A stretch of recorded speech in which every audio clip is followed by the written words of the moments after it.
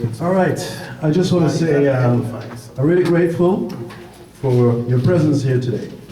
My name is Rick, Brother Rick. I also go by Dari. My African name, Rick, is my slave name. And I'm not going to say I'm proud of my slave name, but I acknowledge that it is a slave name. Last name Shaw. All right, and I must apologize, first of all, for being a few minutes late. I say late in quotation marks because I think we're all brothers and sisters here. I'm going to use the term black. It might get me in trouble, but I see a lot of black people here, and usually black people don't have a problem with us being 10 minutes or 15 minutes, quote unquote, late. According to the white man's clock, I'm late. But I think we know better. But anyway, I just would like to, by way of introduction, say that this summit, put on the board here, is between the end-time Israelites, disciples, you can just be known as disciples, and a very interesting group. I think we're going to find very interesting, I don't know what to call it, group, religion. I'm sure my brother here will explain exactly who the Moors are. All right, but my name is Brother Rick, this is Brother Cujo. Let me put the names on here.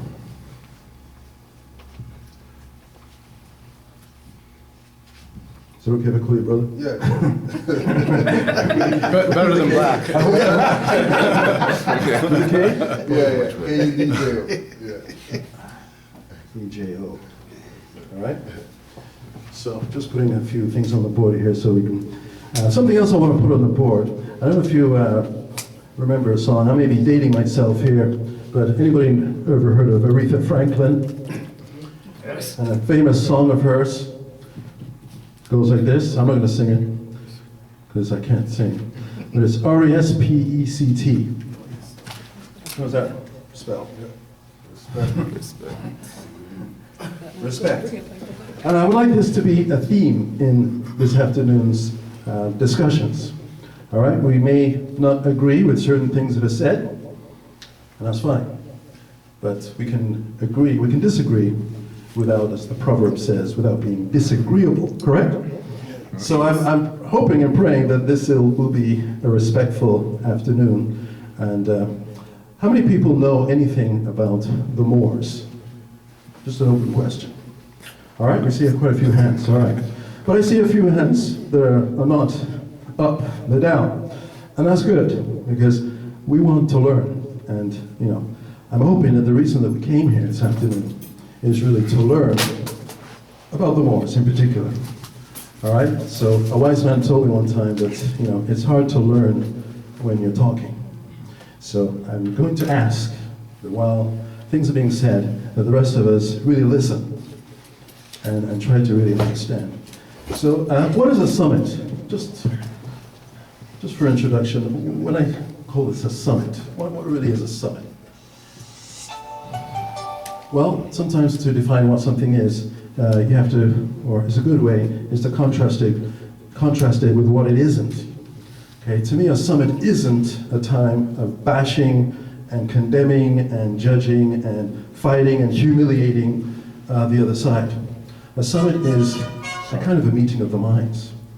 And so I'm hoping, again, that this is the way we're going to conduct ourselves here, in a responsible way.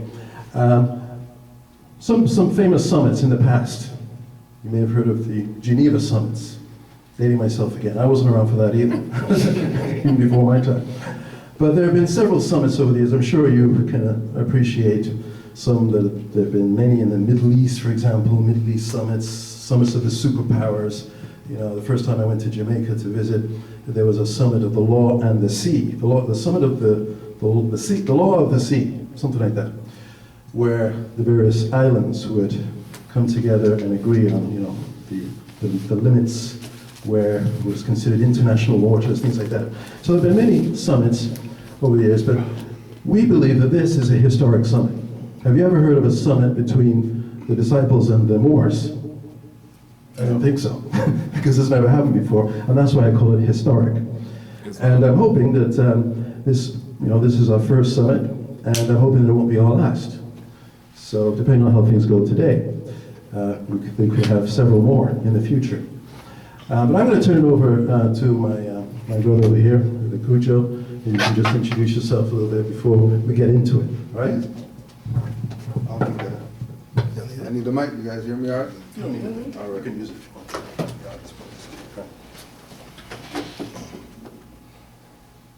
So as you see, some of the family here, we're from the Moorish Science Temple of America, and the purpose of us doing this is maybe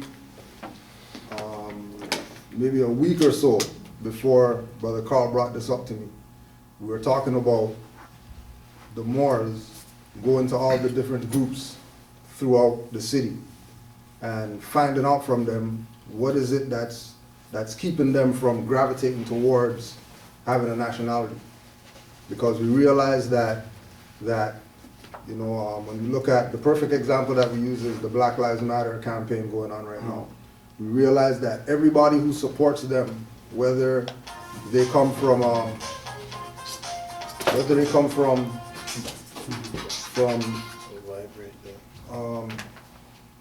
whether it's the Black Lives Matter in the United States or America or in Canada, we realize that the people that support them don't classify themselves from a color perspective, right? So the most recent one was Black Lives Matter Toronto doing the police headquarters stuff, right? And then there were people there who are, we'll say, from a clan or from a tribe called Sikhs. And they weren't saying brown people for Black Lives Matter. They were saying Sikhs for Black Lives Matter, right? When they were doing, all the shootings were happening in the States, the Brazilians came out to help. The Brazilians for Black Lives Matter, not light-skinned people, or, you know what I mean? The Chinese came out. Chinese for Black Lives Matter, not the yellow people for Black Lives Matter. But a lot of these individuals that have nationalities, they do not have the authority to speak to our people to let them know that you can't call yourself that. Because half those people would lose their visas and have to go back to where they came from. They're not going to tell you this, but we're telling you this because those people talk to us. Because of our status of knowing who we are. So they know that we can sit down, whether it's Hindus have their culture where when it hits 12 o'clock, they're going to bring you over, we're going to have tea, eat cookies or whatever like that, because that's just the culture, that's what they do, right? So when we meet with these people, they relay these things to us, you know what I mean? So, like the brother was saying, this is something historic. This is something that has never been done. We have a YouTube page, Canaanland Moors, on YouTube, and most recently we connected with some Hebrews that from Detroit, other places, that actually have proclaimed their nationality as Moors, but they're Hebrew Israelites. So they're not speaking from the perspective of they're not Moors, or they don't recognize what Moors are saying or anything like that, right? They are very grounded in their faith as Hebrew Israelites, right? They are in no way, shape, or form leaning or being swayed or thinking that they have to gravitate towards a quote-unquote Islamic perspective as far as their religion or whatever. They're Hebrews, right? You know what I mean? So they are our example as far as the concept that Hebrews could be Moors too, because we know Hebrews that are Moors. It's not something where, you know what I mean, we're trying to convince you to give up everything that you know, what you teach, what you learn, and then gravitate to what we say because, you know what I mean? You might read some Moorish literature and you might see Islam, you might see Allah, and you think, oh, well, if I say I'm a Moor, then that means I have to convert to Islam, whatever like that. That's not, because Moor is a nationality, and that transcends religions. Right? You got a question, bro? And if anybody else has any questions, just shoot them up. It's not. So who do you guys? What's your guys' progenitor for the Moor race? Like, where do you guys come from? Like, are you guys? Because I was reading on your guys' page, you guys say you guys come from Moabites or something like Right. that. Is that true? What we'll do is we'll go to the literature. Now, another thing that we're gonna put out there is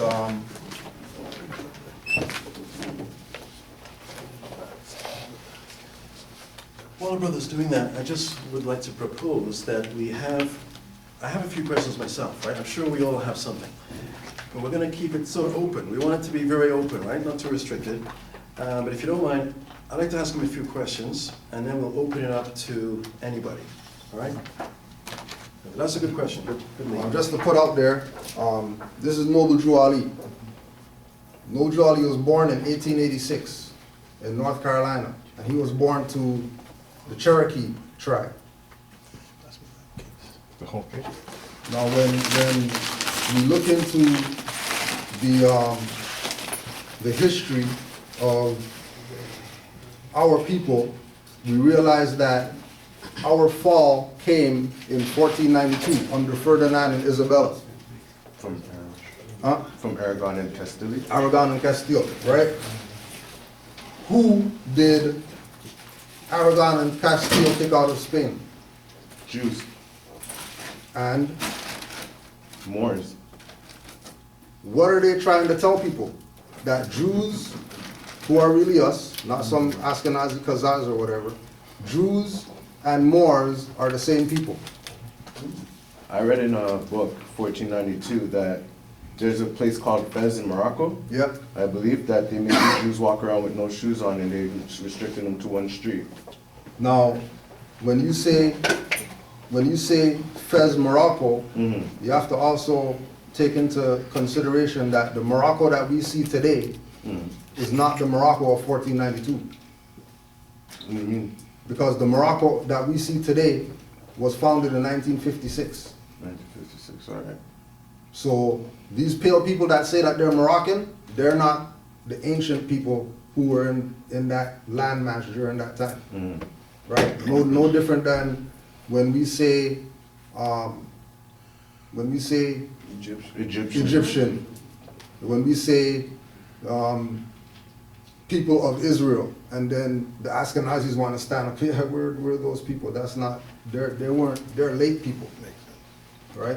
So our mentality has to go back to the perspective of the world being one landmass in order for us to clear up our misconceptions of things that we've been told, things that we've adopted that might not be right and exact, because there's been a reconstruction of history, especially on this side. There's been history on this side that we're not finding that history anymore. You know what I mean? And majority of that history has to do with these individuals from 1492, the Jews or the Israelites and the Moors, that when Granada fell, those people dispersed and went to the islands. They came over here, they went north, and they went south, right? And the concept of, you know, we came over here on slave ships or whatever like that is a farce. Because we were already over here, because we left since 1492 and came over here. We had our own ships and all that. We know that we're the founders of navigation. So no one can tell us that we weren't the ones that sailed those ships. Christopher Columbus will tell you that his chief navigator was a Moor on the ship that he brought people over here on, right?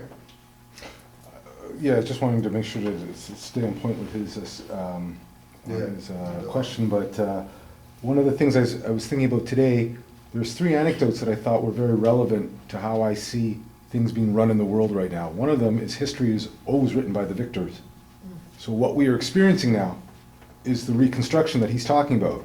We're not connected to that history, right? The second thing is ignorance of the law is no excuse, which I think speaks to more of what you're getting to. And the last thing is divide and conquer.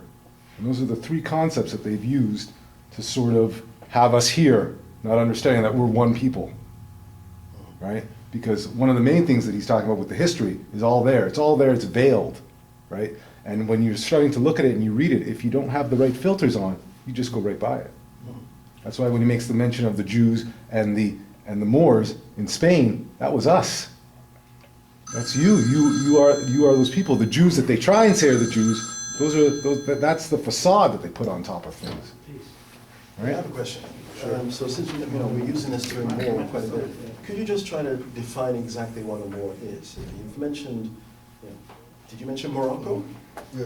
The title Morocco. I know, I was just What about thinking the that. land of Did you bring the Israel? dictionary? Black Israel. slot? Oh, no, it's not there. Black slot here. Where's the Moor? Say If you- that they're if you synonymous, but yeah. are they really synonymous? Because the Israelites don't look to Morocco as any special place, But- but they do look to the land of Israel. Now, when How we, do you when we look at, reconcile those two?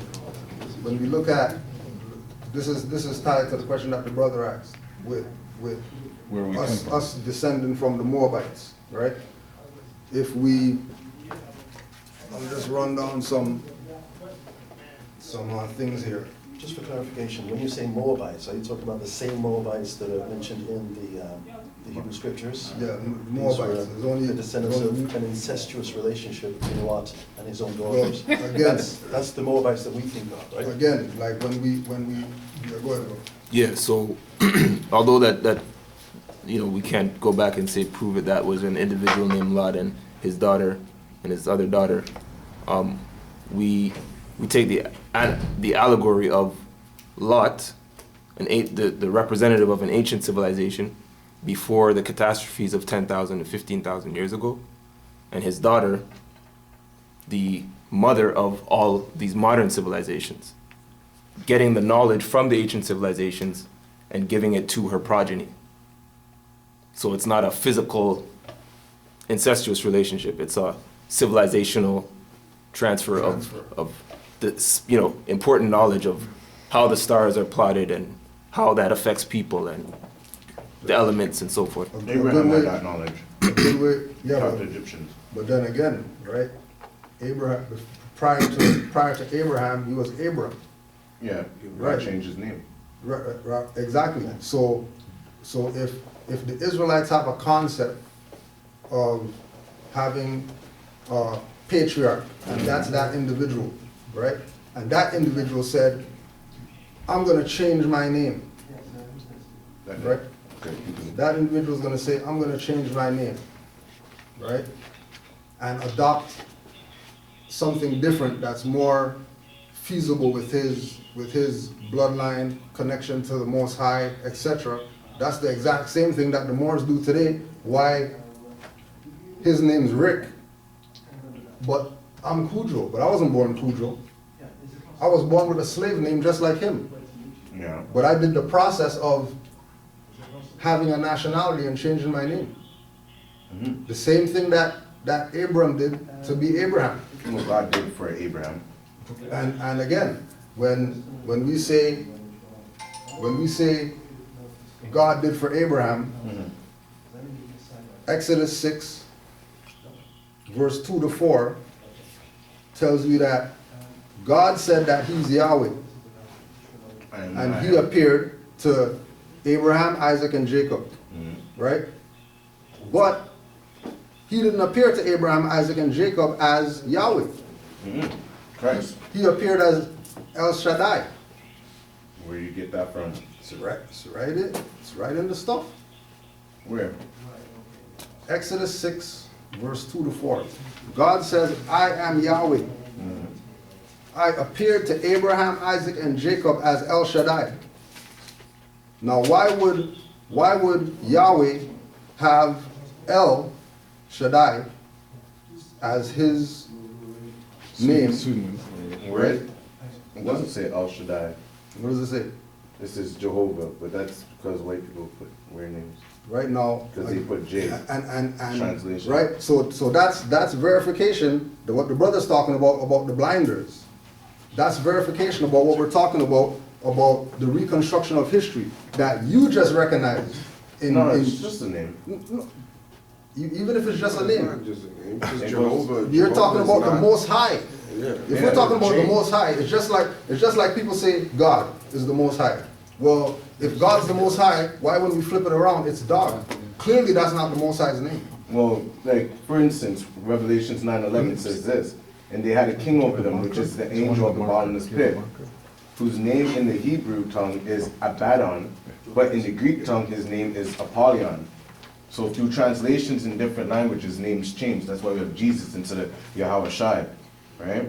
Certain letters don't exist in certain languages, and through certain times and as they progress, the names have to change because they're still trying to say the names, but even then, they didn't have the letters to supply it. Now, does that name change take away from the powers of what the name was before? No, because... All right, so whether we say Yahweh, right? Yeah. Whether we say El Shaddai, Yeah, but I don't know Right. what El Shaddai means, is what I'm saying. Where did you get that and name? again, like I'm saying, That's all I'm asking. there's a reconstruction of history. But that- what language that- does that that- come from? that- Origins. That there's individuals, right? We can play the game that we're separate all we want, right? When we come amongst ourselves and we want to battle, like, you know what I mean, we're different people. But out there in the world, all those people out there, they know that we're niggers to them. They're not talking about the Hebrews and the Moors and the black guys of the whatever and the Nation of Islam and the whatever like that. They're saying niggers. That's how they're looking at it. So we can either realize that everybody realizes that we're unified and you know what I mean? We're playing this game like we're separate, and we have to come to the realization for ourselves that we're unified. That's why first thing I said, we're not trying to take away nothing from your Hebrew perspective. We want you to be Hebrews. But what we're adding on is that Hebrew or Israelite is not a nationality that you're going to go out there today and use and anybody's going to respect. I could go in my pocket and I'll show you a card that I hand down. Any store out here we can go right now. I'll put down the card, I'll get taxes off because they recognize my nationality. Whereas anybody else, they're paying taxes. Yeah. And you can't say that that's not a big deal because that's how they're raping us half the time, through taxes, which we shouldn't even be paying, because if we're saying that we're Hebrews and we're saying that we're Moors, that means we're actually the Aboriginal Indigenous people of this land over on this side. So if we're the Aboriginal Indigenous people, if Hebrew history in America goes back 8 centuries, in America, then why are Hebrew Israelites paying taxes? Why are Hebrew Israelites getting tickets and then they go to court and they can't beat tickets? Because they don't know knowledge. And that's what I This was is saying what- too, this with is where- ignorance of the law is no And excuse. this is where we're trying to get the Hebrews to realize that the knowledge is out But there can- wait. for us to Can I just interrupt for us to correct these issues. But here, I think a Right. better way, one of his first questions, I think, if you could step back into that question, may answer, which was the one about what we saw as our progenitors and where we came from, because that would then bring us all back to the same mother, right? Because you know, and with that too, just like you identified that names change and all that stuff, that means the stories change. That means there's a melting pot Or amalgamation. or an amalgamation going on of information that we don't even know the real source. Yeah, We the don't- question is like, for like Jehovah and all that, why did they change it to J? You see, that's my whole thing. I was asked the why question because a guy would just read it and say it's Jehovah, well, it's translation, but why did you chose that name? Right, And that's, Because someone give me a history of Jehovah does not mean Most High. right. So you put a name instead of that name you just put up on the board. That's right. That name to me, I could identify. That has more of a Hebrew Right. that origin than Right. Jehovah. Than Jehovah Jehovah. sounds like something out of a car dealership. Right. You know what I'm saying? You got a Jew man who will want to sell me. Right, right. You see what I'm saying? And again, that's, But I can identify right, with with this, names with this, easier. Yeah, my soul If can your soul identify. gravitates I to can, yeah. all right. But, and just to interrupt and follow on that, that is where I think when our brother here was saying that the changing of the names, he didn't see the importance behind it and that things would change. It is But what important. we're saying is it's absolutely integral to it. That's where the slave name and the free name initiate and create energies out there. And it's to Right? lock- As well, physically lock it and down. spiritually, right? Right. So physically, you're part of something that's not yours. And then spiritually, it's the same thing. It's on those two levels, right? Exactly.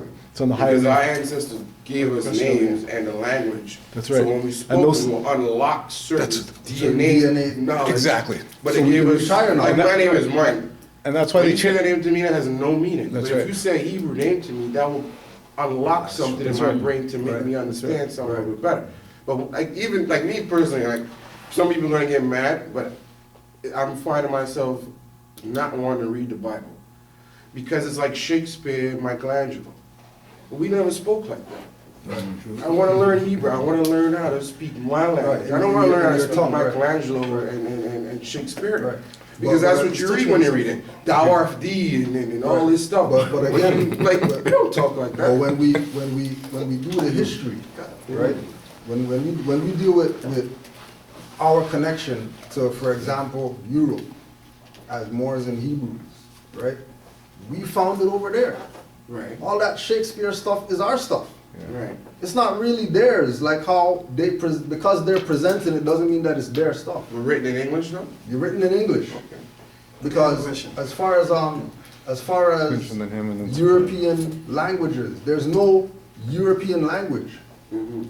Like Europeans didn't found any languages on the planet, not even English.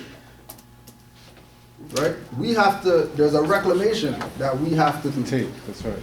Right? Wow. And our reclamation has to be to reclaim everything. Because everything is our stuff. European, we know European came out the cave. Right. So where you get language from? All right, good point. Okay, so Next then I think question. he had Hold on. one and then Supreme. Yeah, we have a question back Yeah. here. The subject of sources was kind of briefly touched on a bit earlier. Mhm. I would like to ask you, what sources do you look up to as authority sources, such as, the Bible? What That's is an your example. opinion of, or what is your belief, or I don't know what term to use, for the Bible, the Quran, and other quote-unquote holy books? Well, we look at all holy books as historical books, historical reference points. The real spirituality in those books is when you look at it allegorical. Could you explain that a bit?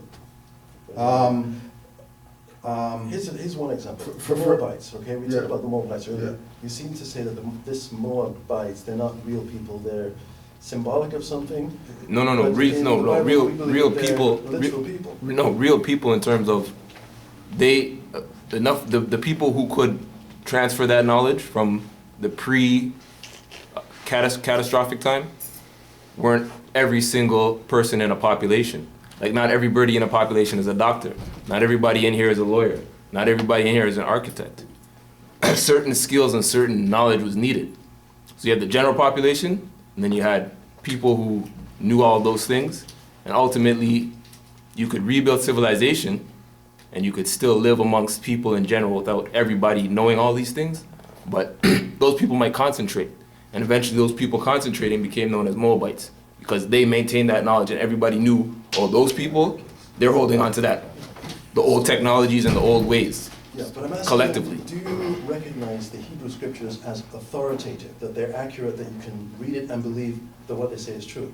Because the reason I'm asking that, in the Hebrew scriptures, the Moabites were the enemies of Israel. So you're saying they're the same, but in the Bible, they're not the same. The Moabites were actually enemies of the Israelites. So how can you say that the But Moabites are the Israelites? But it's just like saying Bloods are the enemies to the Crips. Yeah. Yeah. They're crew. That's- They live on the same block. What are they fighting for? The fight comes in from outside influence. Outside sources. And that is, And as a quick sorry, reference- just to interrupt again, remember what my 3 anecdotes were, divide and conquer, right? The last one again, which is, as long as we keep thinking we're different, That we're different. right? And those Right. are the 3, that's why I came to me today and I realized it was coming from the same, that those were the 3 concepts, not knowing the true law, which is what really runs these things, right?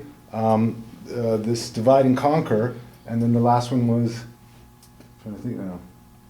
Ignorance of the law was the second, but anyway. But That- specific Okay. to And that real quick. Supreme had If you don't one. mind, yeah, here's a question, brother over here. Very patient. It was a question. I was just gonna add on to the words and how some people might overlook words as being important. Like, oh, the name change, that's not a big deal. It still means the same person. Though, if you look at when you're learning in elementary school, when you're learning about words, they categorize it as spelling, right? Now, if you break down the etymology of spelling, it's to basically put something out there to cast something or to make something happen. So, when on our perspective as Moors, when we're saying names, appellations, or words are very important because you could either use them to connect someone, like you guys are saying, or you could use it to disconnect someone. So, for instance, when the brother was saying like he could vibe with Yahshua, because with that name he's connecting to it. But if you put Jehovah on it, all of a sudden it disconnects you from that individual or from that source. So you have to look at the European or the Pale-European as using a lot of different type of techniques to disconnect ourselves from, disconnect us from our people. We can even get into the slave story, which we'll probably get into later, that they use that slave story to say, oh, we all came here on ships to disconnect us from the land. Because if our people were thinking, hold on, we're Aboriginal, Indigenous, and this is our land, things would start to change overnight based on the fact that we realize that we're home and we're not some foreigners in a land that's occupied by Europeans. Because a lot of people call this landmass Canada, and as soon as you say the word Canada, like I said, it's all going back to words. As soon as you say the word Canada, it disconnects Moorish or Aboriginal Indigenous people that look like us from the landmass, and then it puts the European on the landmass, and now everybody's looking at North America, what we call Northwest Mexico, as a European continent. But, and that goes back to the phrase that I was saying, which is history is written by the victors. So when you go to look for the history, the true history, it's not there. It's been rewritten. Because and then you disconnect. Because you're gonna look at Canada, when you're gonna go look for the history of North America, or this part of North America, a lot of our people don't know the original name. So they'll go look up Canada. Well, obviously Canada is European. Canada has nothing to do with the landmass that we're on. Or when they start looking for the history of North America, they're gonna say, oh, let's look up history of Canada. And all they're gonna get is Europeans. Right. But if the people knew the actual name or the appellation of this landmass, and then they could search that appellation or that name, then all of a sudden they're getting history that comes from our perspective. And that may help for a point, but this then goes back to your statement when you were talking about the certain texts that you were saying that people, whether you respected those things. We respect them all as long as they fall in line, but what we've realized with a lot of these texts is that they've been infiltrated. They've been changed. So they've been tampered with. So the very cores that you're talking about, we honor those. We honor those texts, we definitely do, but once we start realizing that stuff's been changed, because we are able to realize that, then we have to separate the lake of lies from the kernel of truth, which is what they're doing to keep us divided. Because we realize that all the great prophets are saying the same thing. But when you really look at it, that's why for us, our nationality cards say on it that we honor all true and divine prophets. So people can't play the game with us like we're trying to separate and we don't want to get down with these individuals. And it's more people don't want to get down with what we're trying to impart. You know what I mean? But we don't have any beef with any religion, any holy book, because once it's divine, we recognize it. We give it its due praise and honor. Okay. I did a little bit of research. I got to be honest, before this past week, I knew pretty close to zero about the Moors, right? I heard the term Moor in the past, but I never really seriously looked into it. So I did a little bit of research, right? And I realized a little bit of knowledge can be a dangerous thing. So I'm not saying I'm an expert at all, but I've seen some things in there, and I want to ask you something about the Quran, that you apparently adhere to the Quran, or you respect the Quran, but it's not the same Quran that the Islamic world generally uses. Could you clarify that? Is This God is a yet again in the figure same as? concept of history, history being written by the, by the victor. so go again. So, as Moors, we recognize that we're Muslim, which is different Okay. than Muslim. How is it different, please? Right? Muslim is esoteric, we'll put it like that. Highly spiritual in nature. Muslim An adherence to Allah, right? is mundane. While these individuals think that, you know, Allah is that way, and then you have to pray 5 times in order to connect with Him, Muslims see Allah's inside. And that represents the name, the physical name of the person, muscles and ligaments. That's what Muslim stands for. Versus Muslim, which is what they've done to pervert it. And what, if you notice with all of us, they'll put the water out there and then they'll put the empty bottle, right? They always put a covering over it so that you can get distracted. And if you start to see with those eyes, you start to see it. The same with the Jew. You see the Jew being out there as a European. Right? And the Jew is really an Asiatic. Now again, Really one of us. if we go to Those are the covers. a historical reference point, you can write this down, Treaty of Verona. And the brother here had something to Yeah. ask.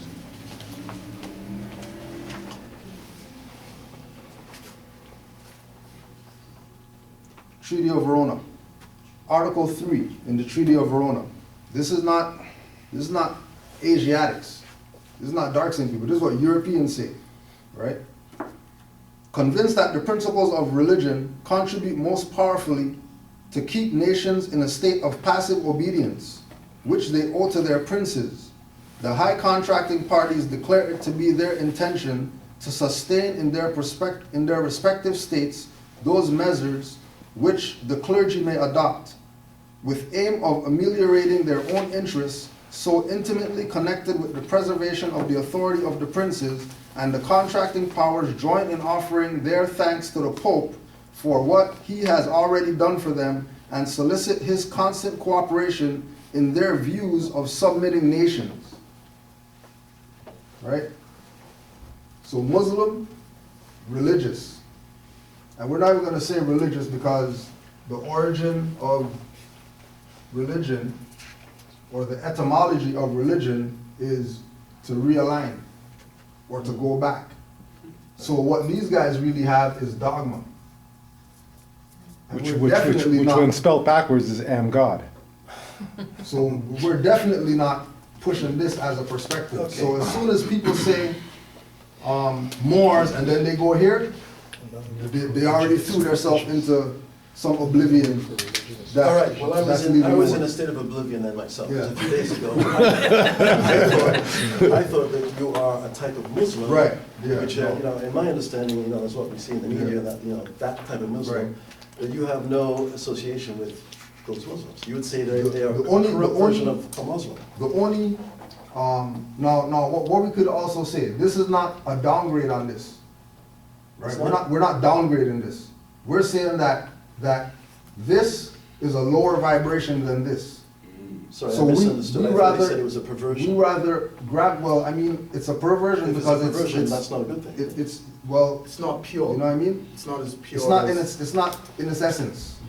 But I think one of It's the a principles. splinter of But I think one of the- something that's greater. One of the other principles I think we, as sort of within our, let's say, nationality have as one of the things that we like to do is we're not looking to put anyone down in certain ways in terms of saying that these people are garbage because of this kind of stuff. We are just sort of looking to identify and sort of, I think, elaborate and bring the truth to things. Also, And our duty is to also, to change the vibration of what has been perpetuated. Because the vibration right now is down here, regardless of what group that we look crazy. at. Yeah. The vibration is down here. If you're anybody talking about gods that way, and not this way, they got serious issues. Anybody who's talking about, I've been educated, and then they start pulling out their degrees, I got this degree, I got this degree. Yeah, but to educate means to take out. The etymology of education It means to take out? is to take out, Bring out. to bring out. Educate comes from the teacher inspiring the student to be a teacher.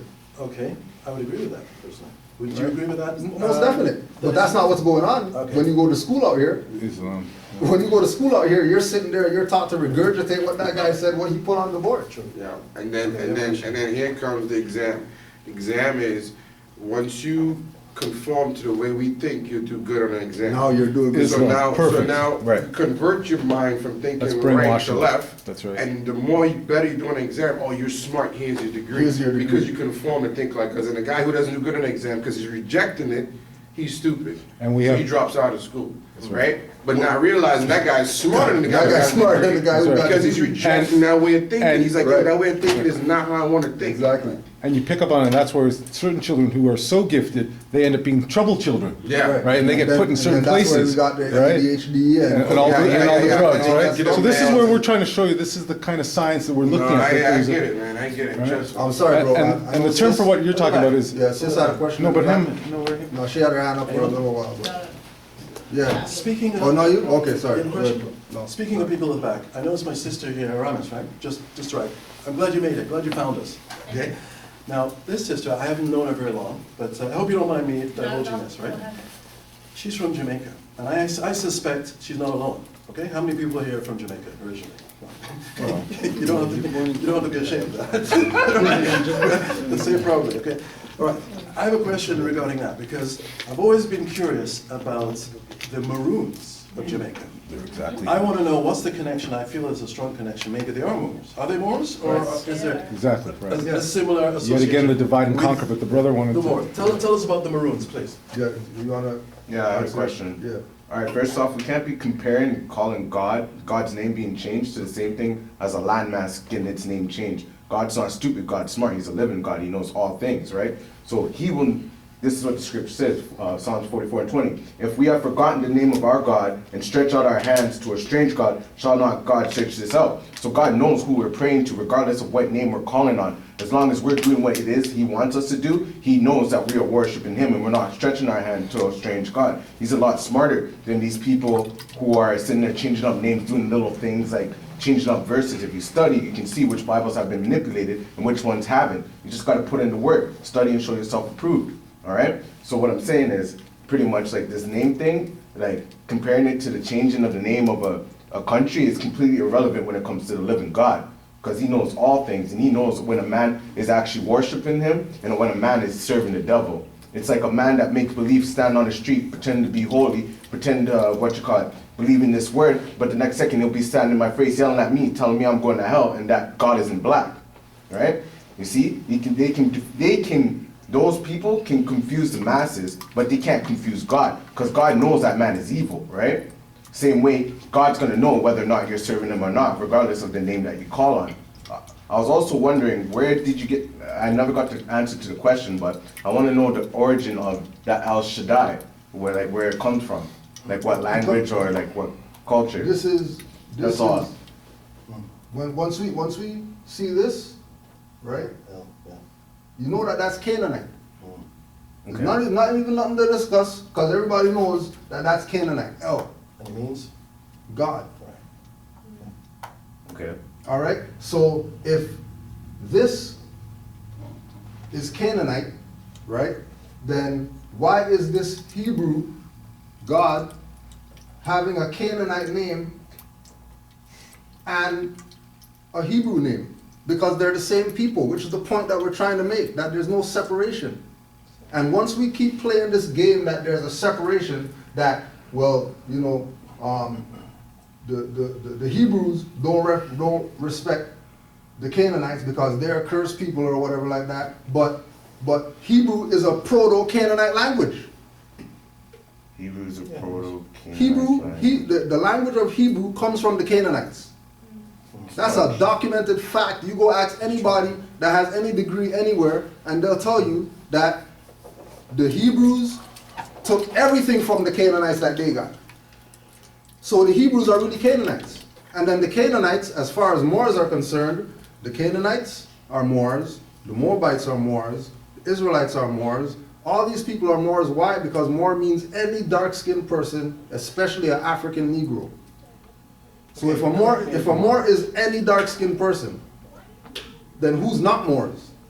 I read somewhere that the word Moor comes from, the word is a Latin word, moros, or something, which actually means Okay. king. Is there Latin any word. truth to that? All right, Latin word, right? It's actually a put No. down, it's not a thing that. All right, let's go with it. Let's go with it, right?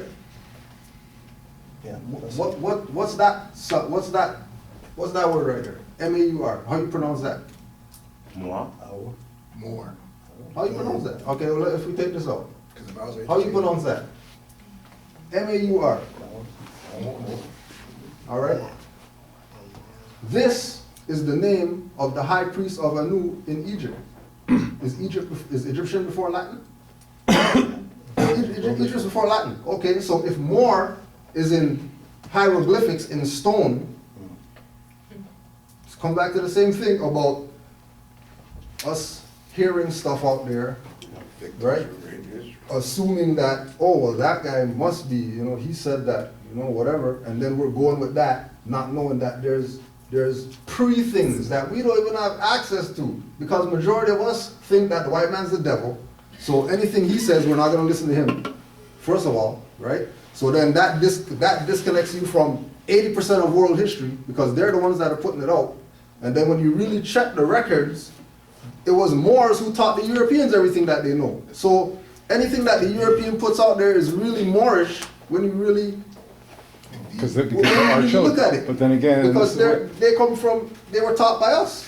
They didn't this is where it comes- get that out the cave or whatever. and this comes to my second phrase again, ignorance of the law is no excuse, because law and history are tied together. So once you start giving away your power to them, intellectually speaking, mentally speaking, that's where the law takes over, because you're now making them. You got some paper towels?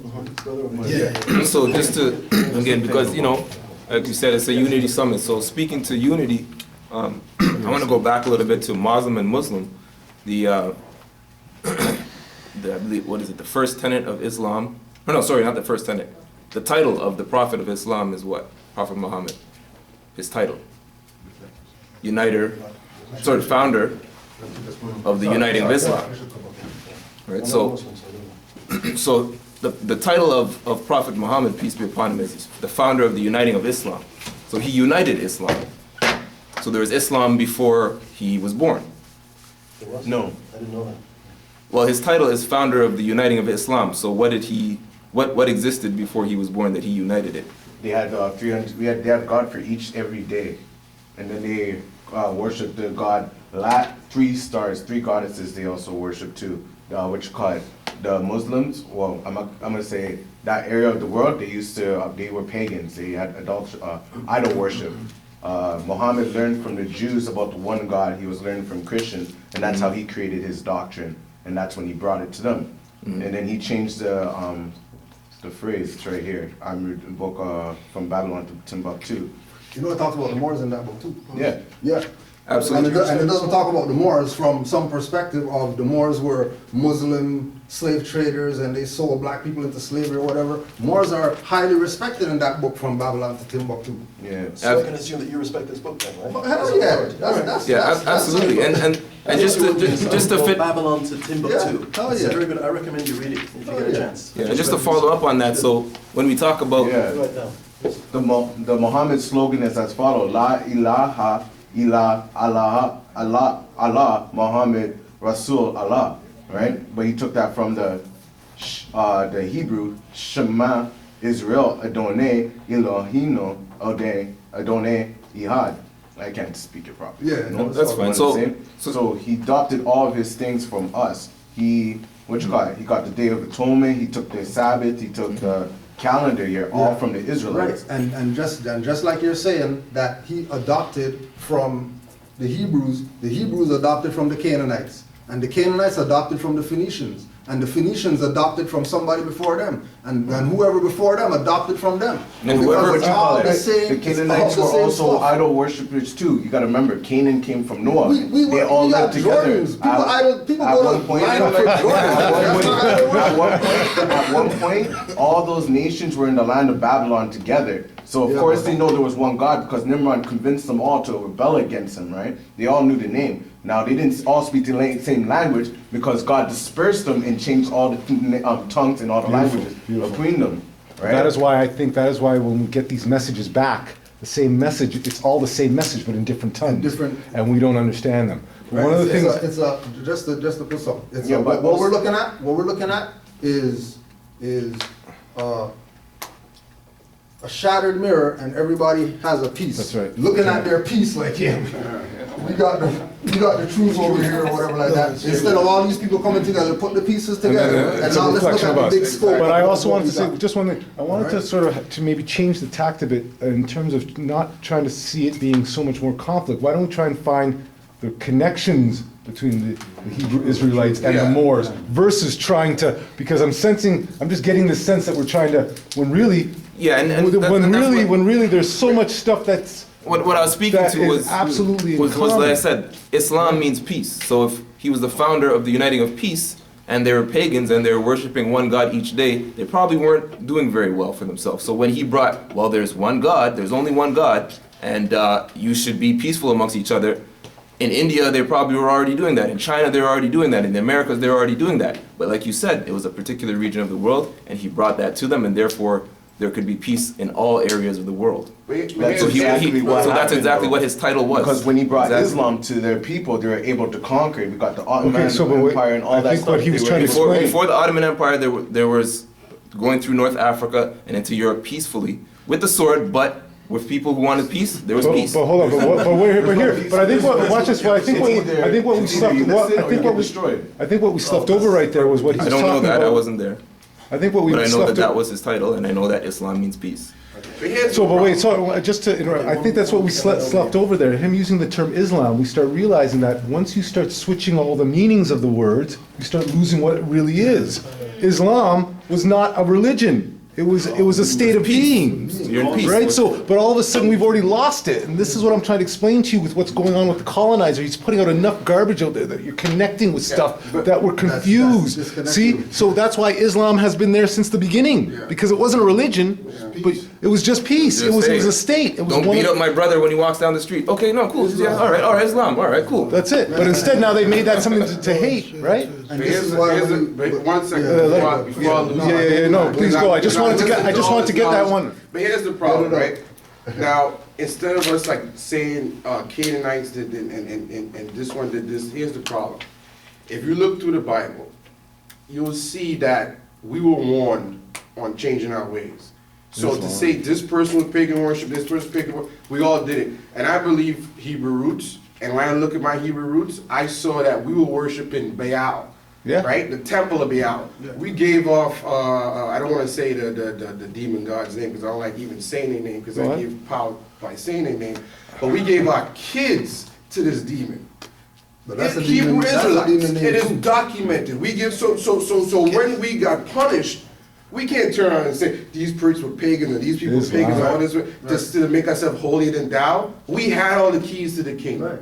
We were pagans at one point in time that turned away from God. Yeah. So to say this person's pagan, that person's pagan, and then we get mad at the oppressor. Don't get mad at the oppressor. Get mad at why we were oppressed. And I just- get mad at why were these people given the power to oppress? And I want to us? Because they never had it to begin with. Right? So once you see past that science, you can understand that you are on a higher vibration than them. Because like you just said, I like the word vibration. When you do evil and negative stuff, you're low down here.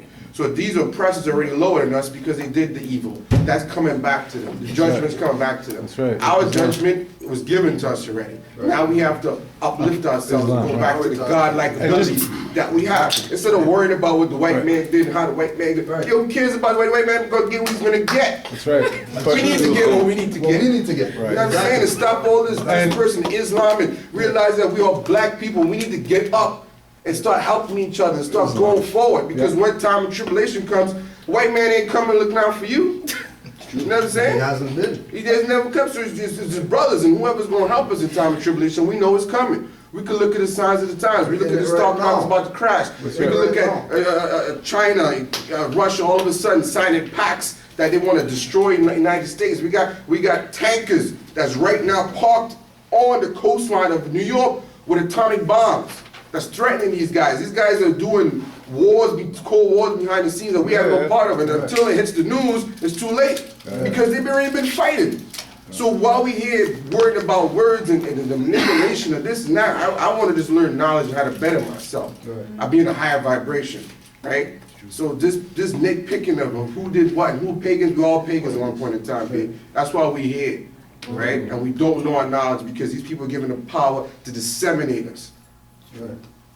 So I got Go ahead. No, you go ahead. I'm just wondering, is anybody at the back? You want to come a little closer, possibly? Can you hear okay? Can you? All right. Used to this. Any questions, any comments from people at the back? Anybody? Not yet. I think you look like you want to ask something. Not Go yet. ahead. Not yet? I need to Okay. hear more first. Can I maybe ask on your behalf? I think you might, Sure. because remember we had a little discussion Yeah. a little while ago. That's fine. Could you please explain the connection between the Moors and the Maroons? Are they exactly the same people?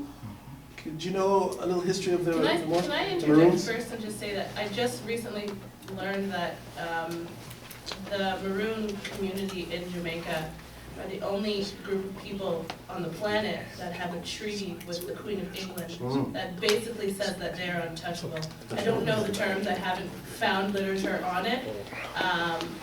And then I remembered a story the other day that my grandmother was telling me years ago about the fact that her great-grandmother used to speak this language and they never really knew, and everyone just kind of said it was Ethiopian, but never really, confirmed what the language was. She was a Moor.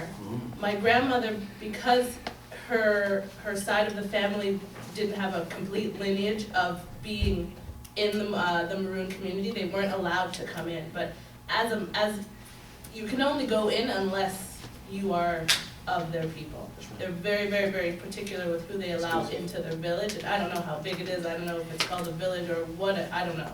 But yeah, I'm trying to sort of find the connections to see if it is really there, because I know historically, based on my family, that they are there.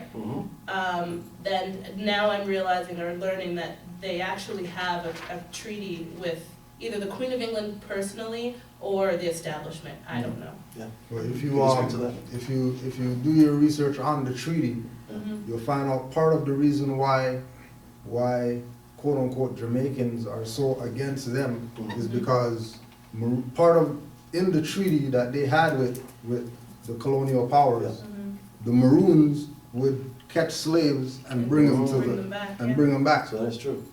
I heard that myself. So that's part of the reason why people sort of, detach from them, because they see them as sellouts or whatever. But the reality of the situation is that the Maroons are the Aboriginal Indigenous people of Jamaica. That's why they have more land there. Yes. Yeah. Spelled M-O-O-R. Yeah. Isn't there more Yeah, town? Yeah. a Moore town, spelled M-O-O-R. Yeah. Not Israelite town, Right. Hebrew town or nothing like that. More time. Moore More town town, yeah. in Jamaica. Yeah. But like we said earlier, when the dispersion happened from 1492 and the fall of Grenada, these individuals from that area, the Israelites and the Moors, went like that, right? And so, and there's a documentary online where they sit down with the Maroon community in Jamaica and they talk to everybody who's part of the government. And their thing now is that because we had this treaty, right?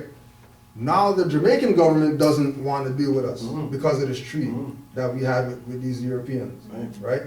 The treaty was a compromise. It wasn't really a treaty like, this is on the books and whatever like that. It was a treaty in order for the Europeans to have jurisdiction in land that they don't have.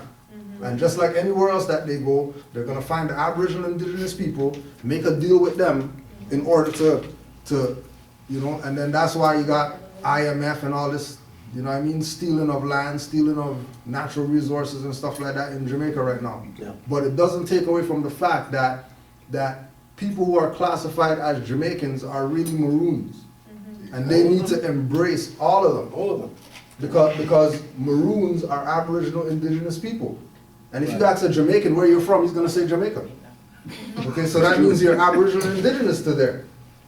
Yeah, but there is a, I mean, I'm not saying I agree with this, but there is this perception that the Maroons are a distinct society or distinct from the rest of Jamaica. And it's interesting that, you know, I asked my mother this question, because, you know, you got me thinking this past week, Brother Cujo. And I asked her, you know, because I figured my mother is, you know, she's Jamaican, but I figured she's probably pretty brainwashed by colonialism and all that. She's not really one of those, you know, conscious type of people. But I just wanted to pick her brains and said, Mom, what do you know about the Maroons? And I was surprised. She said that when she was in school, this was probably back in the 20s, they taught about the Maroons in Jamaica. It was part of the curriculum. So it's they're recognized people, but there's a lot of mystery about them, like who, you know, and there was this idea that they have a special relationship with the British. And it was these treaties. So that would be similar, I suppose, to many of these Aboriginal people here in Canada, who say they don't really recognize the provinces. They don't represent, you know, they don't really recognize, you know, the Canadian government. They recognize their treaty with the British. So is it similar to that? Right. But then You're saying just all like the Jamaicans are but Maroons. just like the Aboriginal story here, right? The people who are classified as the Aboriginal people, they're not Aboriginal. They came across the Bering Strait from China. They tell you that. And Mongolia. So who are the Aboriginal people? So that's what Everybody classified as Because- Negro, Black, and I colored, just- African, Canadian, or whatever. And I just are wanted to give real a little Aboriginal timeline too. When he talks about 1492 with us with the so-called European coming over here, that's the start of their timeline. Our timeline goes back tens of thousands of years, but that's why they had the book burnings for 300 years. That was to get rid of the evidence. So what they did is they disconnected you from the land, changed your language, changed your everything, changed your religion, and then you disconnected. And then they could write the story that they wanted to write. The Maroons are proof of one group of people holding on to that. And the way that I liken the so-called Indigenous here that you're talking about, who they say is Indigenous, I liken it to us, it being our house. They kicked us out of our house. We subletted the place to the Indian. The European came over, signed a deal with them, but they had forgotten the real landlord, who was us. Like even if you look up, there's a term called dummy treaties. All the treaties that the Europeans did with the so-called Aboriginal people are classified under this, to people who are scholars. They don't recognize those as real treaties that indigenous people did with Europeans. They didn't get much out of it. Why? Because they're dummy treaties. And a big part to that too would be what I was saying before, which is ignorance of the law, because treaties and contracts have to be written up and they have to be open. And There has to be witnessed, substance for substance. There has to be witnesses. And what these treaties were none of that. So the treaty therefore doesn't have any standing. And that is the second connection to the ignorance of the law part of it. Right, but would that also hold true to the Maroons then, the treaties that the Maroons had with the British? Is that a dummy treaty too? The same thing, but what you notice with the Maroons is the Maroons actually held their ground. And they actually fought for the land, which is what's happened is what our biggest problem is we don't even know who we're supposed to be fighting for. Yeah, that's why they sold Manhattan for $5. Yes, The richest city in the world for $5. And our gentleman here had something. In regards of the treaty and the Maroons with the British government, the question that I think a lot of us have to ask is, why would colonial government give quote-unquote slaves a piece of land? Why would they do that? Okay, I don't know much about this, you can correct me, but my understanding is that the British recognized these people as different in some way, and special and worthy of this type of relationship. But I may be wrong. But if you're a slave owner, if you own slaves, you own property, you wouldn't try to like give your slaves, land and, everything of value for them to better their lives. Your goal is to keep them in check. So why would they be given that freedom? Right. Unless they knew something, because what a lot of people have to realize is that, again, and that's how I think now, before 1492 and after 1492, what were we before and after? And what you find is very little information before 1492 for us, and they actually talk about the 1500s being the beginning of Western civilization, which is terming as if there was no civilization before that. The Renaissance. Maroons were Right, in Jamaica. and then here, I think we have- Came there. Another question here. That's set up the whole thing. Just to add on to that, I'm from Jamaica, misnomer Jamaica. And like I was getting back to earlier, what they do is they change the name, disconnect the people, right? Could you just repeat that if you don't mind? What was the proper name? for Jamaica. So we just Jamaica. put it up there. Jamaica. Jamaica. Jamaica. And they misnomer it Jamaica. Now what that does is it now puts that into a British, English ground. Jurisdiction. So now Jamaican, when you And say, that's well, law I'm Jamaican, again. you're now saying you're property of the European, right? Where if you go back to its original appellation, and we use appellation instead of name, when you go back to its original appellation, you get Jamaica. Now, the thing I wanna, cause I'm from there, you know, I live there. Now, the first thing I wanna put on record is, if you look at the maroon, or the maroon individuals, and then you look at the people who think they're Jamaican, you can't tell the damn difference. You see what I'm saying? Now, a lot of people have this misconception in their mind that these maroons look a specific way. The only thing that's different between the maroons and the people who classify themselves as Jamaican is that the maroon dresses a certain way and wraps their head, right? But the phenotype, you can't tell the difference between someone who classifies themselves as Jamaican, someone who classifies themselves as maroon.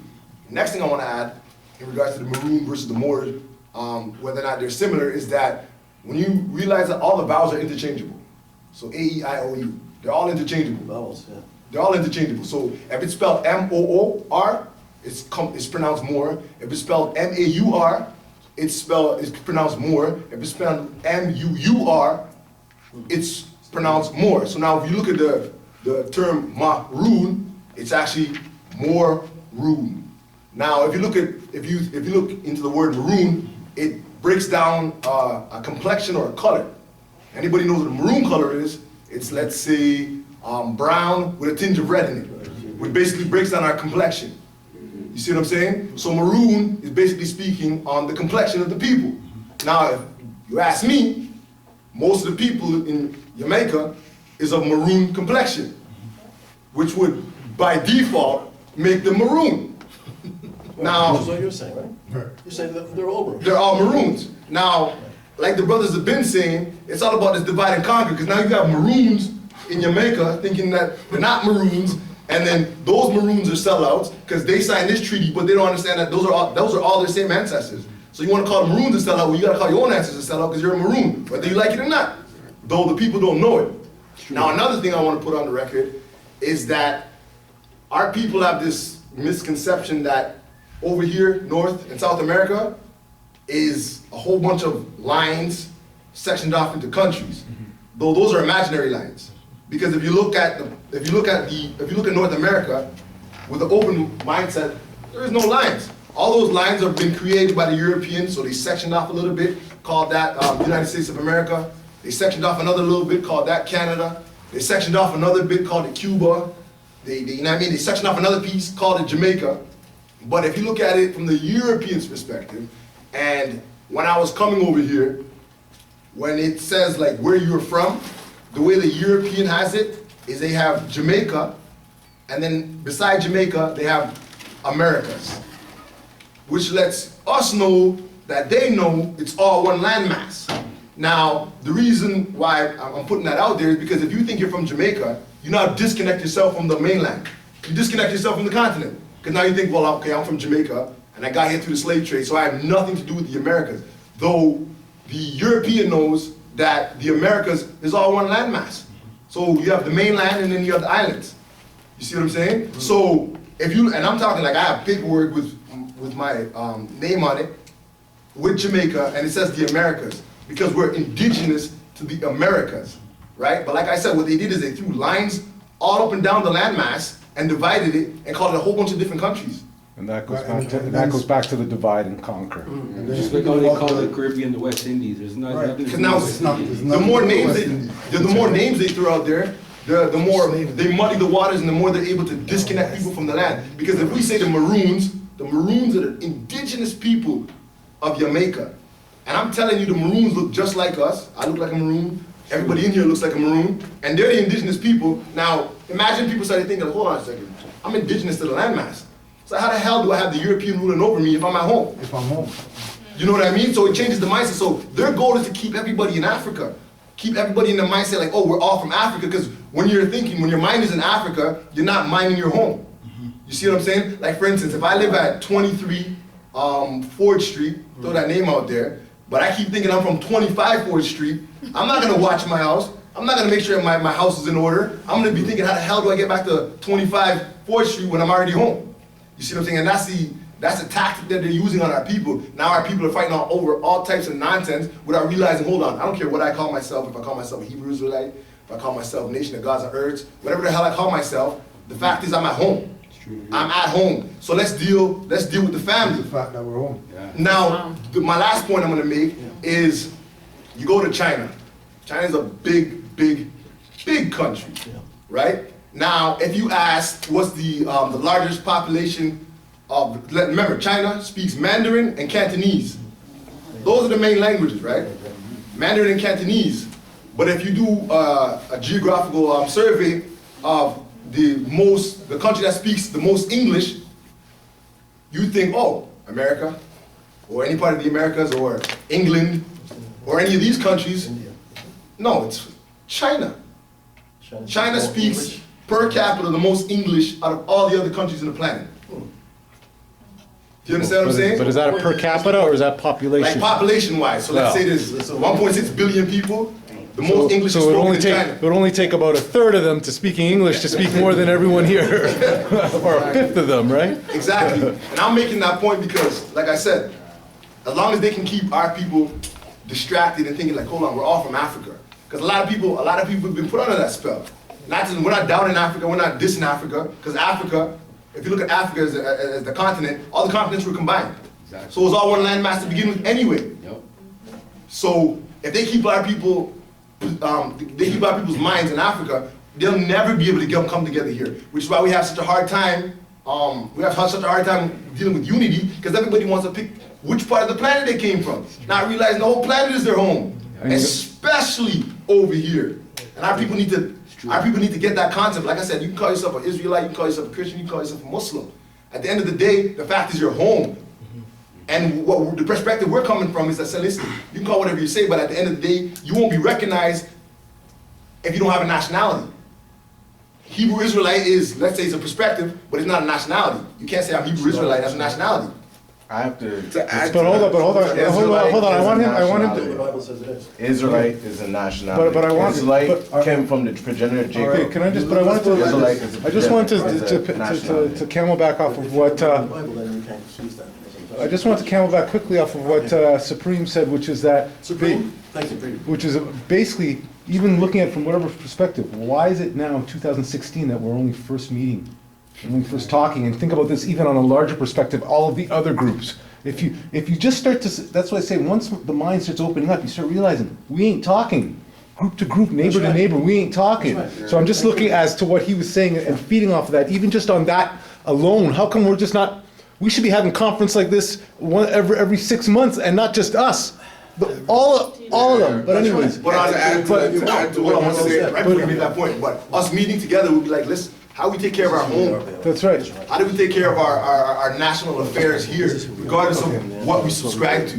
Because when everybody has that understanding that they're home, unity is inevitable. Because everybody realizes they're home, so they have one thing that they can unite on. That's right. You know what I mean? The fact that they're home. And stop classifying ourselves as Africans because it's named after a Roman general. That's right. The continent is named after Leo Scipio Africanus. So you call yourself African, you say you're a descendant of the oppressor of a Roman general. So I don't even want to classify myself as African. Exactly. And those stupid people, I shouldn't say stupid, but people are ignorant to say I'm African American. Right. You're saying I'm a conquered African from a Roman general. So you're a descendant from the Romans that conquered from a general. So it doesn't even make sense. But that's what we're talking about. African-Canadian. That's what we're talking about, the names. Even to add on to what you're saying, Africa is a continent and America is a continent. our people have the misconception that America is a country. America is a continent. So you can't you can't say, oh, I'm double continent. Yeah. You know what I mean? You can't say I'm European Asian. Yeah. You know what I mean? You have to name the nation that you're from. True. America is not. Our people need to understand that America is not a country. It's a continent that encompasses north and south. Exactly. Same with Africa. Africa is a continent, not a country. And another thing, I just wanted another thing with regard to Americas as well, is that the Americans are the copper-colored people who were here before the Europeans. So we have to also stop calling the Europeans this, because they're not copper-colored. Right. We need to identify them as where they're from. Right. But again, by saying Americans, we're talking about the vowels being interchangeable. If we change that to O, right? You're still talking about the Aboriginal Indigenous people being more. Americans. Because the vowels are interchangeable. And once you start changing the vowels, you start making. Yeah, because So, I'm like hearing this brother about the Hebrew Israelites, right? I think. Yeah, Israelite is a nationality. They come from the progenitor of Jacob. It's a nation of people. It's a nation of people. But if we ask that nation of people in 2016, prove that with identification. Like, I'm gonna go in my pocket and I'm gonna pull out something that says I'm more. Yeah. If you say And that where you're a did you get Hebrew that? Israelite, Where did you get that? from ourselves, because You guys created your own identification Yeah, cards. because we're Aboriginal and Indigenous people. All right. And we have a right to create All our own identification. Well, I'm as sorry, but Aboriginal like, you Indigenous got some people. white people who are sitting there pretending to be us right now, and they're trying to steal our identity, trying to take our promises that we got from God. So once we get that back in order and we're ruling, we'll Yeah, be able but- to. but- but see, We'll be able to. but No, what- hold on, but why- hold on, why- hold on. We'll be able to do that. But right now, our people need to wake up and realize who they are, because they don't even know that they're Israelites right now. They don't even understand that the promises from all the way from Abraham, from the beginning of times, are pertaining to them. So Okay, good point. at the end of the day, it's still a nationality. Good point, That's okay. what people say. So it's a nation, it's a real nation. Yeah. Documented in the Bible, right? Mhm. Legal document. Yeah. So what's the next step now to be able to Right. do everything you need to do as a nation? All right, first people need to wake up. They gotta realize who they are. Then we gotta start keeping God's commandments, His laws and statutes. Because you guys are familiar with covenants. We entered into a blood covenant with the Most High God, the one living God of this whole entire universe, who created the stars, the moon, the waters, and all those things. That we were supposed to rule this earth if we kept His commandments. If we didn't listen to His commandments, we're gonna be cursed in the city, cursed in the field, brought into slavery by ships. And isn't that the situation right now that our people are Exactly dealing my with? point. So what I'm saying is, what we need to do is wake up. Well, those who identify themselves as Israelites, everybody identifies themselves with something different. That's what I don't like about the communities. Because no matter what, if everybody's identifying themselves as something different, there's never going to be a unity, right? It's the same thing. It's the same thing that Yeah. the Supreme was saying. Yeah, that exactly. Once we realize, right, But- regardless of what we call ourselves, Mhm. the first thing we have to realize is that we one. are the Aboriginal Indigenous people of the planet. When you say Yeah. we, We're the first people. Dark-skinned people are the first people Yeah. everywhere in the world. That's true. All right. So That's if simple. if But- you're saying if we're saying that we're the Aboriginal Indigenous people of the world, right? And the international communities, whether it's European, Manchurian, Asian, whatever, international community came together in their League of Nations, came together in their United Nations and said, Aboriginal Indigenous people have a right to identify themselves. Yeah. That they don't need no European to tell them who they are. They have to do that for themselves. Exactly. And they have to do that by proving it with documentation. Where's the Hebrew Israelite documentation? We to bring our say, scriptures, we show them the You're not- scriptures gu- from the Most guarantee High. you, I You're not guarantee getting- you, I if- guarantee I you. guarantee Because you. they know who we are too. Hold on, I guarantee you, if we go out there right now and you get pulled over by a highwayman, you're not gonna pull out a Bible and say, I'm Israelite. It's true. Guarantee you're not gonna do that. No, So you but can't tell me but that in- you're gonna use that but as if your we're gonna go identification. if we're gonna go in that, I don't even have to provide them with identification in the first place. Beautiful. All right, but I'm already conscious of that. So that argument doesn't even make sense because I don't have to tell them anything. If I tell them, you know what, I'm a free man on the land. I have the human right to travel. What is it gonna do? But this, wait a minute. But this is where I went. Go back. Everybody has the rights given to them by God. So You're a free person. You're born free. You're not born a slave. I was not born a slave. So Therefore, I'm free. We're supposed to be civilized, right? Yeah. This is civilization, right? Civilization has all have universal laws that everybody goes by. You know what I'm saying? Like, person sleeps in their own house, blah, blah, blah. You know, everything's, right? It's like knowing basketball, right? That everybody's supposed to know the rules of basketball, the game, this and that. Say that you're living in a world where everybody knows the rules of basketball, but somehow, for some reason, you grew up and you didn't know the rules. You're good at, like, bouncing the ball or whatever. You're good at dunking and stuff, but you just keep, every time you get the ball, like, there's some kind of whistle going off and you just, like, the referee keeps taking the ball from you and saying, no, you can't make 5 steps. No, you can't, like, shoot against your own team. No, you can't, like, it's basic civilization, basic laws that we have to go by to understand how the thing runs, right? So we can't be going out there and then half-assing it, basically, saying that we have the right to do this and that, but where's the right coming from? Which nation is the right coming from? It can't be coming from no color. You know what I'm saying? So this is why, like, civilization, it's all under one universal law, and when we don't follow those rules accordingly, especially because we created those rules, right? We're going to be followed. We're going to be defaulted. We're going to be put back down to zero, back in their places. So what we're missing out here is that some of us is talking about, like, nationality and facts, right? And then the rest of us is talking about beliefs and how it should be and stuff, right? So it's 2 different subjects, you know what I'm saying? Like, if we all look in the mirror, if we all go in down Chinatown or whatever, Japanese town, any town, you go into the room, right? And you see everybody there look all the same. They're all talking about, no, I believe in dragons. No, I believe in elephants. No, I believe in this. And they're all fighting and killing each other, hurting each other over stupidity when you can everybody from far can see that these are all the same people. You know what I'm saying? So obviously along the way, we've been miseducated and we know so, you know?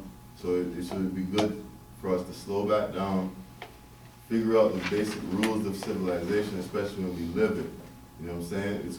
We're quick to find out how to drive a car, and how to get insurance, how to get a house, how to do all these stuff that all these rules that comes by it. That's not natural to you, that you have to learn in a different way. You know what I'm saying? So as a bridge to that, like the brother is saying, there's, you know, civilizational rules and then there's spiritual laws. The bridge, of course, is, you know, what is, if you've been taken away, there's been an inquisition on your people. I asked the brother, what are your steps, right? So you gave 2 steps. What are the further steps? That's those 2 steps. What do you mean?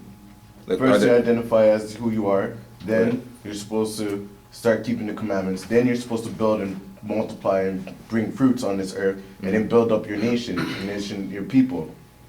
And how about your interactions with other nations? 1 second. Would it be fair to say, do you believe that all of us here are Moors? Romans 12 and 18. Anybody who has our color is a Moor? Yeah, I was just getting it quick. If possible, as much as it lieth in you, live peaceably with all men. So everybody else you're supposed to be at harmony with. You're not supposed to be at war with anybody. It says it right in the Bible. There's certain guidelines that the Israelites are supposed to follow. Islam, I agree totally. So therefore, as Moors, what we do now is we use that word, which is the English word that describes us, not black, or because that's not the English word that describes us. Yeah, that has a different 100%. definition. So Moor, what we were called, we use that word, and then you ask government of England, are you at peace with Moors or are you at war with Moors? Because 400 years ago, there's a lot of countries at war with us. They kicked us out and they treated us poorly. So we want to know what's your deal with us? You go to every country, how are you dealing with us? And then that's that step, right? Yeah. And so that more is you're able to do that. Unfortunately, like you said, there's other people calling themselves Israelites. So if you were to do that now, that's up to you. But as Moors, that's why we're here today, to say, well, okay, we know you're also Moors in a certain sense, or you lived amongst us, just like, you know, somebody might live in the Americas and then they move somewhere, so technically their citizenship is American and they might have dual and they have another citizenship somewhere else, right? So we know you're Moors to a certain, in some degree. So we're saying, here, you have an issue, just give me you have a nation you want to build up, we're here. Because we have certain knowledge and certain networks, so let's help you because we fell together, let's rise together, Well, right? that's why I'm here, brother. Islam. Islam. So I think, I happen to be chair of the Black Unity Committee. You probably never heard of it, right? And that's the point. Black unity, for some people, that's an oxymoron. How can you have unity among black people?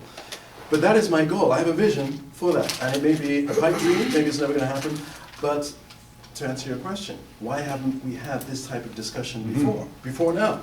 That's been my question for a long time. We talk about this quote-unquote black community here in Toronto or whatever. I don't think there is a black community. Wow. A community talks to each other, right? That's I mean, right. it's a family. That's right. I mean, maybe I'm naive about this, but I see, the Jamaican Association, they have their thing there, they have the Trinidadians over there, they have the Somalians over there, they have the Guyanese and the Ghanaians, the Ghana, whatever. There's so many different communities, but are they really talking to each other? No. Is there a real general community? No. Not yet, and that's why I want to have this. This summit, to me, is very important. It's historic, because I'm hoping there will be a catalyst for other summits, for other interactions with this community. But I still want to get back to this question. Are we all Moors, in your view? Do you see all of us here, no matter which country we happen to be born in, are we all Moors, and therefore we are one people? By definition, a Moor is any dark-skinned person. So does that include the quote-unquote the Aboriginal people of Canada? All those reserves, are they Moors? Any dark-skinned person, especially the African Negro.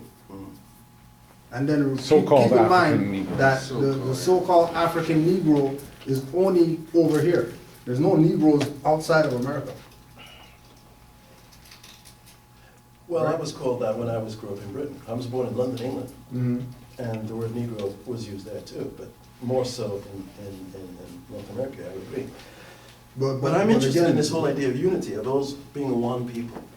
Would you say, if you really believe that we're all Moors, why do you look different to the rest of us? Why do you wear different clothing and all that? I mean, it may seem little trivial to you, Beautiful. but it seems to me like you're being distinct. You're trying to be distinct from the rest of us. Well, I know, for example, from my experience, Yeah. I know that if I talk to Filipinos, when I have this on, they're gonna tell me bow and stuff like that, shake my hand, want to have a conversation and all that, Yeah. right? Why is that? Because they recognize that this headwear represents the founders of civilization. Okay, that was my question. What does that really represent? I know it has to mean something. It's the Fez, right? You go to the The Fez? Fez. Could you explain It doesn't that? just go back to Fez, Morocco, Right. right? which is something that they put out there to sort of stop you from continuing on to where it really originated from. But go on. Right? Yeah. So some people call it tarbush. If you talk to Igbos in Nigeria, they're gonna tell you that all the chiefs wear these, right? That's on the continent of Africa. Yes. And that's the place where all these people say that, well, they came from West Africa and all that on slave ships. But they recognize this. We have,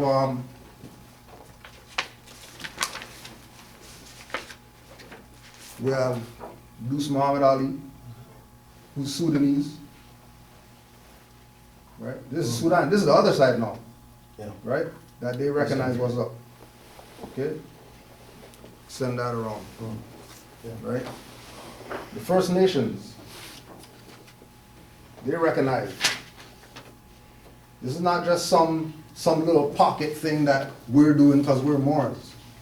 This is a civilization thing that everybody knows, right? The Prince of Uganda. The Prince of Uganda. Uganda. So this is not just something that just us, right? Muhammad Ali. People could play like this is just some little thing that we're doing, but the world knows what this is about, right? The world knows. Now, Khalid Muhammad. You say you have an identity. Is it a card or something, and it's recognized? Is it recognized around the world? Anywhere you go, you show them this identity. You say that the Israelites don't have it, but you seem to suggest that you do. Our You thing- have something. Our thing is, How recognized? our thing is, once we, what we have to realize is that our lands are all across the world, right? Our lands are being occupied by foreign powers. People who aren't from these lands have control over the resources, they have control over the economy, they have control over the school, they have control over Your movement. religion, they have control over your movement, they have control over everything, right? So it's not a thing of who has a card, who doesn't have a card. That came up because we're talking about identity. If you claim that you have an identity, you should have something to back up your identity. Right. So what do you have? We have nationality cards that But- we create for ourselves. Right, Because they're as recognized. Aboriginal, Who recognizes them? we Besides you? recognize them. That's all that matters. But- It matters that we recognize them. It doesn't matter what those guys out there do because they're colonists. They're colonial inquisitionists that put vagina pairs in women's vaginas to make them convert to Christianity. So are we really gonna say that, oh, so they recognize it, oh, now it's good because they recognize it. Doesn't that mean that we just gave them the power? The same power that we're complaining that they're abusing? The same power that they're complaining that we're abusing, we want them to say, oh, well, yeah, we recognize the Moors, and then now they have the power. Okay, yeah, but let's be realistic, okay? Let's say you want to go to, I'm sure you go to the States every once in a while. When you're going across the border, what do you show them? I You have show to them- show them your Canadian passport? I show them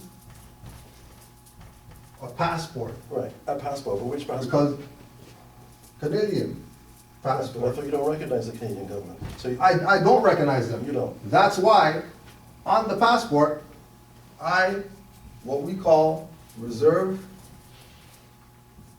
my rights. Because everything that you sign is a contract. And if you sign any contract without reserving your rights, now you're bound to it. So for example, Brother Amari in the back was going to the States, Yeah. right? He had a warrant. A warrant? He had a warrant For his arrest. for not going to court, Mm. right? They stopped him from going across the border. They said, you know what I mean? We're not letting you go across because you got a warrant, right? They took him back to Toronto from the border, and they put him in a room. They said, you just wait right here, some people need to talk to you. Some other people came and they addressed him by the name on his nationality card, not the name on the passport. Even though he was using a passport to go across the border, he wasn't using the card that we had. He was using the passport to go across the border. But they didn't have a dialogue with him based on the name on the passport. They had a dialogue with him based on the name that's on the card that we created ourselves. Right. So you're saying that they recognize that as a legitimate... They recognized it so much that when he went to court for the same stuff with the warrant, they threw out everything. Yeah. Really? Why they do that? And just to counter that, what I'm saying is almost the opposite. It wasn't any ID, it was him proclaiming. And it was him living that part of knowing who he was. So it's really not the card. The card only has conjunction to do with the colonization that we're under and the fact that we are being oppressed and that you can't make a movement without them knowing who you are or wanting to track you and all this stuff. We understand all of that. So what you're seeing, huh? Sorry, I was just gonna say the card is a brief. It gives a brief card is- of who we are. And more in my minds, the card is more to do with the corporate activity that we're involved in right now and how we're trying to battle out of that by sort of having certain commonalities that then one of these ignorant policy enforcers who pulls you over, who's saying, do you have your ID? Yeah. Because the ID is inside. The ID is who you are. I don't need an ID from him to know that he's Hebrew Israelite. He says he is. So he is who he says. We don't need anything more than that. But we do when we have a man who's carrying a gun around, who's deciding that if you're this or whatever. If you don't show something, Oh, we're about right. to do something. Or stopping your right to travel on your own land, so you have to have this passport, which came from us to begin with, which they've then taken over, and then you have to have this because they're really just tracking you. And they're just tracking your movements and your energies. Right. Right. So staying on course with the corporatism thing, I read back in like 1999, because my eyes was open a long time ago. I just, gotta live life the way you gotta live it, right? Yeah. When you sign your name in caps, Mhm. do you give away your right to your?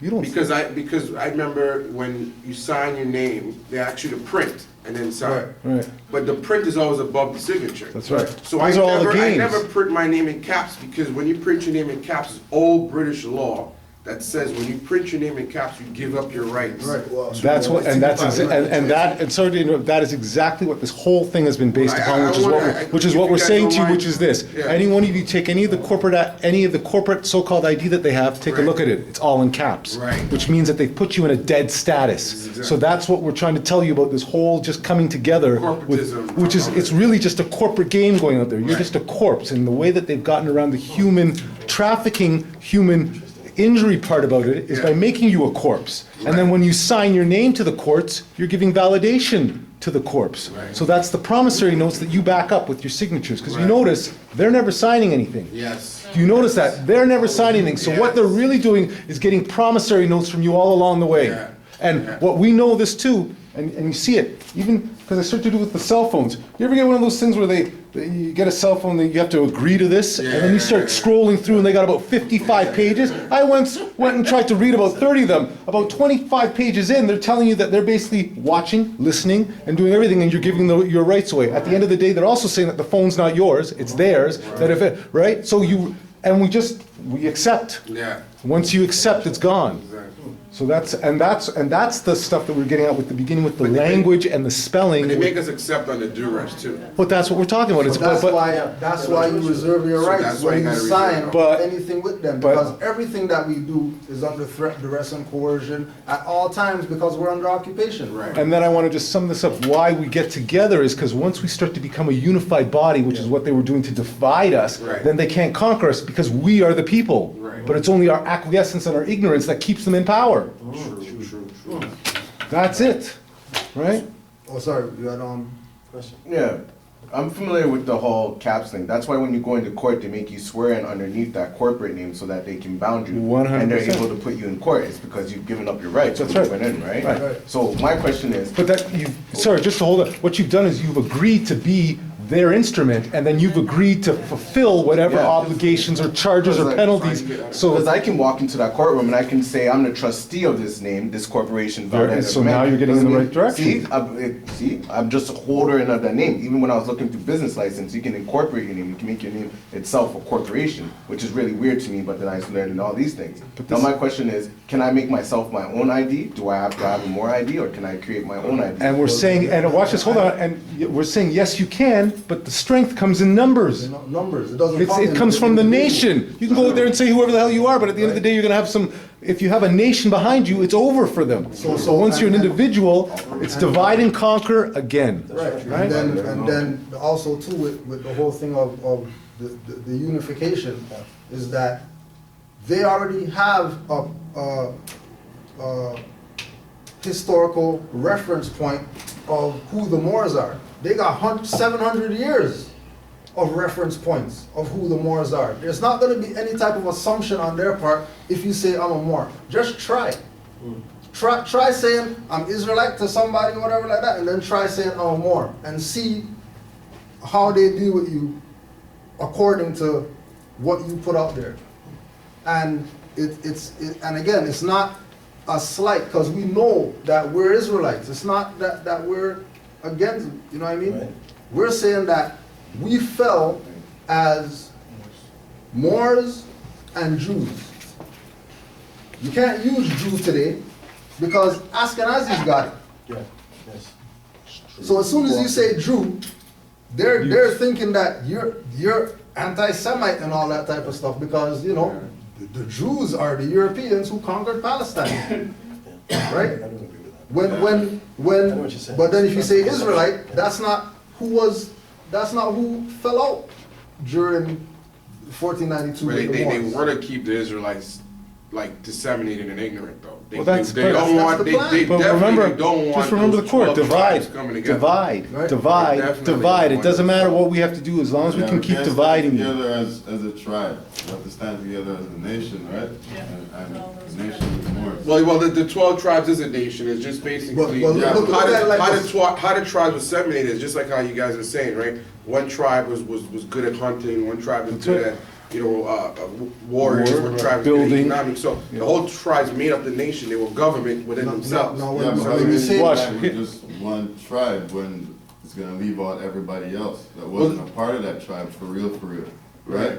Or you can bring it back to the roots and bring everybody up, unite everybody by declaring yourself a Moor. That's what- Yeah. Well, it's just all one and the same Right, you too, can be right? I tribe mean, and everything after whatever belief, Yeah. anything you want after that's subordinate. Like, okay, like it's yes, it's one and the same. But if we check the track record of Asiatics who have knowledge of self, that call themselves Israelites and that call themselves Moors, right? And the engagement that they've had with the colonial powers. More Moors have had engagement with the colonial powers than Israelites. true. Right? Because the perspective of Hebrew Israelites, those individuals that classify themselves as that, they're not going to court and saying they're Hebrew Israelites when they go to court. Yeah. Because Because they it really doesn't- they really can't because they did such a good Right. job of manipulating that history by taking in World War II, dumping those Jews there that they didn't even want to go. They went to Morocco first, it's funny. Right. And Morocco government says, no, you're Said not putting no, them here. because and they went they to already know that they I can't. think it's Sudan, and I say no, and then they went to Israel. So a lot of people think they just automatically went to Israel, but they went to 3 other countries, and the United Nations was fed up and said, listen, they're Jewish, that's Israelites stay home. Vacated the but- Palestinians that were there, Right. dumped them there, and then start. And keep in I didn't know mind that. that the whole idea of vacating the They Palestinians, know they're not Israelites. right? Yeah, The exactly. whole idea of getting the Palestinians out the way and giving them that land means that anybody who says that they're Israelite over here, that means you're from over there. What the hell are you doing here? Exactly. Slave ship. So that's the Well, you manipulation. didn't come here on a slave ship because if we, There's there's records in Haiti with records of slaves that were brought from West Africa to that land. I'm gonna say so this. unless those national I'm gonna say statistics this. are lies, we got over there and There's shot. still I'm more gonna say to- this. If there's a slave ship, show me the ship. One. Show you the Just ship. one. Just Because, one. because Yeah, they one can show me, named they can show me everything else. They that's can one show named me Jesus, they call shackles it. from slavery. They could show me some paper with runaway slave on it from 300 years ago. They can show me all this stuff from 300, 400 years ago, except a ship. Alright, so And- if it- and- So what are you saying that No, the nothing's ships taken over by existed. slave ship then? Show me a ship. So once I I'm give you- saying show me a ship. But you know what's very So if I show you a interesting? ship, But here, I show you a ship, you but here's, can't, you won't but say that here's, slavery never happened. here's-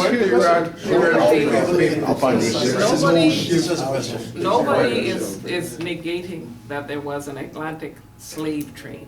We don't say that there was no such thing that happened in history. But it sounds like what you were saying. Yeah, that's what we No, said. no, we never I said never said that. that. It never What we existed. said We was, said there was no slavery.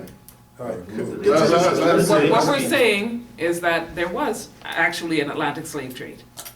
But again, we're talking about the manipulation of history again. Maybe, and this is being pretty generous, maybe 15% of the Asiatics that you see in the Americas, and we're talking Haiti, and we're talking other places like that, Brazil and all these. all over the Americas, were already, 15% of them may have come over on slave ships. We know about the Mafa, we know about the slave trade. The rest of us were already here, and this is being proved historically, archaeologically, all the time. Every day they're making new discoveries about our people. I know a little while ago, Cujo wrote Olmecs on the board, right? There you go, he's got there, the book in front of him. We were here, we were already here, and we'd been here for thousands or more of years before Columbus and before all of these other explorers and what have you, and before the slave trade as well. And Okay, so so that's just, something and about- I just want to expound on what she's saying, because part of what she's talking about is elucidating the fact that really what happened was they were taking people from down south and transferring them here. They were doing much more sort of travel between sort of the North America and South America. That's where they were sort of uprooting people. And so hold on, because I had my doubts too when he said to me, find me a slave ship. So I went on the internet and I checked, and they showed me a picture of a slave ship. And when you take a look at it and you start to look at it from clean eyes, you start to realize that this little game that they've set up can't be possible. Supposedly it takes 3 months for a ship from that period of time to get over here. It takes 3 months. Now when you look at the layout of the people on those ships, they're laying like this in shackles for 3 months. What they've proven is that people couldn't survive like that. Where would they be going to the washroom? Where would the fresh water come from? The horror of slavery is that There was no horror. There would be no possible way that people could last 3 months without fresh water. Most people died before they even got to the... So then how do they get so many people over here? And then hold on, but here's what you have to start realizing. So let me okay, I'm just going to finish this off. Part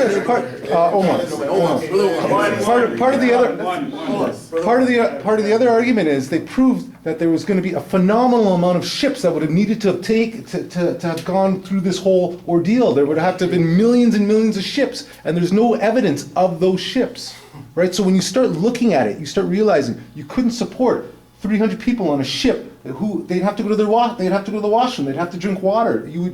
That wouldn't work. You see what I'm saying? When you start breaking it down, you start realizing something's up here. So the question is, just to clarify, you guys say slavery never happened. No, nobody said that. Please, let's allow this brother to speak and then you, okay? All right. Go ahead. Do you want to give us your name, if you don't mind? Raquel. Raquel? All right, go ahead. Well, I was just saying, it's a jurisdictional issue right now. We're talking about different words. Some of us are talking exactly what the word means, and the rest is talking about slang, Connotation. right? Because like slave ship is actually what it really is. It's Slavic ships. You know, so like we need to really start from scratch with what we're saying to each other. So let me ask, are you asking in regards what the etymology of the word slave is? In other words, where the origination of the word slave?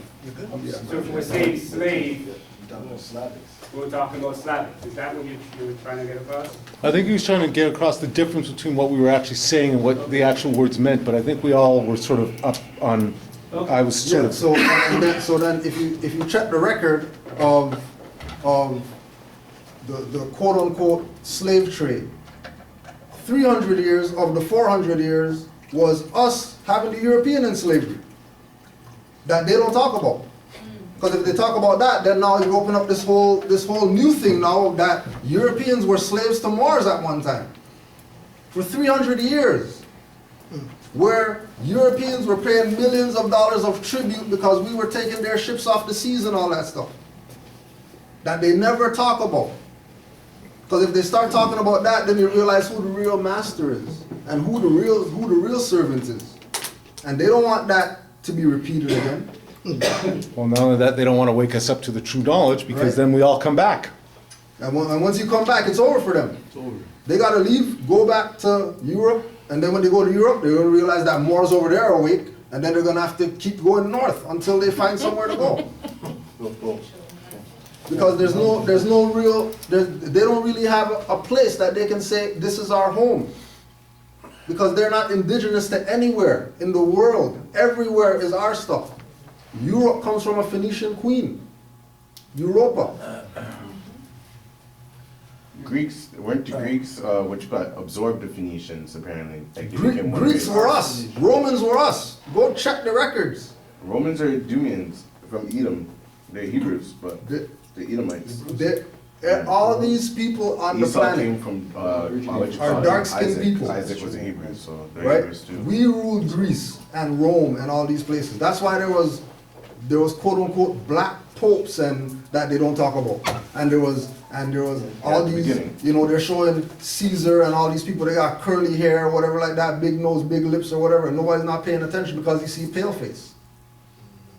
They show you temples in Greece where they got the people down here, and then everybody's pale. And then when they show the ethers, they got dark-skinned people going all around their temples in Greece.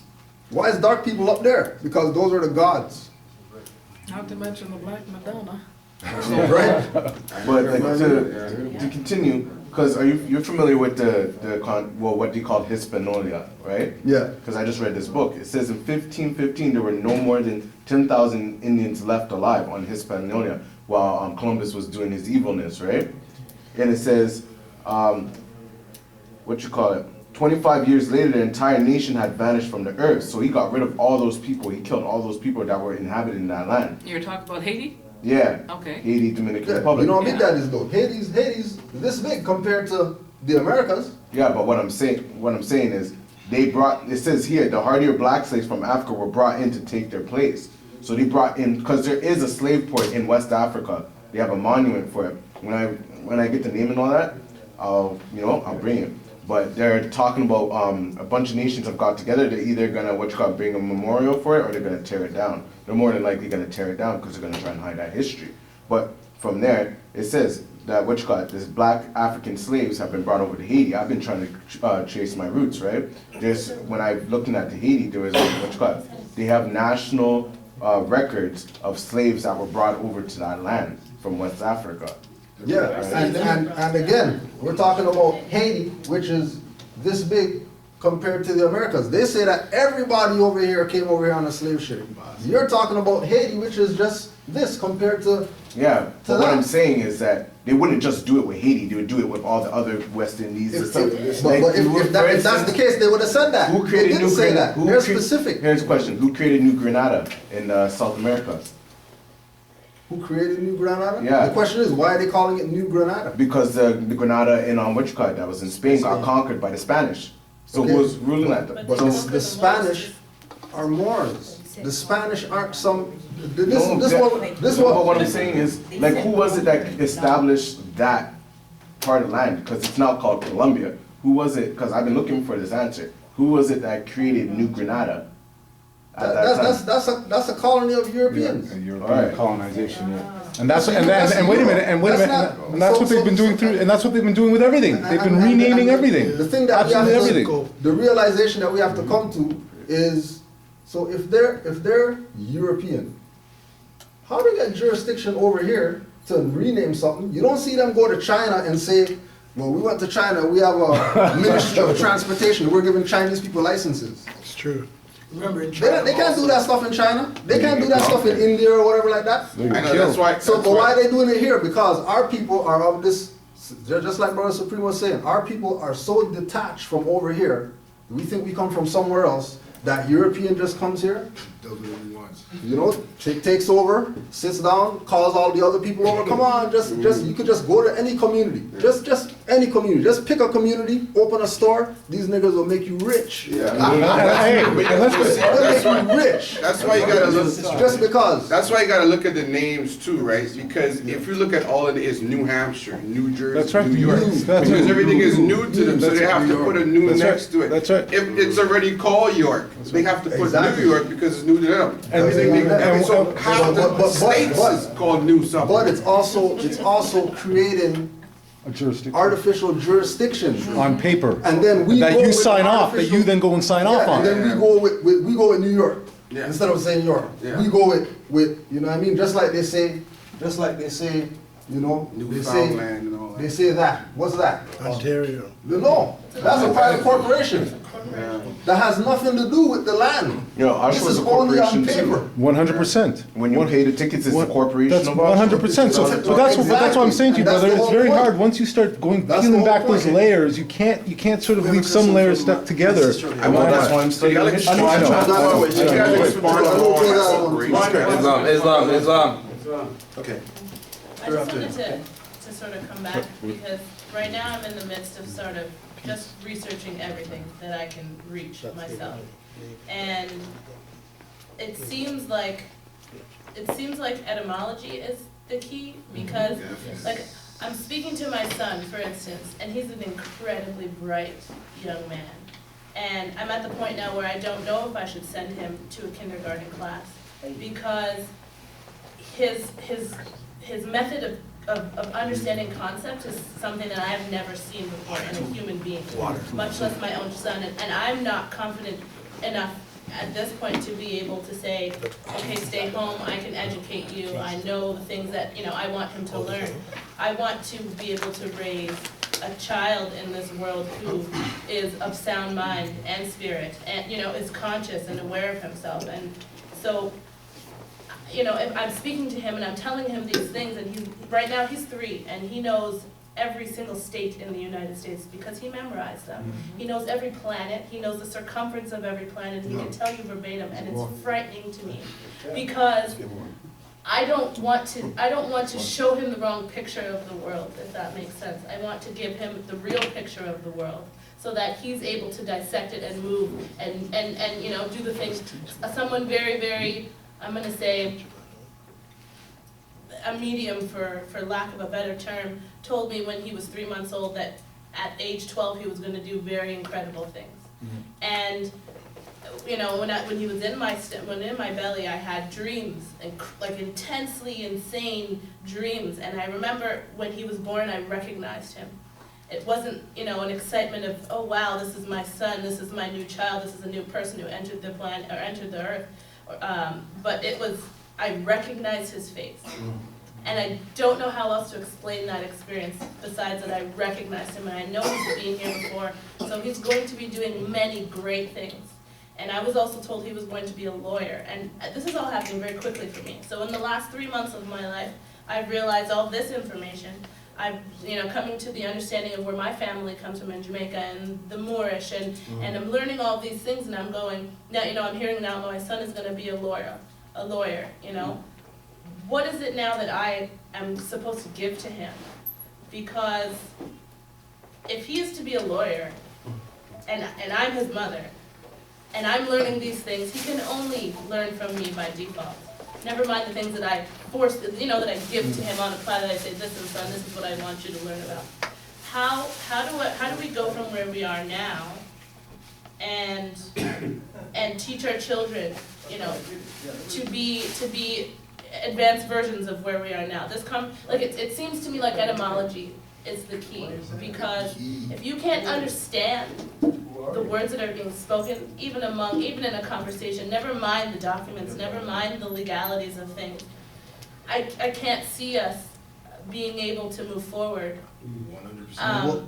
And entering those circles and holding our ground and having a conversation with whichever leader or whichever, to be able to say, this is who we are, this is what we're doing, blah, blah, blah, because we're in here talking about a subject, and some people, like this brother said behind me, some people are understanding the word as what the word really means, and others are understanding the word based on the general public agreement of what the word means.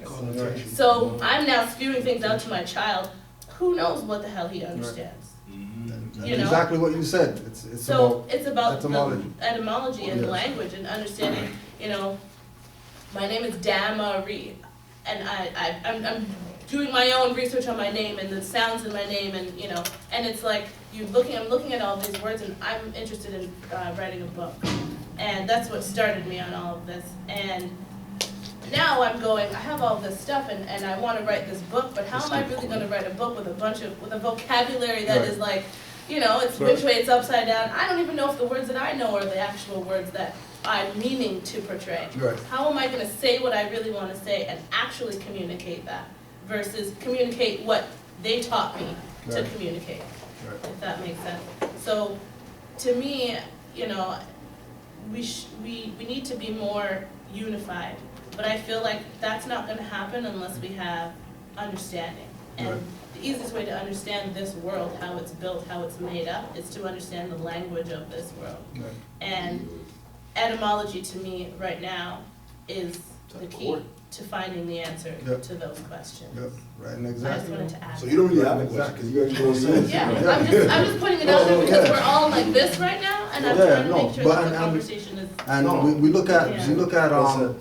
we look at consciousness like sun rays, right? That some people are at 12 noon, some people are at 6 p.m., some people are at 9 a.m. And these rays are diverted in many different directions at any given time. So we're gonna have that, this, you know what I mean? But then there's also the chaos theory. You know, that chaos is really organization. Chaos isn't really not organized. Chaos is chaos because it's organized, right? So being in this organized state of chaos, we recognize where we are, where we stand with regard to certain things, and you know, just like we're saying, everybody has their piece of the mirror. Some people are gonna come and they're gonna say clink, and now they got two pieces that make one piece, and some people are gonna keep their piece, you know what I mean, until the time comes when they realize that they gotta connect that piece to something else to see the bigger picture, right? And once we continue doing these things, like, and when we say do these things, like, we're talking about the people who have knowledge of self. We're not talking about the dead people out there. We're talking about us who know that we have a history, we know we built pyramids, we know whatever like that. Once we unify our thoughts, right? Then we can unify the change in our conditions outside, because everybody that goes somewhere is gonna be connected to the people that aren't even around them. That we wouldn't even have to talk, you just, Beehive. and things will start manifesting, right? But right where you're at is where you want, because look at it like this. Always use other nations as an example for where we're supposed to be. So when we look at, you know, we got, you know, Chinese people. They take their children to European school or whatever like that. And they're extremely successful in the European school. But guaranteed, when they go home, they're not playing Xbox and shit like that. They're in their studies as far as their culture is concerned. Discipline. Right? Hindus, they go to European school, and they're extremely successful, on the roll and all that stuff. When they go home, they're not, you know what I mean, just idle. They're actually doing something with regard to knowing about their culture and knowing about whatever, whether language class on Saturday and Sunday and every day after school and all that stuff. And they're not complaining about, I don't want to do this, and you know what I mean? They get strapped and stuff like that still. We're the only ones that are, you know, kind of lackadaisical with, you know, how our, you know what I mean, making our children, they do whatever, it doesn't matter or whatever like that. You know what I mean? The discipline factor for them is, the discipline factor for us is, well, not all of us, but, you know what I mean? Minimal. Yeah, I want to say I appreciate those comments, you know, from Sister Damaris. I know, So bro, you had your a son is question or brilliant, comment? and I'm in the legal field myself. I run into a lot of lawyers, I know a lot of them. And if he's that brilliant, he can do better than being a lawyer. Some people think lawyers are the ultimate, but they're not. There's a lot of very dumb lawyers, put it that way. You know, I know he wouldn't be one of them. Brother, I wanted to ask another question about this fez thing, but after the brother, I want you to explain that a bit more. Do you feel you have to wear one, or is it just a good thing? We're talking about the reserved rights thing. I'm just wondering, like, how do you go about doing that? Like, you say you travel with a passport, but you reserve your rights. So, what do you mean exactly? Yeah. How do you do that? So, what we're talking about was that everything that we sign is a contract. Everything that we sign is a contract. And like Brother Omar said, majority of the time, we're the only ones signing. Right? It's never a situation where we're signing and then somebody else is signing. Everything is just us signing, we sign, we go about our business, and we think that, you know, I signed something, now I'm, you know what I mean? I'm gonna get my credit card, I'm gonna get my license, I'm gonna get my whatever. When the reality is that you're signing something that's not yours. So the first thing that we have to stop calling things ours, like my license and my passport. That's their passport. That's why I reserve my rights, because that's not my stuff.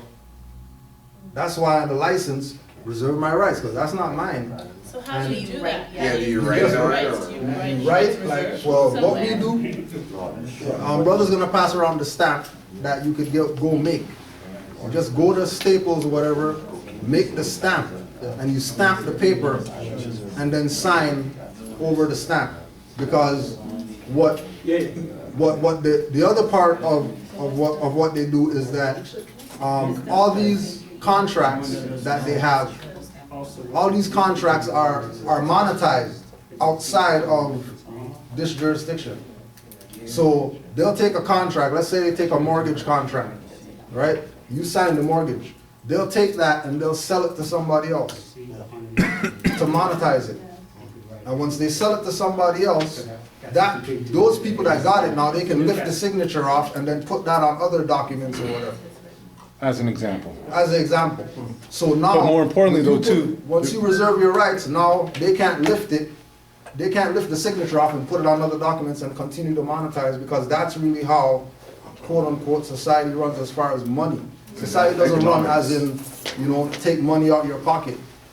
It's really about monetizing signatures or bonds. monetizing your work. But what the deal is that when we're talking about contracts, what we're saying is 99% of the time you're not signing a contract. You're signing a promissory note where they've given you the rules and you're agreeing to them. And that's when he's then talking about you're agreeing to a promise of something. You're supposed to be paying, let's say, for rent, for example, but it's your land. So you just agreed to pay them money on your shit, for example. So that's where 99% of it, as you notice, happens because no one else is signing that thing. But it's duress because well, you that's can't but get the house without that's where part of this. That's why. But that's what we do there. Where later legally, when you get to a point or lawfully, you can then say, "Hey, I was letting you know that I knew that the scam was up," right? And then you can pull yourself out of them. But like you say, on certain things, you're not going to want to challenge them on because certain things we're still living under this colonization, right? So every one of those ones, if you reserved your rights, you could fight, but then maybe you wouldn't get a license. But maybe your job is driving. Maybe your job is driving around with a vehicle. So you need to sort of play these games while you're under colonization, right? Just a quick note on talking about threat duress. In the long term, when next generations to come, the concept is that all of these things done under threat and duress are on the record. You reserve your rights, and so on and so forth. And as a Moor, now you deal, in terms of getting retribution, you're dealing directly with these institutions and these agencies, and under the United States of America and Canada, being on the record of having treaties with the Moorish Empire, and not to injure the subjects of the Moorish Empire, not to do wrong to Moors, right? Tied to their constitution, right? Meaning part of the Constitution. So the Constitution of the United States of America is the Treaty of Morocco. And keep in mind that in the founding, and keep in mind that in the founding,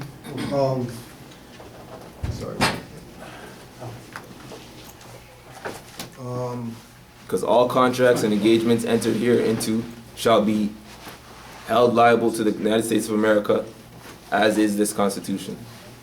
Right, so that's... In the Articles of Confederation, 1777, right, Article 11. Article 11.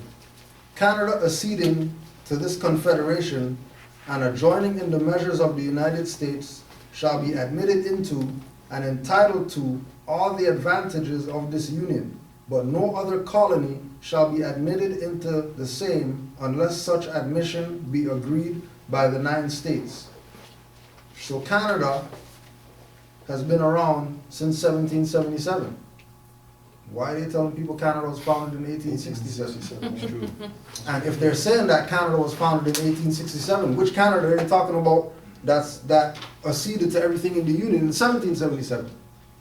Which comes back to the same thing of why you reserve your rights, because you're dealing with imposters. You're dealing with people who have usurped and hypothecated governments all over the world. And the people are waking up to these facts that stuff is not really how it is. Like when they say We use the example of when they say, just like with New York, whatever like that, when they put out a product, yeah, new and improved product. Well, if it's not new, why is it improved? And why are you even putting it like that, like it's something new? When it's something that's improved, which means that it's not new. But they know that the people's mentality, the people are dumbed down, they're down here. Like a free gift. Free gifts. Somebody's always giving you a free gift. Right. When did you have to pay for a gift? Yeah. Okay. Brother Cucho, is it okay I can ask you a question? Yeah, sure, brother. Sure, brother. No, we're good. Right, We're good. This is what we do. That's awesome. I'm very impressed. But here's my question. You talk about colonization, and I don't disagree with you. We are in a state of colonization. We have been for hundreds of years, and we still are. Do you see this ending anytime soon? And if so, how is it going to happen? Just like this. How is colonization going to end? It Starts starts with with information. It starts with the people Knowledge. coming into the Starts with knowledge. right concepts. Well, I would Because- agree that knowledge is a step, but that's not all. Just knowing this isn't going to change anything. No, well, What do we do with this knowledge? Well, with these limited numbers, it would appear that it's not having an effect. But we can tell you that they already know that their end is happened. Yeah. They're just living in limbo right now. Cosmically. The time's already done for them. 2012. Time's over. It's been over. The issue is us. The issue is our people keeping this corpse alive. Yeah, but would you agree with me that these colonial forces that are still in power, Yeah, but they're still in power are they because going to of. voluntarily give it up, or is it going to be taken from them by force? You know Is that. it going to take? It's the Well, I know, inevitable I'm asking. evolution of Evolution, time. It's intermixing. like what I was going back to say with collective consciousness. The brother just made a smart point. He said low numbers. But in time, because the Great Awakening already happened, and you'll see people start waking up. With more collective consciousness is written in the Bible, where 2 or 3 are gathered, God is in the mix. So if you have a great collective consciousness and God is in the mix, he's going to make everything reform itself back to where it was. So it's not an option up to them. It's basically what's going to happen because of collective consciousness. Because 2 or 3 are gathered. God is in this mix right here because we're all on the same page. We may have a little bit of information about this and that, sway a little here, but everyone here believes in the Most High. So God is in the mix right here. This is why we're learning stuff. I learned stuff that I even knew the last 6 months by this brother speaking the last 2 hours. So God is in the mix here. And by me and being enlightened, I'm going to enlighten someone else. He's going to enlighten someone else. She's going to enlighten someone else. And therefore, the collective consciousness is going to reach to a point where they can't stop that. But That's that- going to be a force that is going to be, Right, you know. and just what he said, the transfer, the transfer of, you have eureka moment, you're supposed to transfer that. You're not supposed to keep that to yourself, because that creates stagnation. It has to expand, right? So if like the brother's saying, if we're not taking the information, like, okay, for example, there's people who classify themselves as black, right? And then we come and we teach, well, you're not black. How come I'm not black? Because one, black's an adjective. And if you're a living entity, then you should be a noun. Why are you calling yourself adjective? Right? Just that. So they say, okay, well, I don't know. Okay, well, then we go what sister said. Well, the etymology of black is pale. Are you pale? No. So then you shouldn't be classifying yourself as black. Well, I don't know, because, my ancestors are the black Egyptians. Okay, fine. How about you, here's this mirror right here. Are you black? If they still say that they're black, we know that it's over for those people. Some people are going to be collateral damage. That's just what it is, right? And we go with the ones that still have their circuitry connected in their brain where they could think, have common sense.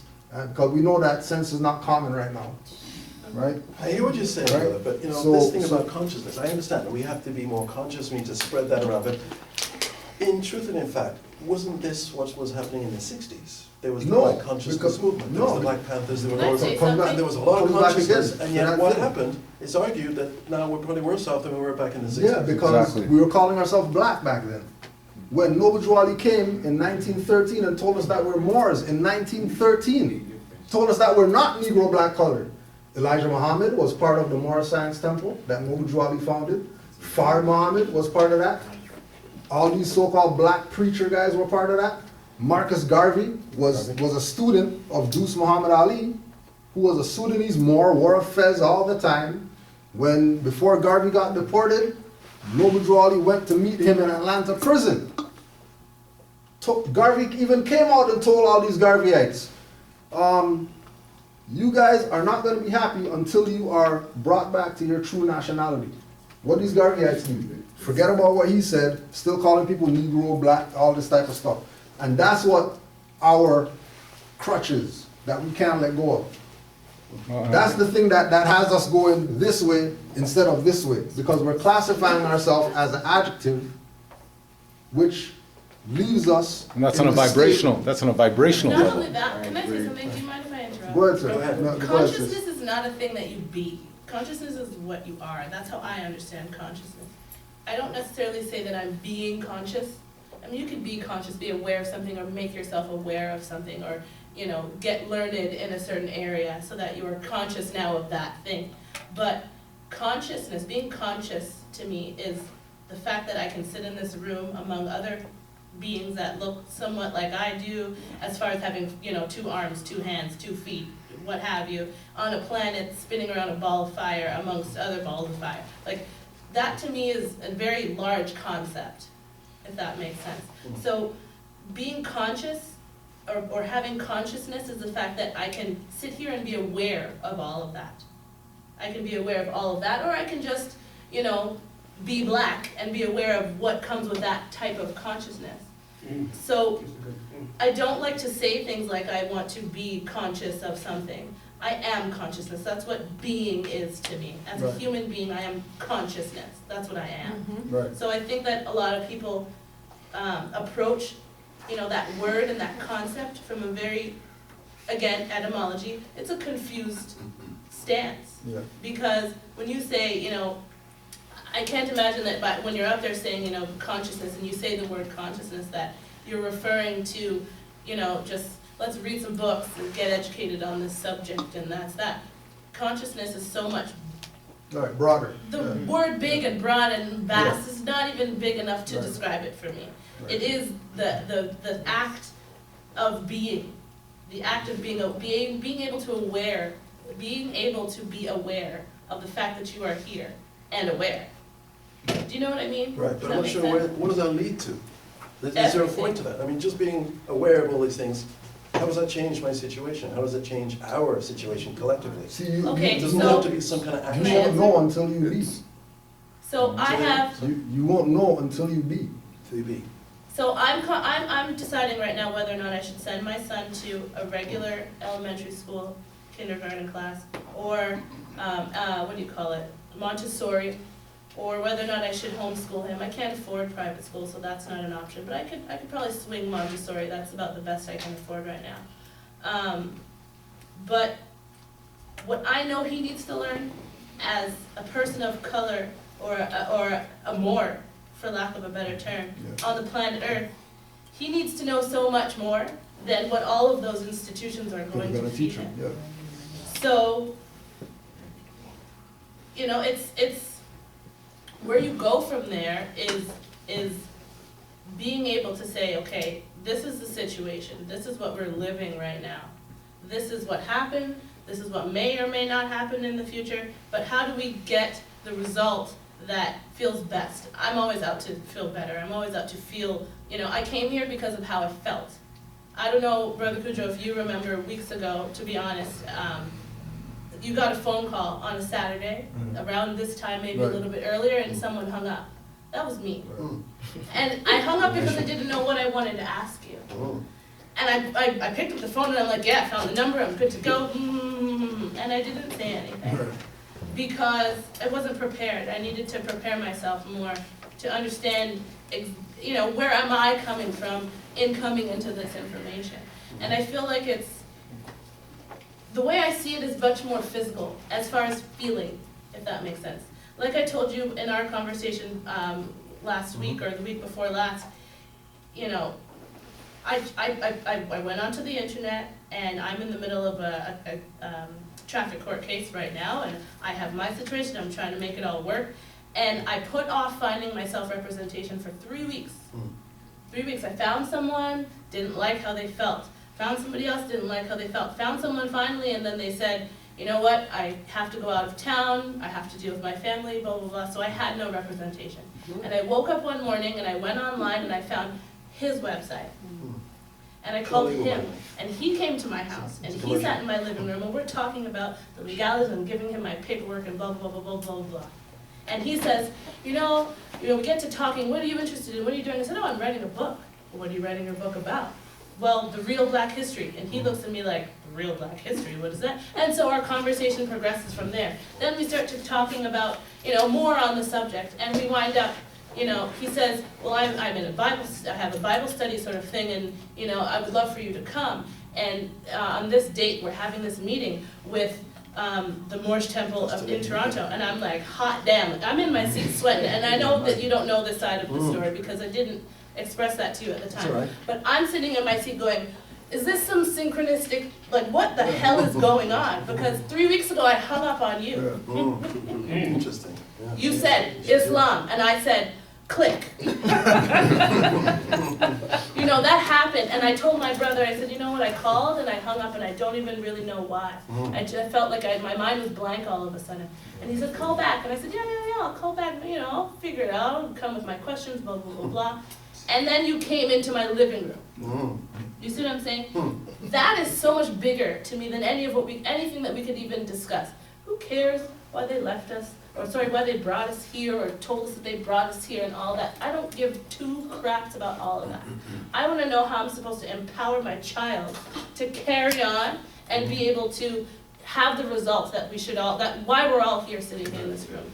You know what I mean? That's what I feel the conversation needs to be about. That's what it's because about. things happen. Like you said, things start to manifest. Yes. Things are manifesting for me in my life today. As I'm sitting here, I'm witness to it. There's a saying that says, you know, confession is good for the soul. You feel better now, right, sister? Absolutely. I want everybody to know. Because everybody's always afraid to express how they feel and what they experience and all of that jazz. You know? Who else? On that note, just to add on, that's why Prophet Noble Drew Ali, Sheikh Sharif Abdul Ali, is so important to the Moors and the Moorish Divine and National Movement, because he brought us information that no one else in the history that was before him and after him came and told us that we're not Negro, Black, colored. We are something. And I think in order for us to get to the step where we want to be as far as free individuals and, you know, having that divine experience, is we have to suspend everything we know and we've been taught to this point and just take some time and just go in on Prophet Noble Drew Ali. Like, just study everything he put out there and guarantee, because what he gets you to do is to see the world for what it truly is, you know, as opposed to what the colonists want you to think. Like, he teaches you, he tells you. He said, I brought you everything to save a nation. Take it and save yourself. Like, you study him, and then you find out when you layer it over your Hebrew Israelite or your Christianity or whatever, you'll find out it's one and the same, because they're all from the same school. You know, there's no difference. I don't care what you call him, her, or whatever. They're all the same, you know? And the fact of the matter is we can't get away from that. If you put in the time and you study Prophet Noble Drew Ali, just study his work. You don't have to become anything. Just go in, you learn about law. You learn about civil liber mortuus, being dead in the eyes of the law. You learn about improprium persona, which will enable you to stand in front of a magistrate or a judge on your square and turn him down. These are the things that, like, this is like metaphysics kung fu, like literally, like what the Prophet brought to us was literally how to defend our divine right in the manifestation of a natural person. And I leave the floor as well. Okay, Elijah. there's a misconception that people believe that like the Israelites, when they say Hebrew Israelite faith, it's not a faith, it's a nationality. It's us being who we are. The Bible is a documented history from the beginning of times, which God gave to Moses, and then the history of the Israelites going through different captivities, different wars that they fought, and then there's the Chronicles of Christ when he walked the world. There has nothing, like Christianity, they made up all kinds of nonsense. They say Christ is God, they say Christ is a white man. Right there, 2 strikes right there, they made their own God. So that's just religions are all false. Every religion on this face of the earth is false. If you read the Quran and then you read the Bible, everything that's in the Quran contradicts the Bible. Therefore, there's no way, God's not the author of confusion. There's no way that God would tell the Ishmaelites one thing and tell the Israelites something completely different. Therefore, we know that God chose the Israelites and he was dealing with the Israelites. So anything that Muhammad wrote that goes contrary to the Bible means that he's dealing with a different God. They're not dealing with the same God. This is the same conversation I have with Muslims. I'll say, you guys made up your own Christ. He's like, you know what? I agree with that. I'm like, exactly, because your Christ isn't the same Christ in this Bible. So when you guys say you believe in Christ, you don't believe in Christ. You guys believe in the, the figment and the person that you created, right? And like the whole deal with consciousness, I don't know if anybody would agree, but isn't consciousness like Mother Earth itself, the whole consciousness of the earth, like wisdom itself? Because when we tap into the consciousness, that's when we get wisdom. Yeah, we do tap into it. But to go with what Rick was saying and what the sister in the back was saying is that she was basically saying about her kid and all this kind of stuff. And what we have to understand with consciousness is that the more awakened you are, is the more you're going to realize what to do. Basically, say for instance, you want to homeschool your kid. Well, why you want to homeschool your kid? Because you've been awakened to realize that the vaccines give your kids autism. So you're not going to want to give your kids that. So now you don't want to put your kids in school, right? So kids. Objection. Correct kids, because kid is actually a baby goat. Right. Okay. So child. Thank you for that. You're right, because I heard that before. So when we going forward now and we're here, Rick was saying, so what do we do with all this? Yeah. Well, what do you do with all this? You're going to start being more awake. Like I was just telling you guys about how Russia and China and all this kind of stuff, you're going to start making yourself prepare food in your house, right? You're going to make sure you have a little bit of, I don't know if people believe, but I believe in arming myself, making sure, because if famine comes and there's a food riot, guess what? People are going to start kicking out people's doors. FBI did a study. They say in 11 days with no food, is going to be absolute chaos. In the first 9 days, people will be turned cannibalism. The first 3 days, people are going to be killing mass suicides. So if you look at that in 11 days, what day was it? 15th day of April? So just think about it. The first April this actually happened, the whole world being in a chaotic state. So I say with collective consciousness and with us being more awakened, you're gonna want to start realizing, you know what? Let me have some extra food in my house in case I can't go to Shoppers Drug Mart or Metro. Let me have something in my house in case someone kicked out my door. I can defend myself and my children. You know what's interesting about that, brother? Huh? You know what's interesting about what you're saying? Right. Prophet Noble Ali said put away 3 months of food and water back in 1913. So what you're saying, we already know this. This is what we do. But that's what I'm just showing you, like how my consciousness is thinking now because I'm around and I'm starting to learn. I wouldn't say it's your consciousness. I'm just saying that you are in tune with what you're supposed to be in tune with. Because everybody on the planet should be putting away 3 months worth of food, 3 months worth of water. In case anything happens, you're not there looking at your neighbor as food. Yeah. You know what I mean? You know what I mean? And that's what all intelligent communities do. Yeah. You see what I'm saying? If you look at the Jewish community, you look at the Asian community, they all have their stocks of food put away in case of a rainy day or in case something happened. Mm-hmm. The only people that aren't putting away food and water is our people because they haven't been taught better. Yeah. But and then you want to go kick down somebody's door now, and that's what the whole thing I'm trying to get. What Rick was saying is that what we do with it is you start preparing because you know what's about to come, right? We're at the point now where we could kind of start seeing the blueprint. They're not hiding no more. They're just putting it in our face. They're not hiding. Because like you said, they know their time is at an end, so they're not hiding no more, right? They're not hiding the chess game and saying, no, you can't see this. The chess game is open. Is if you want to look and see who has the pawn, who has the checkmate, that's up to you. but it's out there. And they're gonna play their hands and do what they got to do. So us as Moors, Hebrews, Israelites, whatever we want to call us, black people at the end of the day, we are the enemy of the state. Always and always has been since these people came over and manipulated and colonized us to their stupid ideologies and the gods and the whatever they want. We have to tell ourselves, you know what, because we have knowledge now that we know what the game plan is, we know what the end game is, I should say, let's prepare ourselves for the end game, right? While we obtain knowledge and we better ourselves, because guess what? When the end game comes down, right? All this knowledge will be good, but you still got to protect your children. You got to protect your family. You got to have food, because that's what's going to be at the end of the game. It's written in Revelations. It's written in African scrolls. It's written in the Torah, the Quran. You bring any particular book, and it's prophesied that this is going to happen.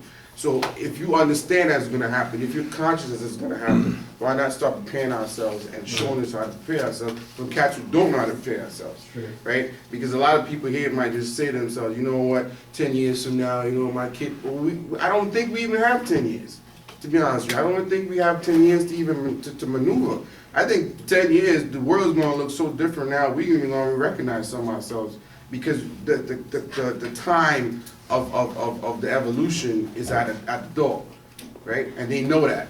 They have a better time clock than we do. And they know from 2012 that consciousness that's gonna awaken everyone is gonna, that's why you have so much protest going on. So many people rebelling against the system. Ukraine fell, Greece has fallen. Like you have so many countries that's fallen within itself. Brazil, all these different countries in recession. What do you think those people's gonna do when they can't get money or food from the government?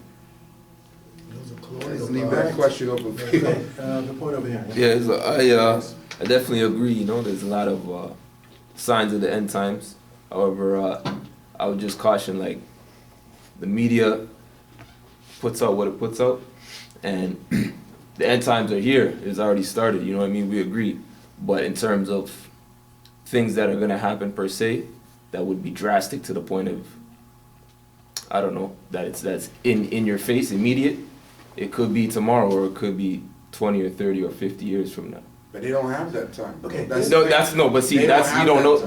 But what You is don't it know in that. times? They don't have, see, the thing is, they don't have that time because they have to maintain control, right? And in order for the control people, you have to do something drastically to control them. That's why we could talk about New World Order, we could talk about chip, whatever it is. They have to make people come to them. It's like what the guy said about the prince. And with religion. Religion is a form of control. That's why in the book of Eli, the movie, the guy's looking for his Bible, because he wants to control the masses of people. No doubt. So if they're realizing that people don't believe in religion, don't believe in the government, as we see more and more, yeah, the media is hyping it up, but the media is also reflecting everything as well. So if you understand that, you could understand that what's going on now is only going to get worse. And as it gets worse, they have to say, well, we're losing control. Let's do something to bring it back in the game. Right. That's like what they would do with Luke before 9/11. Yeah. I grew up in New York. Yeah. I'm telling you right now, I grew up in New York. I was born in Canada, but I lived in New York since I was 2 years old. Yeah. Before 9/11,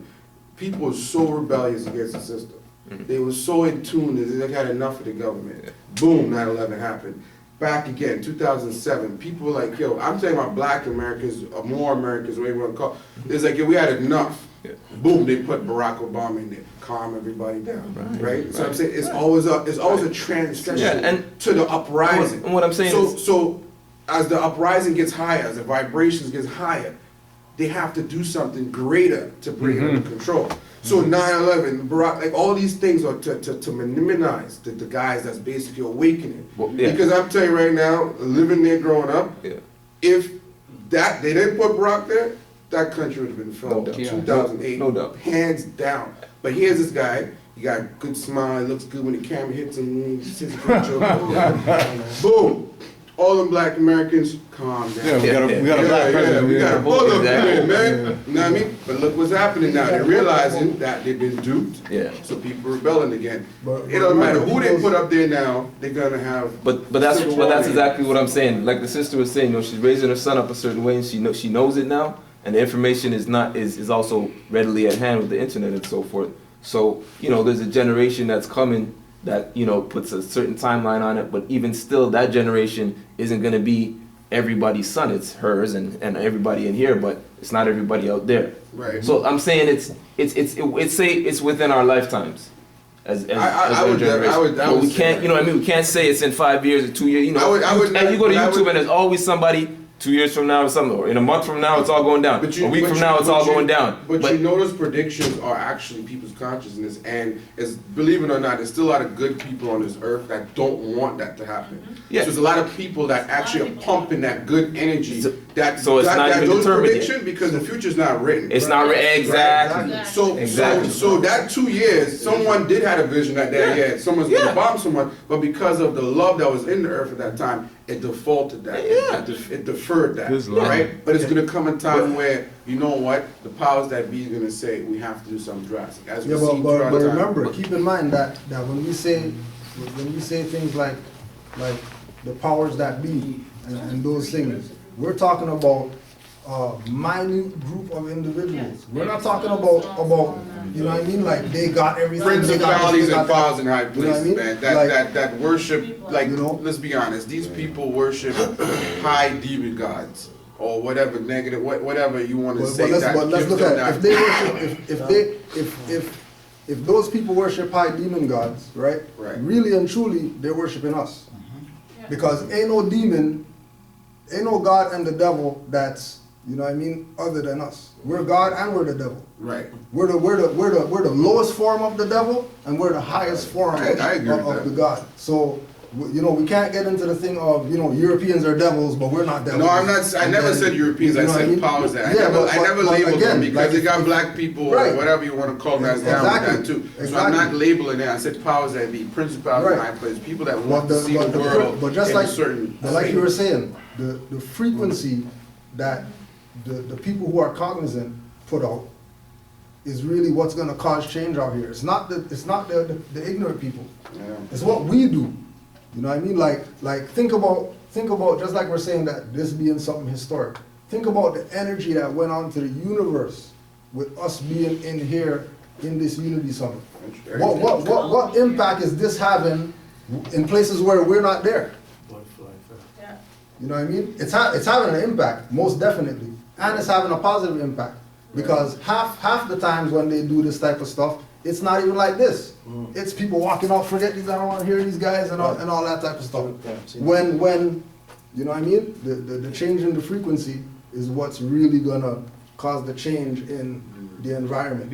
Yeah. No, real quick. Let me finish up. I just want to have something to say. Is that, you know, we must never, even when we look at our struggles and the challenges ahead, and that's why I brought it up, is that the ancestors laid certain things down. They brought us to a certain place, and they prepared everything. They prepared the United States of America. If you do not believe that, do your research, then come back to me, because I've done my research already. Prepared the United States? They prepared the United States. Otherwise, why would we not? That's what it is. Okay, it's based off. No, expand, brother. Well, like you. In terms of a republic, Yeah. it's people who knew how to live in a republican form of government, teaching people who only knew kingdoms and queens and monarchs how to live in a republican form of government. And if governing people is just like any other job, try it. It's not easy. It's one of the most difficult jobs on the planet. So, if you can get assistance, you take that assistance. And if you've been living under a king and queen, you know nothing of a republican form of government. And our ancestors made sure that happens so that we can get to that place. Like all the compromises, just like the Maroon Treaty, it's a compromise. You know what I mean? And some of the compromises were more in our favor than others. So I just want to take this moment to say that we must honor the ancestors and give thanks that we're all here. If we want to take a moment of silence or whatever we should do, let's give honor to the ancestors. Let's never forget that. First commandment that comes with the promise: children, honor thy father and thy mother, that your days may be long upon the land which the Lord thy God hath given thee. This is the first commandment with the promise. Islam. My sister, I recognize you. You want to say something, right? No question, but if I could just interject. Since you're speaking about commandments, that's what the question I had in mind.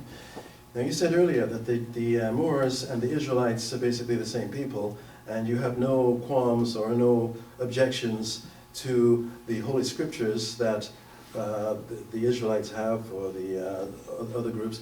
Let's get to the Israelite version of what God said to the Israelites.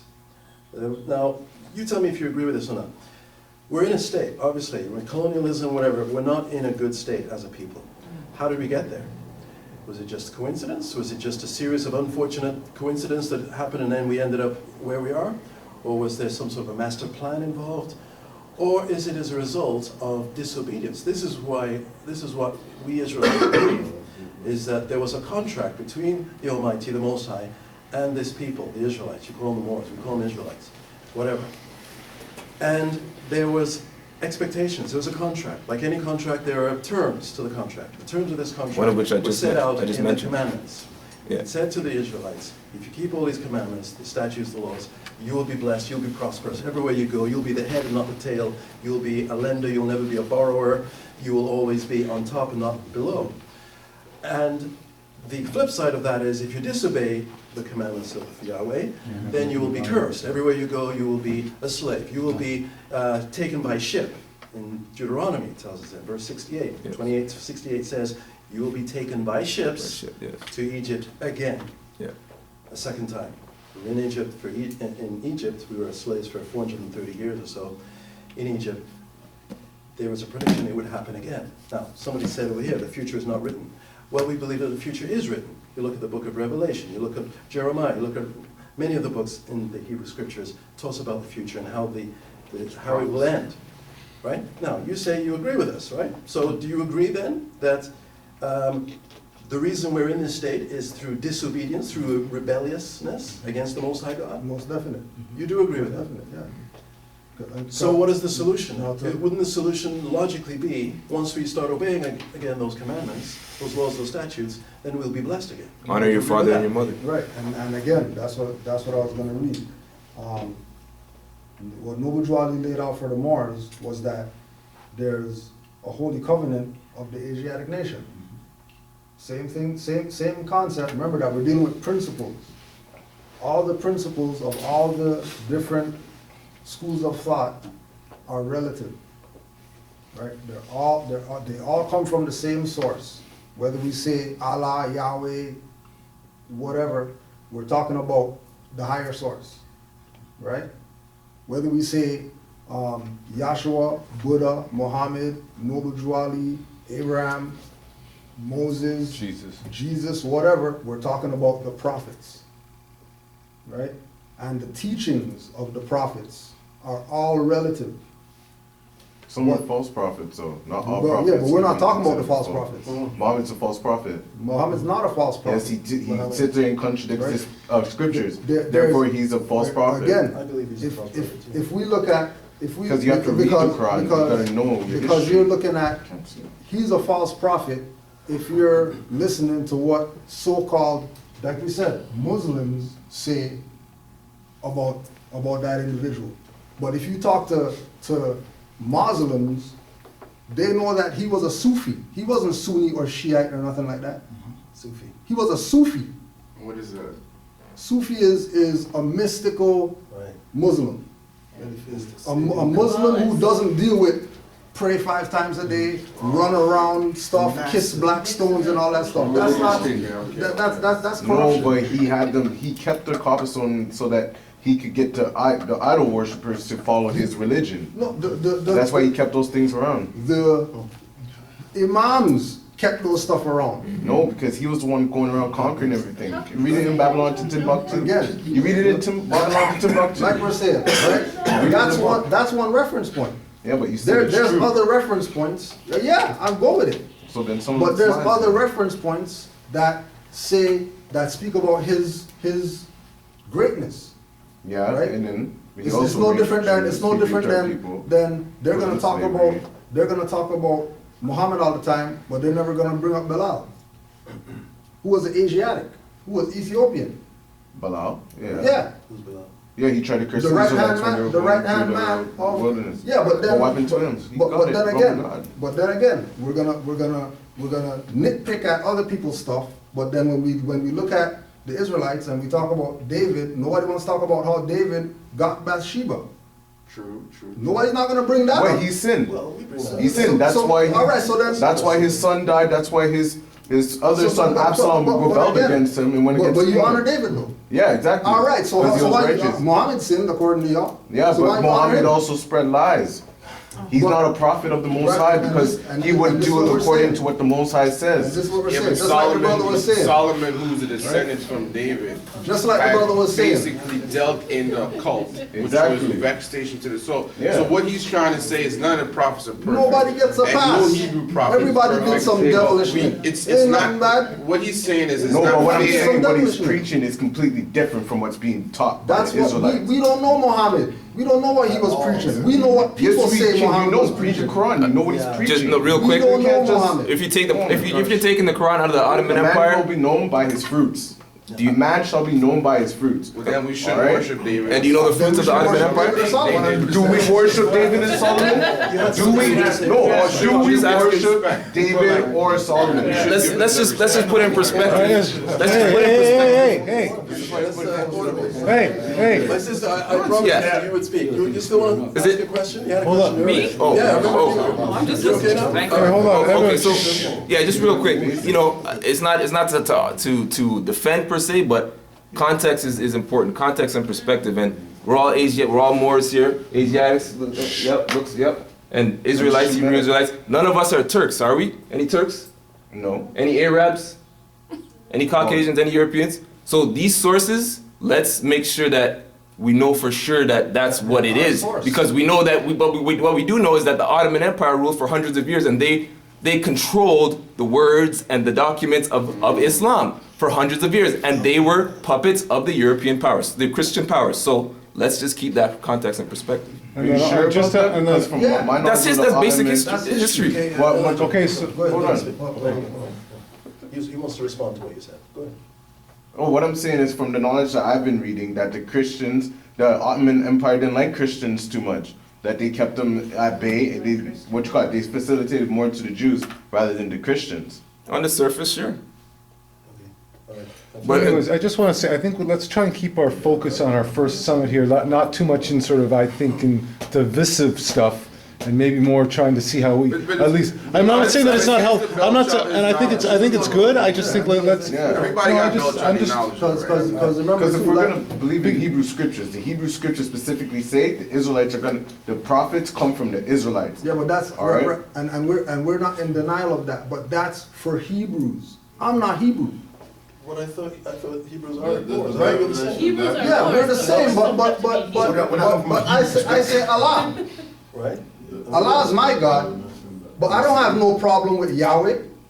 Like I said, I know Hebrew Israelites that are Moors, See, that but you proclaim just that they're separated Moors. the two. Right. I didn't separate. I You said from the beginning that you said I worship Allah, I said but I have no regardless. I have no problem with Yahweh. I said You just separated regardless. them. I thought said they were one. regardless of whether So you we see, you call said it two different Yahweh, gods. whether we call it Yahweh, whether we call the higher power Allah, whether we call the higher power some other language, right? It's the same source. All right. And I The way think- the word and I think- Allah same came, source. the way the word Allah came Right. from, because to me it's more of an Arabic name. Yeah, So it's Arabic. That's all it is, right? It's All right, Arabic. so Yeah, there no it big is. deal. Are you sure? I think Allah has different attributes than Yahweh. Well, It's explain. not just the name. That's It's- what I'm the saying. Muslims say Same that. No, but see, but Allah has no again, children. We That's say but he again, does have children. right?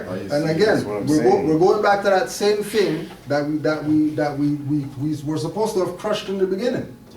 That there's not no separation between. That's what we're the trying to stuff. say. What I'm trying to say too is that they're just the same name, the different words for the same being. Different words for the same thing. And for the same concept. If somebody And says we're- Nike, somebody says Timberlands. It's footwear. What does That's it right, matter? exactly. Somebody says It's sun, footwear. somebody says soul, it doesn't change what You know what I that is. mean? Yeah. Right? Sister of the Bible. Like No, I'm okay. even when we say we're gonna say, okay, like for example, if you speak with somebody that's esoteric, they're gonna tell you Solomon is the sun.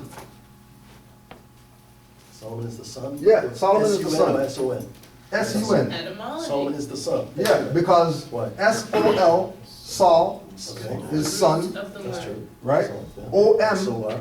is Solar sun, energy, yeah. O-M, right? Om. And O-N is on. Mhm. And when you do this with a light switch, it's on, That's right. right? When you say Israel, I-S, Israel, ISIS, yeah. ISIS. which is Kemet, which is where, you know what I mean? Words. Right? Ra Yeah, but Israel is Isra, Prince of R-A, Power. is Kemet. El is Canaanite and Hebrew. That's why we put El Shaddai up there. And that Yahweh was known as El Shaddai. Because it's the same stuff. There's no separation. The only time we get into the only reason we get into separation when we bring out these quote unquote bullshit books that some European gave to us instead of us using our higher senses. I'm talking about Quran, I'm talking about Bible, I'm talking about Torah, I'm talking about again. So all I'm saying, I'm not only talking about yours. No, I heard what you said. You too. said all of them are BS, but this is a history book, not a book of like, you know? So what I'm gonna say, this is how I look at it, alright? If they're gonna say we have the same God, your God should be telling you the same thing he told us. We were the first Israelites, the first nation on this whole entire earth to know God, alright? So if what you're preaching is completely different than the one that we have been taught, then it's just common. It's basic principles. You can tell that the two different gods being preached, because God doesn't change. All right, like we're saying, right? So if you're preaching a different doctrine compared to the one doctrine that the original God was preaching, that means there's two different gods that are being talked about. This has not the same doctrine or preaching or who has a God, who doesn't have a God. We're talking about principles. That's why we put Muslim up there and we put Muslim up there. We're not mere believers. Don't look at us like we're some believers, like I need some book to justify something to me. I don't need no book to justify nothing to me. I have my higher senses that the Most High gave me. Alright, there's a way that seemeth right unto a man and the ways there are depths. What's your point? Like I'm saying, trust in the Lord, lean not on your own understanding. That's what I'm saying. So you can get upset as much as you want, you can throw books, but that's disrespectful. I haven't disrespected you. So don't do that. My point is that I know Hebrew Israelites. I know Hebrew Israelites that are Moors. My point is, I know Hebrew Israelites that are that know more Hebrew than you. I know Hebrew Israelites that went to Israel, but they don't say they're Hebrew Israelites. They say that they're Moors. Yeah. I know them personally. I could call them on the phone. We could have the greatest conversation. We're not having no back and forth BS like what me and you are having. Yeah. Why? Because they recognize that it's all the same shit. Ain't no need to be going back and forth well, whose God is, who says Yahweh, who says Allah. It doesn't matter. We're all dark-skinned people colonized by this goddamn European right now. Islam. Okay, so hold on. Hey. That's what I'm saying. That's what I'm saying. Right? Hey. You just missed my entire point. You just missed my entire point. Again, because you're still saying if Allah is God and God is Allah, all I'm saying is if we're going to be worshiping one God, they're supposed to have the same doctrine. All I said was that we're not worshiping one God. I'm gonna tell you. Here's my theory. Here's my theory why they can't. All right, hey. Islam, sister and then brother. Sister and then brother. Islam. You have something to say too? I wanted to ask the gentleman in the front, and I'm sorry I don't know his name or Yeah. I think the gentleman asking the question who was speaking to Kudu. Okay. Elijah. I wanted to know what Bible that you're... King James Version. Okay, so what I learned yesterday about the King James Version is that it's an authorized version of the Bible. What does that mean? The etymology of the word authorized basically means, and I'm going to give you the layman's terms version as I understood it, basically means an author who has risen. An author is someone who writes something, scripture or literature of any sort, and the other side of the word is risen. So basically what King James did was he took the Bible, he brought a whole bunch of dudes in, and he said, this is what I want in there, this is what I don't want in there, do your thing, you know, make the translations, blah, blah, blah, blah, blah. Yeah. And it has to be called the authorized version because this is what I say, as the author, is going to be in this book. And now I'm going to reign over these people, along with the use of this book, using this book to help me reign over these people. And that's why I'm saying it is authorized, because I have now risen as a leader, bigger than what I was before. I was King James, now I'm King James with a book to say that I'm the man. Alright. So I just gave you authorization to walk through that door. Does that mean I've made that door? But I I'd like to challenge you. Come on, man. Here's the That's what I'm thing, saying. right? There's too much guys, confusion. let's keep You guys, everybody doesn't, all right, this is what I'm gonna put it. I don't wanna have this conversation anymore, because I was already warned. You guys don't believe in the Bible, that's okay. I believe in the Bible. Right. I believe in as it is written. Okay, but hold on, let's let him finish, but here's, can I just ask you one thing? Can I ask you one thing? I'm just not gonna discuss it with because we're not gonna see eye to eye. Can we just try and keep? let's bridge the knowledge. No, here's what I'm saying, but why don't we just?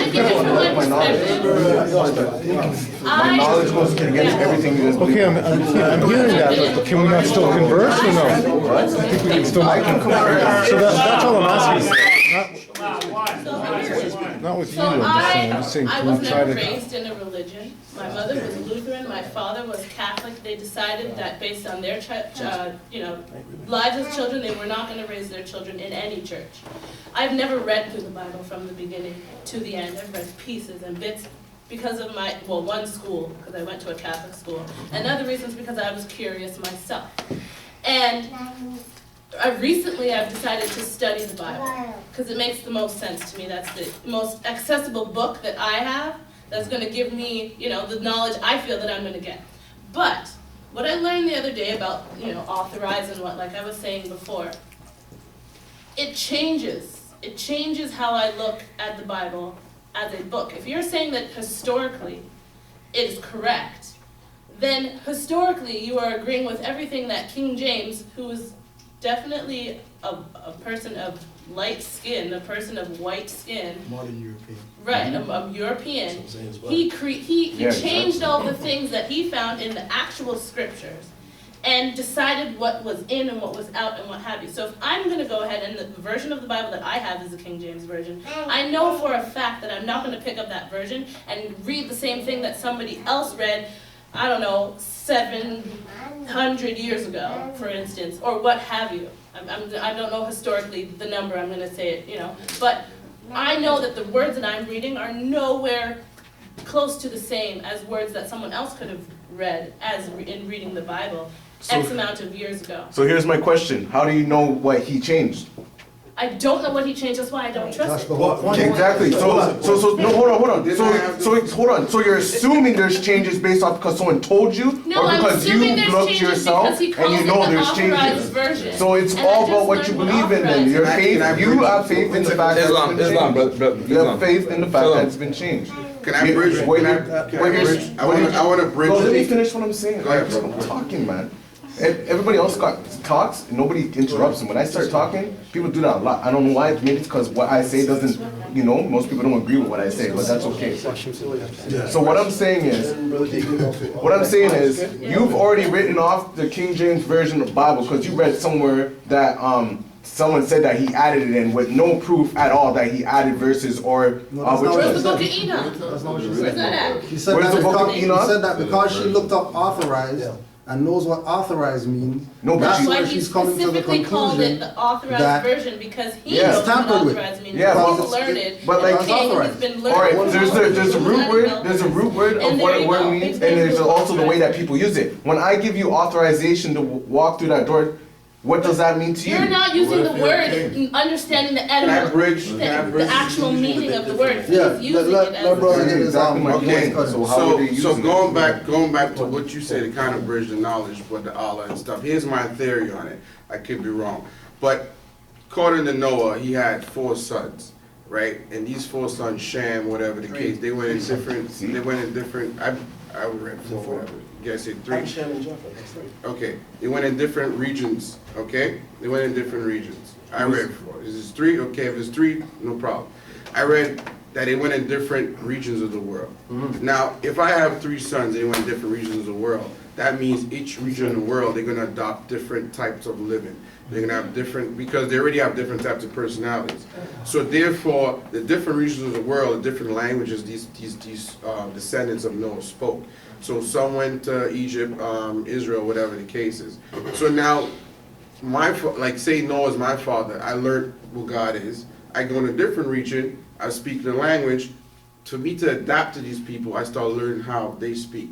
And I think this is where the dissemination of a lot of this stuff comes from. Even too with Jacob and Ishmael, we all know that's the same tribe, but one son was chosen. So we get so caught up in the language, like the brother was saying, but it's from the same source. It's the same bloodline. It's the same people. It's the same, like you said, the origin of it is the same. Its dissemination comes from when the children go apart, right? That's the branches of life, but the root's always there.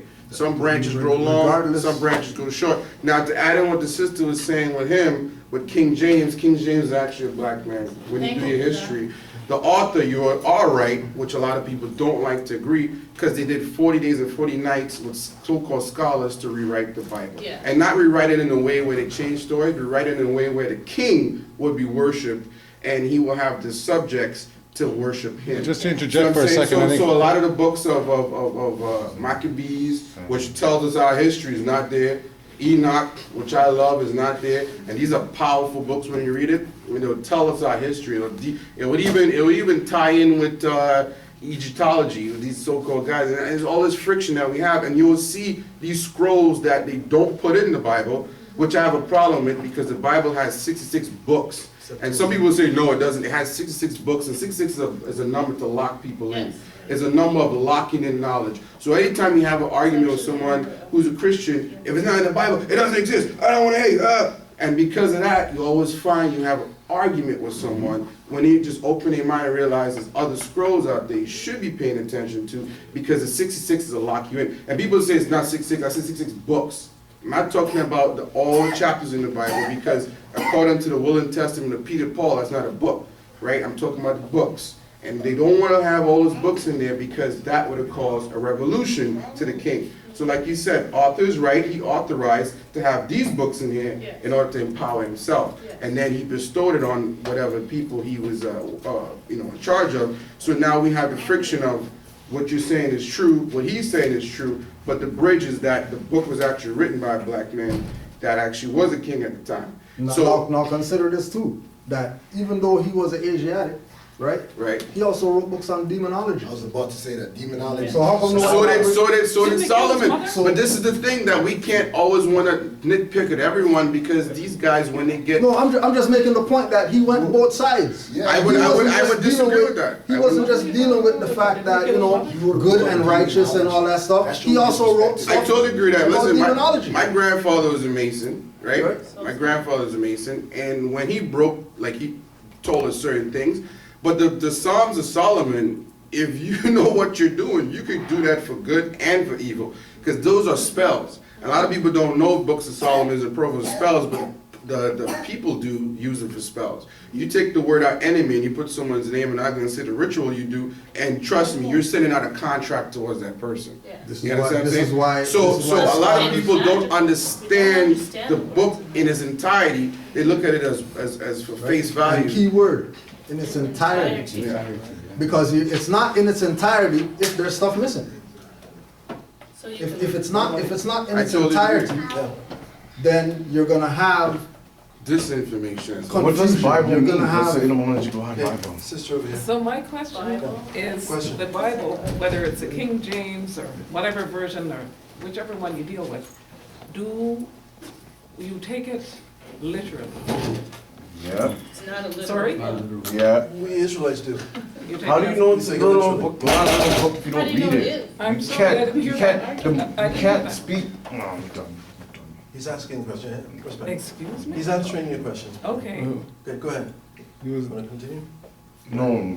See, right, and The short answer is yes, we do take most of it literally. There are some things that are symbolic. All right, so that means you don't take it literal then. Sorry? That means you don't take it literal. The whole thing, the If whole you're saying- thing. If you're saying, well, we take most of it literal, but some things we don't take literal, then you don't take it literal. You gotta, it's either all or nothing. You take it all or All in or you're out. It's either you're all in or you're all out. You're not gonna be half and half. For example, the book of Revelation has a number of beasts, images there, which are symbolic. They're not literal. There is no animal that has 7 heads and 10 horns. Have you ever seen one?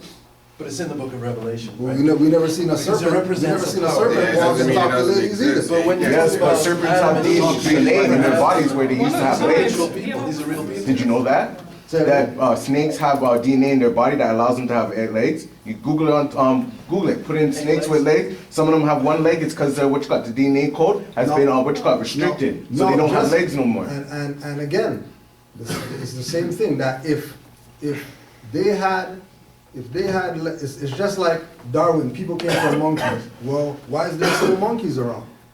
Darwin's alive. There should be some snake with legs still today. If snakes had legs.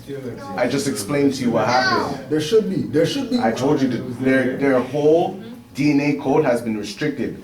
Like our DNA codes, we're able to do certain things that we are not able to do at this very moment, that we're at one point able to do. Even our bodies, our stature is a lot smaller than what it was. Do you think the animals weren't bigger too themselves? The fruits used to be even a lot bigger themselves too. Back if we go all the way back to the Garden of Eden, everybody has fallen. A lot less carbon in the Well, atmosphere. if you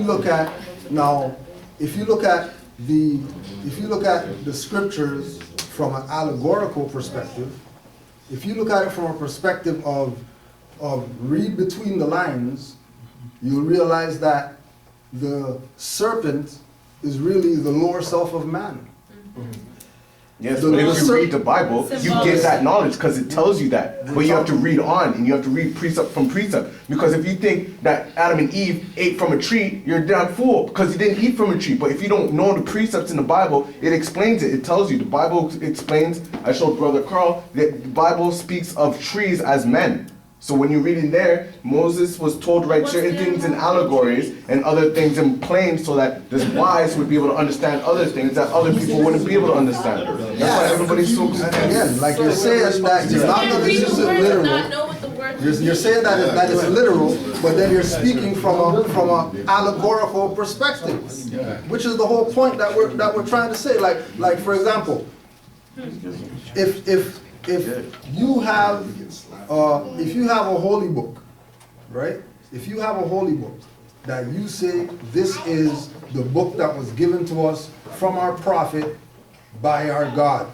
That's not true, because the Romans are the ones that put together the Holy Bible. Holy Bible is multiple books. They took our scriptures and they chose which ones they wanted to put in it. A lot of our scriptures are still lost, like the book of Enoch, Enoch 2. We got Maccabees 3 and 4. What about Bhagavad Gita Joshua, and all we these got Hindu books that are part of the Bible as well? Well, then All the mention Buddhist that books that are part of the Bible as well. What Buddhist? Hold on. Honor, What Bible has Buddhist books in it?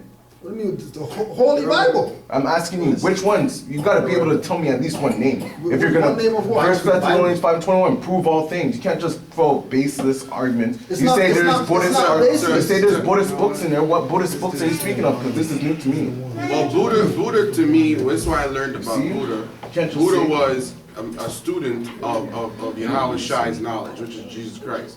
When Buddha Buddha was black, by the way. He went back to China, and when he went there with the teachings of God, the Chinese started worshiping him, right, and offering him gifts. So he got engulfed in being praised, and forgot about the real teachings That's that he why they went there depict with. him as a fat man to show his size. Exactly, to show he got greedy It's not because of all he the was food. fat or whatever. Right, so Buddhism, that's why But it's hard. but Buddhism like- has but- teachings of Yahweh Shai in there, And but it's corrupted in his own. Isn't he in the Bible?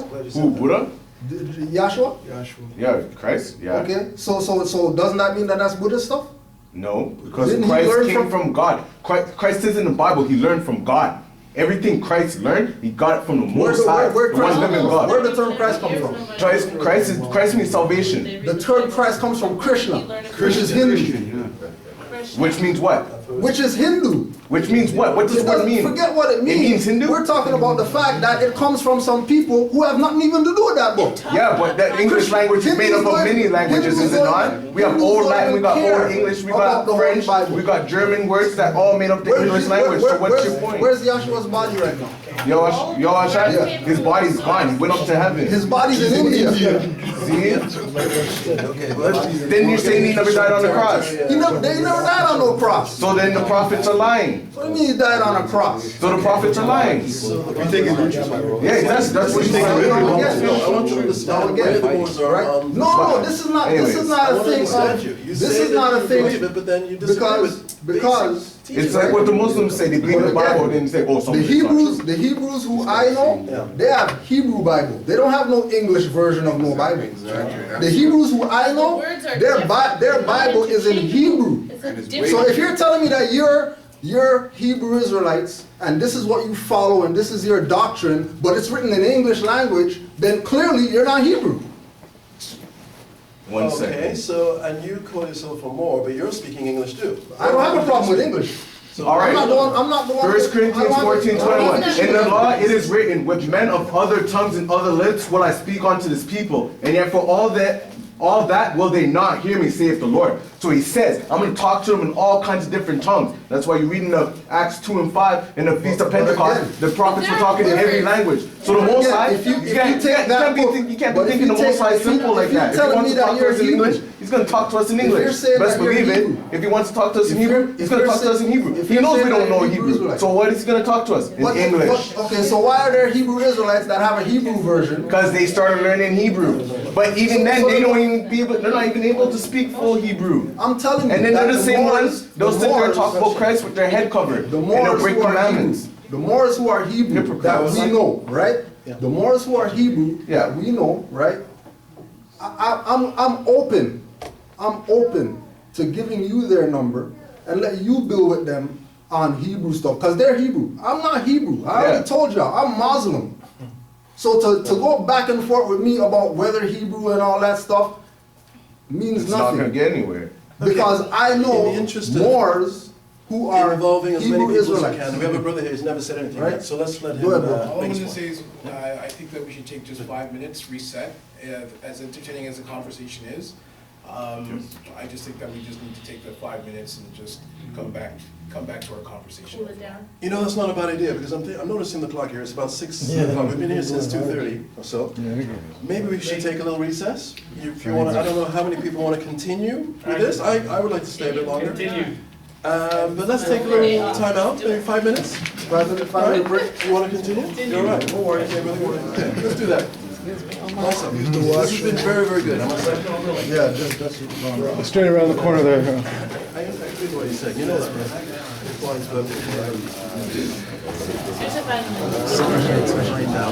Someone's in the water. If Most High wants to talk to me, like we're going to talk to me, whatever. And I if he wants to start talking to me. See eye to eye on everything. You may find certain things disturbing, right? But I don't have a problem with that. You know, we believe as Israelites in Yeshua, who comforted the disturbed and disturbed the comfortable. And so I'm with that. I'm down with that. I don't mind being disturbed if it's helping me to grow.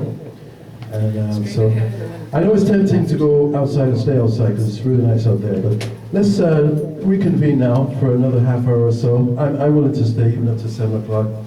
We'll see how it goes, right? And I know Brother Cujo has been speaking a lot, so he might be getting a bit fatigued, possibly. He seems to have a lot of stamina. Despite that, let's have more questions and answers. All right, does anybody have anything in particular you really would like to address at this time? Just raise your hand and over to you. Okay, your brother, what's your name again, brother? Tesba. Tesba. Yeah. All right. So let's just take a moment and you know, like I said, we read the Bible and we use the Bible. Our perspectives might be different, but when they say honor thy father and thy mothers, that your days may be long upon the land which the Lord thy God hath given thee. Exodus 20, yeah. Excellent. We absolutely agree with that. And because it's the first commandment with a promise, we put that necessary emphasis on it. So I'm sure you guys agree with that.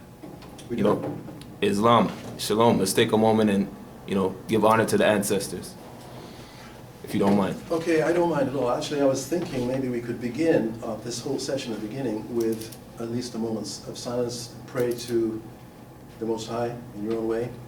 So let's take a 30-second or so and just pause, and we'll do that silently. Right?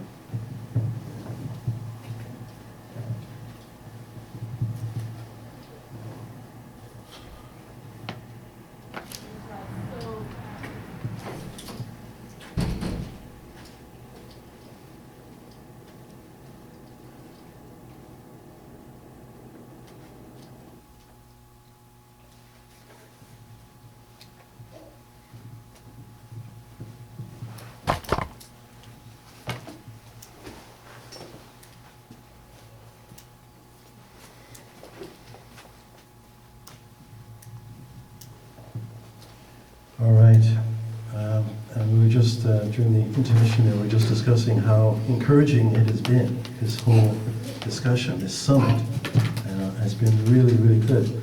So we want to continue in this spirit of goodwill and just being open.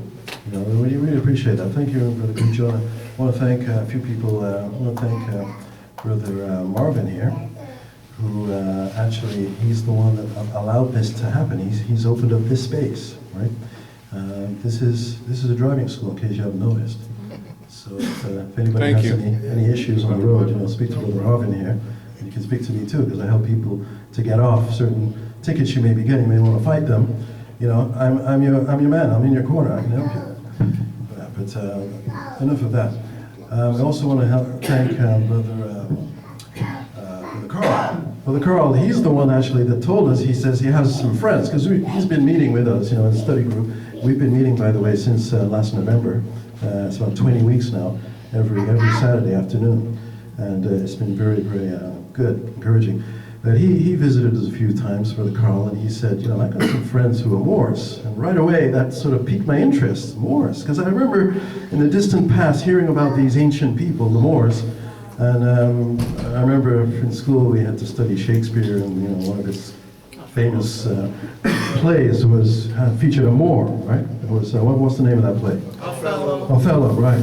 See, I don't remember too. I remember the more. I remember that more than the title. So this has been very enlightening, and let's continue in this vein. All right. And does anybody have any questions right off as we resume? Yes, brother. Your name again, if you don't mind. Is it okay if we ask before you ask your question, just to say who you are? Your name. All right. Thanks a lot. My name is Kanta. I don't have a question. I just have a comment. Basically, being a Moor, from what I have gathered for myself, is a remedy for people who look like you and I, who have been suffering under colonial oppression. So coming to this knowledge, what it has done for me, it has enabled me to see things for what they truly are, whether it be lawfully, on a corporate world, mundane, spiritual, and so on and so forth. Like, what has been brought to us by the prophet is truly a solution for us to defend ourselves from not experiencing the Rodney King stuff again, the Fergusons, and so on and so forth. Moors do get shot and will get shot, it's a fact, but as far as numbers-wise, once we get our mentality, our mindset in a frame of what the prophet brought us, we shall be free, like in this land. When you say the prophet, who are you referring to? Prophet Noble Drew, because he's the one who did the legwork for us today, and had his work and his instructions will follow to a T without being compromised by sellouts, for lack of a better term. We wouldn't be having this summit conversation. We'd be living in our, what's his name again? Marvin? Yeah. No, this is further ready. As Marvin was saying when I got in here this afternoon, as far as we would have our own community, like the Amish, like the Chinese, like the Japanese, and so on and so forth. But right now, we're 103 years behind from what the prophet Noble Drew brought us. So that's why we're going through this slight upheaval, only for us later on down the line. It's not really going to be for us, it's going to be for our offsprings, who will really benefit out of it. So our fight as Moors is to break those chains for our children to follow, as opposed to going to school and being identified as black, being identified as ward of the state, being identified as Negro, black, colored. And we're not that. And that's what the prophet brought to us. Despite, and again, like I said earlier before, you could be whatever you want to be, but know that lawfully you are a Moor. And being that as your nationality, you fall in line, you realign yourself with the ancient way of things. Islam, and I yield the floor. All right, thank you for that. I know you have a comment. Just before, quick question. My understanding is that you have a temple. There's a temple somewhere in the city? Yeah. Eglinton and Keel, 2533 Eglinton West. Yeah. And did you meet other places, I assume, what day of the week? We meet up there Sundays, 1 p.m. Friday? Yeah, Fridays, gotta be on the email list to get it though, because it changes, like, Yeah. every other Friday or every Friday, whichever, but I'll send it out on Friday. So right now, Fridays Are and your Sundays. meetings open to anybody? Yeah, Or do you have open. to be by invitation only? Open, yeah, open to anybody. All right. Anybody willing to learn. And then on every other Saturdays, when it matches up with our schedules, there's brothers down in Philly who our brothers down there have a class every other Saturday, which I will Skype so that we can be sitting in the temple talking with brothers on the so-called other side of a jurisdictional line, and then you can get a feel for, what's going on in a sort of in a much wider view, let's say, or at least with other input. Yeah. You guys might put an email up there so we could, Yeah. see it. Right? Is that working okay? Looking at that one.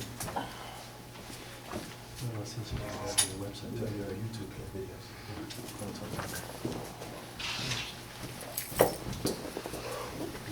And then we also do calls, so we do calls to, amongst whoever is interested to discuss, business within the community as well. So those, again, you have to be on the email list or just show interest, let me know, but those will be like every other Wednesday. And as long as you have the email, like, you'll get the invite. And I just wanted to say, and I was going to say this before, that I know the rest of us more have found that, this is it's a very enlightening situation, but I think that one of the things that we could maybe start to look at in addition to this, is let's start looking at the similarities that we have versus the so-called sort of variances. Let's look at how we should be getting together. I mean, that's what this was. This was unity, right? You're going to have your rough patches. It's like fitting two moving objects together, but those objects should be moving in the same direction. And we know we all know what that direction is. We're they talk about certain things like that man is like is 0.01% different than an ape. They can't figure out what that when they look at him on a genetic level. I look at this stuff being like that too. We're off on such a small amount that we're looking to try and make as the difference to what this is about versus all the stuff that is similar. One of the things to put out there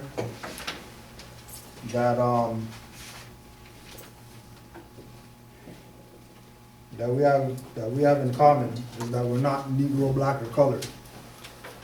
If you do your research on a document called King Alfred Plan. Can you say that again, sorry? King Alfred Plan, and it's Executive Order 11490. And let's just give the background to this. These are supposedly documents that they've gotten off of like Joint Chiefs of Staff from redacted hard drives that they were able to, certain guys, forensic guys, are able to pull snippets off of, and they were basically able to get this report that then backs up everything that we sort of know and takes us beyond our differences. This executive order was authorized October 1969 to counteract the minority, blacks, Indians, Latinos, Puerto Ricans, and poor whites in their rise from up under the depressions and powers that be, the government.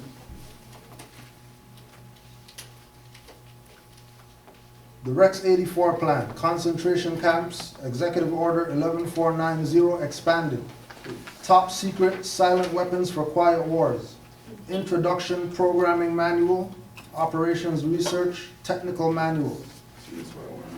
Union States of America. Right, so when you hear, like we're talking about with ON, being Ontario and, them using these abbreviations, when you hear people in so-called government say US or USA, they mean Union States of America. They don't mean United States. right? Union states, so all the states in the union, right? So this would be all the way from the northern states, so to speak, as opposed to the southern? Well, it would be. I think initially that might have been part of it, but That might have been the idea. that might have been it conceptually in certain parts of it, but I think the union means much more sort of the European business conglomerate, union, corporate side of. That infiltrated the actual government. That he was talking about before with the republic versus the monarchy. Democracy. Because it had to It be, means Union States of America, not United States. Yeah, That's right, It's, union. it's officially United States of America, but the people that took over use acronyms. And people assume that the acronym is what, right? So Union States of America is completely separate from. Totally separate. So like It's not like the a United corporation? States. It's Yeah, exactly, the corporate- exactly. The corporate perspective. Represented by Washington DC, which is DC, they talk about that 10-mile area. That was basically that District of Columbia. It's a country, is it not? That was their little arm here, and that was the only jurisdiction. All those laws that were being held responsible to should really only be being enacted in there to their people.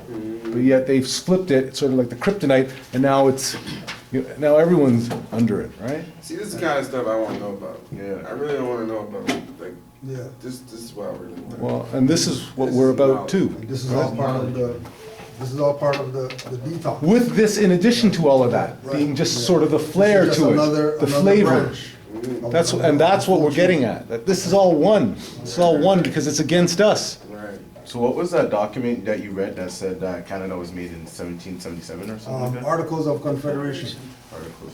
1777. Check that out. It was crazy when I read that. It says that Canada so-called cedes to everything in the United States. The what? That Canada cedes basically is a part of the United States. Agrees to everything, so that when you think that Canada is different than the states, and you say, okay, that's the next step, right? The next level of, we're basically in the corporate offices of the United States, Canada. Canada's a corporation. And one of the good things that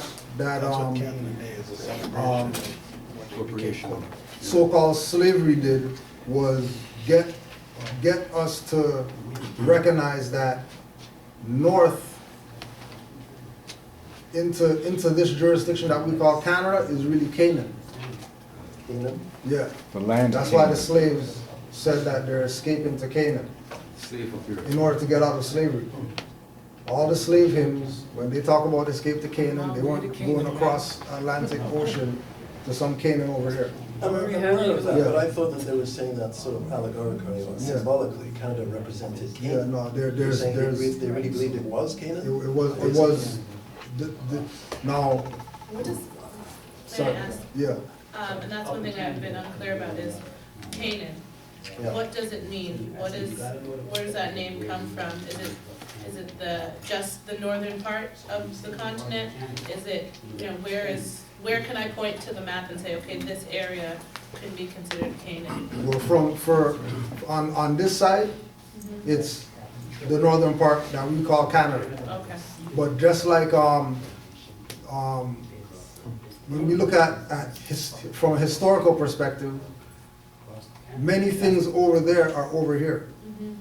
So there's Memphis over here and over there. There's Egypt over here. There's pyramids over here bigger than the pyramids that are over there. You know what I mean? There's Israelites over here. The Ben Ishmael tribe, which were Aboriginal, Indigenous people, they were on this side. That knew that they were Israelites, but they never classified themselves as such. They said that they're the Ben Ishmael tribe, but they look like us, but they were, you know what I mean, dark-skinned people, right? Is this this is in reference to the cosmic mirror that you're talking Yeah, about, right? yeah. Bro? Atlantic Ocean being a mirror that's reflecting both sides. So the Nile over there is the Mississippi here. Both of them flow south to north. Right? So when we put the continents together, you see that it was literally a mirror. Right? So another reason why we can't say that there's a separation. because all of it is one geographical landmass. Even under the water, all the land's connected, so there's not really a separation like that. It appears that way, but once you know, like we were talking about earlier, they've put out so much information to distort perspectives, and then people go with the distorted perspective as a reality, and then get themselves in jurisdictions that they don't know how to get themselves out of.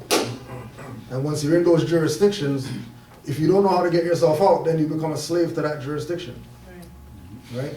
Just like when you were reading the King Alfred plan just now, and you were talking about the blacks, the Hispanics, the Indians, the poor whites. Right. That's a lot of people, but they refer to them as minorities. As How minority. could they be the minority if there's so many of them? If they're a majority. It's a legal Right. status. It has nothing to do with how many of them that there are. Right.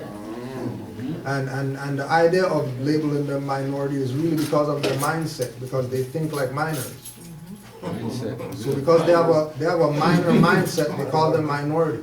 But remember, Ignorant people would say numbers, even though they know that they outnumber, the minority outnumbers everybody. But then legally, what you want to know is once you're termed and you call yourself a minority, they then have wardship status over you because you're saying that you're a child even though you're a grown man. So once you admit to being a minority, what they're doing is it's layers of getting you into their jurisdiction. And then by the way you speak, which are the spells which are who you are, you then show them how what you really know or what you really don't know, right? Speaking of spells and things, I'm curious about something, because I did a little bit of reading, as I said earlier. I'm not saying that, you know, it was this extensive research, but I picked out a few things, and, you know, one thing that jumped out at me is that there's this association between the Moors and the occult. Mhm. You mentioned esoteric. Right. When I hear esoteric, I think of the occult Right. and maybe witchcraft and all that kind of stuff. What's your relationship to, say, I heard somebody say, the Masons, for example? Are you a branch of Masonry, or do you have any Yeah, we're association not with them? a Do you branch reject them, or- of we're not a branch of Masonry. With regard to the occult, same thing with the etymology. The occult means hidden. Right, no secret. So if I do this, this is occult. This book is now occult. Esoteric. If I do this, my eyes are now occult. Does this have to do with devil worship or something? No, but the No. word does have that, Because we use it Because that way. because Now of the because it same. means that. Yeah, because of the same thing of taking things that are sacred and corrupting them. And then also corrupting the pathways back. So the very words and symbols that you should be looking to for education and stuff, you're shunning away from because they programmed you to understand these things aren't meant to be looked at. Occult is secret when really it's just hidden. It means stuff that they're covering up. Why are they covering up? Because if all of us know that, then it sets us free. And these are parts of the things that it was then talking about within when we started off reading about religion and these sort of things that they keep hidden from the average person, which keeps us enslaved. Because it's knowledge that will set us free. And remember, we're particular because we're privy to certain information that the outside people don't have access to. Though they could if they want. They could if they want to. I was But gonna ask, you know, where do you get this? because So of their mom the didn't teach because them, of their dad the didn't teach brainwash, you know what I mean? Because you do seem to have a knowledge of certain things that the average person wouldn't know. Yeah. But I'm wondering, what's the source of that knowledge? Yeah. Is it coming from Studying just established, like recognized sources, or are they sort of secret sources that? I didn't know what etymology was until a month ago. You know what I'd have to say the answer is? The answer is, once you know that you're something other than they've labeled you, Yes. it opens everything It up. Opens up everything. Because what happens is the very text that you're reading, because it's our stuff to begin with, so everything's layered with our stuff. You just have to be able to then see it as it is. So like for example, black people would say they stole our history, right? Because when we go do research, we can't find nothing about ourselves. Yeah, because nothing was called black past the 1400s. That's a modern term. That's a modern That disconnects you then from, designation. that then disconnects you from your true But then history. if you looked up Israelite, you'll find stuff. If you looked up Moor, you'll find stuff. If you looked up all these other terms, you'll find stuff. And then keep in mind that if you look up things like, if you look up Israelite in the dictionary, it'll tell you that it's a noun. So you know it's talking about people. But then if Israelites say, well, Israelites are black people, you just stunted your history. Because black's an adjective, which only goes back to the 1400s. Well, Israelite goes back, Goes back ancient. It's an adjective. It If can you say, be- I serve the Israelite God, It it's an can, adjective. yeah, it can be used like that, but is that really what it is? Is what it comes down to. Whereas we know that black can't be a noun. Right, we know that colors can't be nouns. Right? Except orange. I'm familiar. Which guy? Is the term black used as a poetic in literary, like as a poetic term, as in to express like a certain emotion, like anger and being mad, Right. something like that? I was underneath that impression too. Right. So like in some places, like in the Bible, it says like Jeremiah 14 says, "I'm black and the gates of Jerusalem are languished," right? Like some people read that and say that Jeremiah is saying I'm black, but what he's saying, he's mad because the gates of Judah are Right. being sieged. Right, and then when you look up black, it'll tell you everything that's negative. Yeah. But then it's like when in the Malcolm X movie, when the guy after he got locked up and the guy took him in prison, the first thing he gave him was a dictionary. Yeah. And told him look up words or whatever. And he said, well, everything black is negative, everything white is pure and whatever like that. He wasn't necessarily teaching from the perspective of we should look at, you know, this as corruption by the European of language or whatever. He was really teaching them etymology. That's really what was happening in that scene, right? What is the meaning, because you guys said that like 10, 15 times. Etymology? Yeah, what is that? Origin of words. Origin, okay. Yeah. So what words really mean? Yeah. So I bought this book. It's for like I'm trying to find a book on etymology, like so that when I'm studying, like I listened to I forgot who it was. Carl sent me it. He said that when you're sitting there studying things, you need to have a dictionary. Right. You have to be able to find the etymology of the word in like an older Oxford dictionary. Right. I'm looking for these books so that I can, when I'm studying, like I'm getting the true meaning of the words that I'm reading. You're gonna have to go to the library because they cost over hundreds of dollars. It depends on where you go. Yeah, depends on where you go. Yeah, that's what I'm saying. I Just, need. if you talk to brother Mari in the back, Yeah, there's a brother who has some, Mari in the back. he finds things. He finds stuff. He's the finder. So do I need an Oxford dictionary? No, One not like the older- necessarily. I mean, let me put this up. Is it a new one? One thing that you can do is, opposed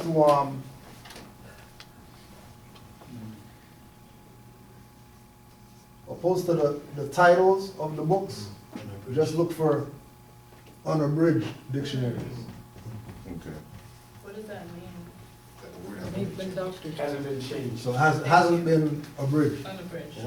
You sure about that? You can trust that? I mean, you know, it's, well, you know, the thing with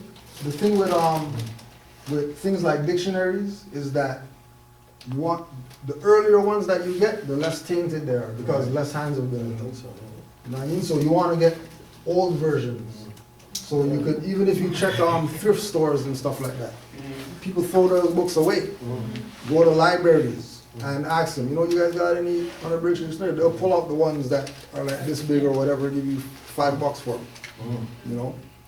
And then because English is a Creole language, a Creole tongue, it's mixed up, made up of different languages. That's true. Then you, even in a not so great dictionary, it'll give you the language of origin for a word. So if you can look at the language of origin and trust in that at least, that okay, yes, it comes from the German word meaning such and such, then you know at least that, well, that's my reference that in German it means such and such, and that's what that word has meant in German for how many hundreds of years.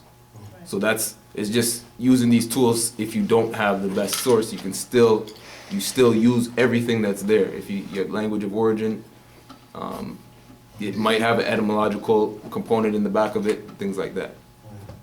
And then another important thing about using a dictionary is that before you even read the word and its definition, you want to read that, let's say, that almost like a sentence of it giving you, like the brother was saying, its origin, and it also gives you the timeline. Parts of and it lets speech. you know if it's a noun or an adjective. Parts of speech as well. So, for instance, like if you look up the word black It'll give you its origin, but it also give you its timeline. So they tell you, let's say the 14th century. So you know, before the 14th century, black wasn't being used.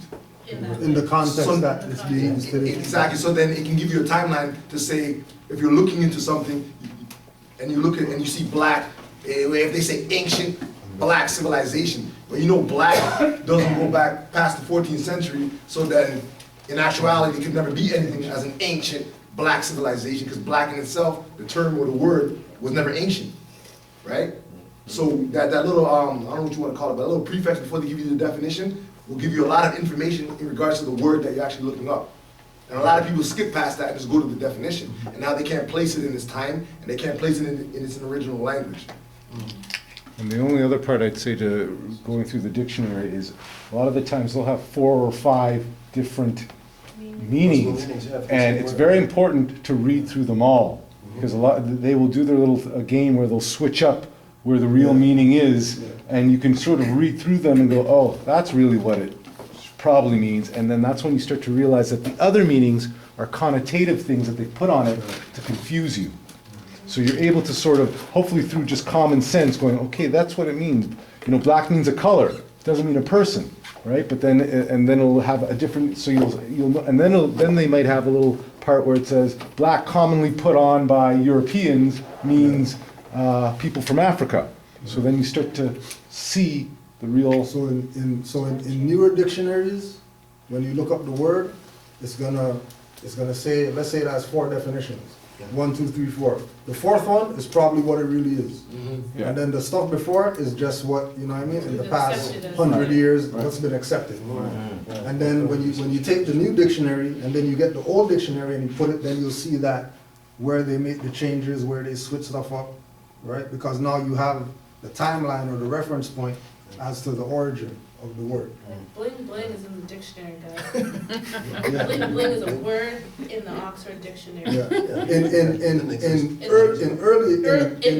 these editions now, times. yeah. So But now, if you look that up in an old that's not a dictionary, word. it's not gonna be there. Exactly. You know, we know what it means. Right, The word nigger changed its meaning in our lifetime. right. Definitely. You know, that's how, it doesn't take very much time for the meaning of a word to go from one thing to another. It is long. It's what people agree to use the word to mean. That's it. So the actual meaning of the word can be the complete opposite of what people are using it to mean. Yep.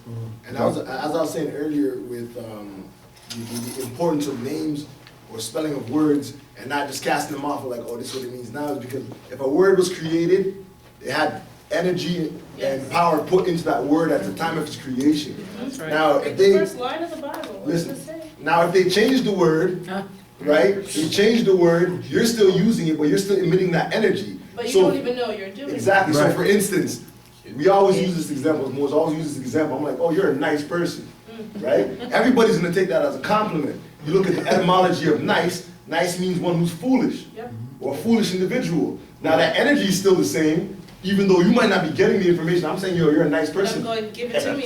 I know this. Like, for instance, I know the meaning of nice. More foolish. Exactly. I know the meaning of nice. So if I say, oh, you're a nice person, I know I'm telling you that you're foolish. But you, I don't know that. Exactly. And that's why it's very important to study words, and it's very important to find the etymology so you can see what it means. And that's why we also say, if you look at the etymology of black, what black actually meant at its conception was bleached, or pale, or shiny. It doesn't mean what our people think it means right now. And the fact that they're saying these things, they're actually, for instance, let's say, they're calling themselves black or whatever, whatnot. In actuality, they're saying that they're pale. They're pale people.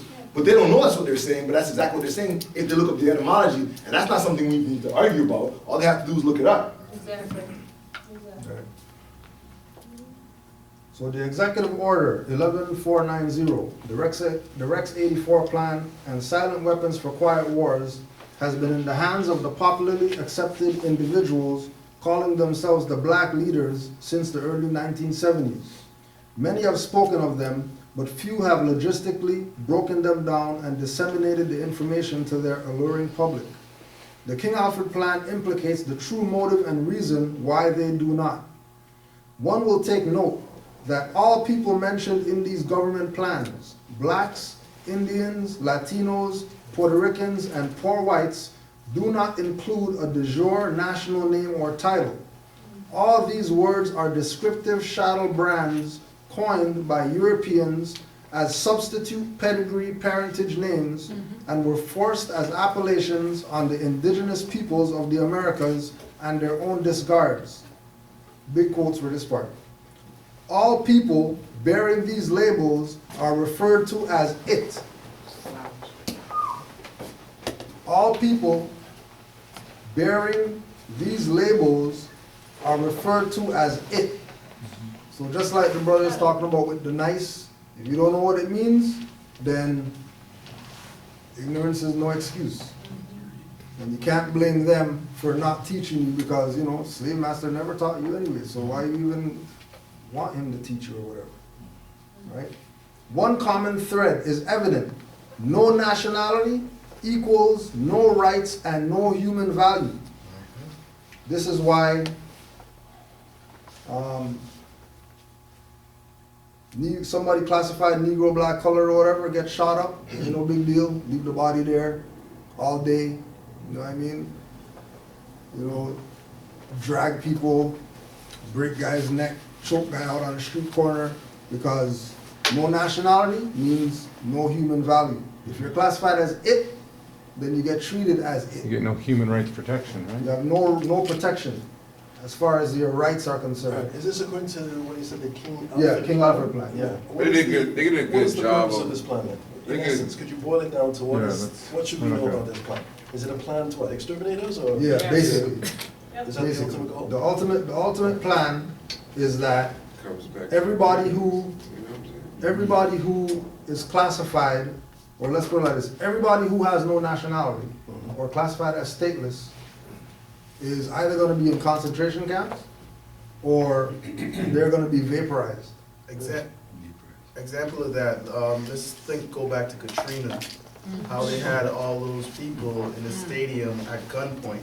Yep. And they're refugees, but they're from the land, they grew up there, but the fact that they identify themselves as black, refugees, colored and refugees, help was being turned away from them, let's put it that way. Because you can, if I own them and you're trying to help my property, you have no right, because I own them. They are my property and I can put them in the stadium and let them go wild all day, every day. Another example is the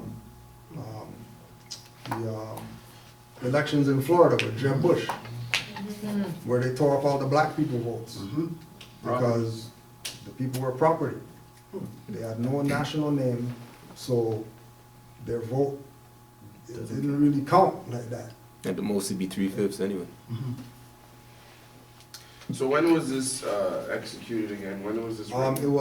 It was instituted on October 19th, 1969. 1969. And that's, I think,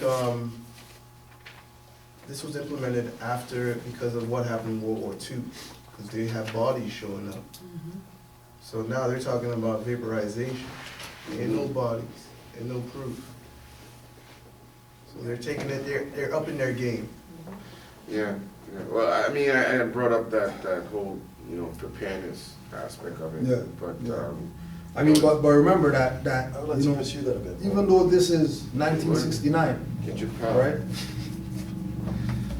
Where we are right now, all these things, the things that they're talking about have not been implemented verbatim, but they're still going ahead with the process of eliminating Negro, black, colored people, steal their organs or whatever like that.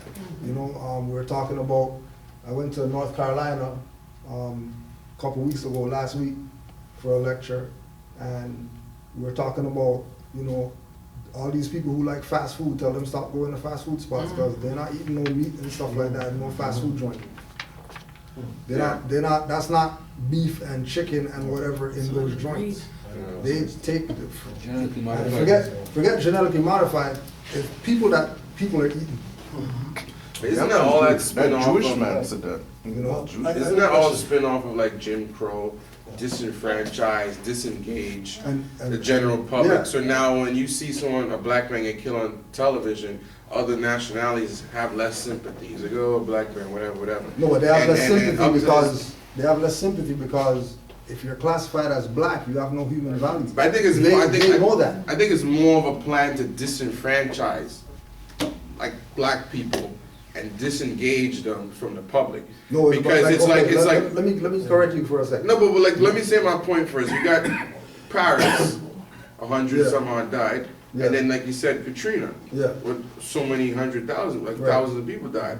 But then some people say, well, you know, it's a mishap, It's not and the then same, and then you know, Paris happens. It's like, oh my God, I can't believe it. People Right. got their pages, they got a Yeah. France flag Right. all of a sudden. Right. And I think that's where the disenfranchisement. I think they did a good job of basically saying these people don't feel sorry for them. Look how they are, they're animals, such and such. Because up to this day, black people still have to renew their right to vote every 25 years. Right. A lot of people don't even know that. That's still in the Constitution that they Right. have to renew their right to vote. But why? That's why they can, Why though? because they were never given the right to No, vote. because they're classified as black. Yeah. So once they're classified as black, they disenfranchise themselves by saying black people. And then they say, oh, European didn't do nothing. European knows that we're Moors. Right. Okay, I have a question. Saying that, you know, they're trying to disenfranchise us, you know, is one thing, but saying that they're trying to exterminate us is quite another. So if this is true, that that's the plan, is to exterminate black people, and if we also agree that we have the right to defend ourselves from extermination, I mean, that's a human right all over the world. Everybody has the right to, you know, to survival. and Nationalities have that right. Stateless people don't have that This right. brother here is talking about being prepared, and I seem to, maybe I misheard him, but I think he said something about being armed earlier. That's one, yeah, So, one aspect I mean, of I want to it. pursue this. Are you saying that we should all be armed in order to protect our very lives? I'm gonna be- If we're actually being I'm exterminated. gonna be straight up bluntly honest Yeah. with you. And Marvin, all these guys in this room, I tell them every time I meet up with them, go get your license, go get your license. Because the day comes when you can't even buy a firearm, you can't get ammunition to protect yourself, that's the day when you know you're really gonna be in a concentration camp. Because if you really think about it, and this is kind of a little off topic, but it's 30 million people in Canada. 3 million people have firearms, right? Let's say 2 million illegally. So out of 30 million, you have 5 million people with firearms. Just you do the statistics on that, right? Now, if somebody wants to come and take over a certain particular land, continent, whatever the case is, would that job be easy or hard with that kind of odds? With 5 million, with 30 million? You have to, you also have to You know what I'm take, I mean, couldn't tell, but. So- but so- you also, so- you have to take into account, first and foremost, that disenfranchisement that you're talking about already exists. If you, one, you consider yourself black, because when you consider yourself black, you disenfranchise yourself from the land.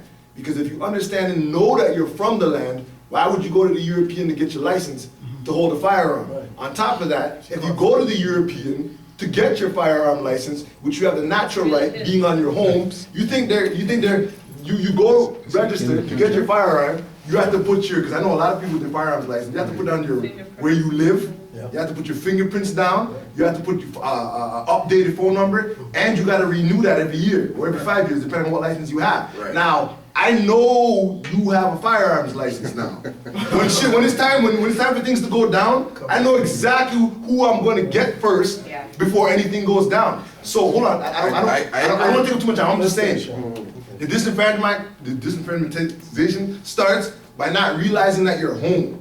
Because if you knew you were home, you wouldn't be going to the European to get your firearm license, because you wouldn't need his approval to have a firearm. On top of that, what is a pistol gonna do to a tank or to a fighter jet or the guys that are coming in with these sonic weapons? They turn that on and all of a sudden you can't hear.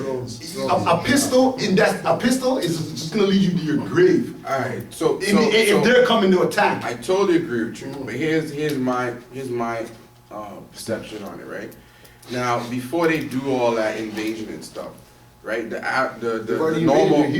normal famine that's going to take place, I could protect myself, right? Of course, I don't think anyone could protect themselves against a tank or a fighter jet. I'm talking about basic protection of family one-on-one aspect. Yeah, you know what, I got it from the Europeans, but I'm still better off than the guy who doesn't have it, doesn't even want to have it. Yeah, you could go outside, but then you have limited options of firearms. You know what I'm saying? Unless you're on a syndicate, that's different. But if I want to go to a store and say, yo, let me get this, I could do it. And yeah, they know I have it, but then they know I have it as well. You know what I'm saying? So they know if they coming and they're going to get something that's going to come out the end of it at the same time. So yeah, they know I have it, but then I have it. They're not So that means we're all done then. But that means your point is missile okay, so going back to your point that if you don't go through the Europeans to get the license and you have it, that means two missiles could This is what I'm saying. What I'm saying is that they're keeping people, listen, you have to think about the firearm. The firearm is hundreds of years old. They're way beyond the firearm. Like the firearm to them is ancient technology, but they're keeping our people focused on that. In regards to protecting yourself starts with knowledge. Because once you understand who you are and where you are, then you start looking at things different. Because a lot of our people, especially in the Black Power movements and stuff, you hear that, oh, get armed, get this, get that. But what the hell, like I said, what is that going to do to a tank or a fighter jet or any of those things? That was one of the three things I said about preparedness. I never harped on it. He just brought it up. I'm just saying my theory on it. I'm not saying that. No, I get you. I'm not saying that's the overall thing. I'm just saying that's one out of three things I said in preparing yourself. Of course, knowledge is always going to be the bottom line at the end of the day to protect you and make you go forward. But I'm just saying in the physical sense of protecting, like for instance right now, if somebody walks through that door, none of us are armed. If somebody here armed, somebody can take that guy out. That's all I'm saying. If none of us here are armed and someone walks through that door, it'll be like that little skinny white boy that walk up in that church and just lay everybody out. And then you become a Let me show you this now, right? So this is why the black fez is always at the door. This is something that we set up. Well, I like that, but I'm just saying, if you're not here and it's just all five of us, then it's not that case. And this is why, this is the whole thing about the importance of nationality, right? And recognizing that certain things are in place. But when they look at you guys as a number one threat though, like prioritize. Like to what? We're home. Okay, but Yeah, we're home. Okay, but you guys go against the status quo. You guys are going against the basic natural order of things. Let me show you this. All perspective. We're home, so we're not going against anything. Brother, I infiltrated, but you're still going against the natural order of things. No, the natural order is us. No. We have a. For the powers that be, we're talking about the powers that be. I just wanted to say, and I mean, call it, We got about 10 minutes, just so we could. flight here or what have you, but like I believe in We got the in next law one of coming up, attraction. right? I believe in 100%. like things attract like things. And that scenario may very well be, but I know for myself that I'm not going to be involved in any of that because I don't protrude that type of energy. I only want good and happy and prosperous things to come to me in life, so that's how I treat the world, that's how I treat people, that's how I treat everything. So if we, and it's the same as the mindset, you know, if you are coming and you're approaching life and everyday life from a particular state of being and understanding, then you don't encounter those things. It's the same reason, you know, why I said I use the word synchronistic, you know, synchronicity with me being here today. Things just kind of unfold because you're focused in a different area. If I'm focused only on protecting myself and I'm only focused on what might happen just, you know, just in case, then there's probably a more likelihood that those things will happen to me than other things. All right, so tell that to the people that were in China. That's why China's a communist, because Mao took away all the guns. Tell that people in Russia, because Stalin took away all the guns, that's what's a communist place as well. But as a people, as a collective consciousness, Mao, those people Stalin, Mussolini. They asked for it. That's why they're there. That's why they were name it, born. and these guys took away the right for simple protection. Because the minute you do that, right, you allow the tyrant, who's basically the powers that be, to control. See, but okay, because look what's happening now. If anyone stands up, look what happened at Black Power. You know what I had to take away the Black Panthers? When Huey stood up to that cop, and he says, "Listen, you're not coming in this door." And the cop's like, "Oh yeah," and Huey said, "Yeah, you're not coming in this door." What did the cop do? He left. Huey's dead. But he used because he destroyed him. Going back to what you said, he destroyed him going back to knowledge because he realized they could infiltrate him with drugs and corrupt his mind. but physically it couldn't conquer him. So going back to what you're saying, yeah, knowledge is the key, but me personally, you still have to have some physical protection. Huey was well armed, and Yeah. he ran through that place and killed everybody.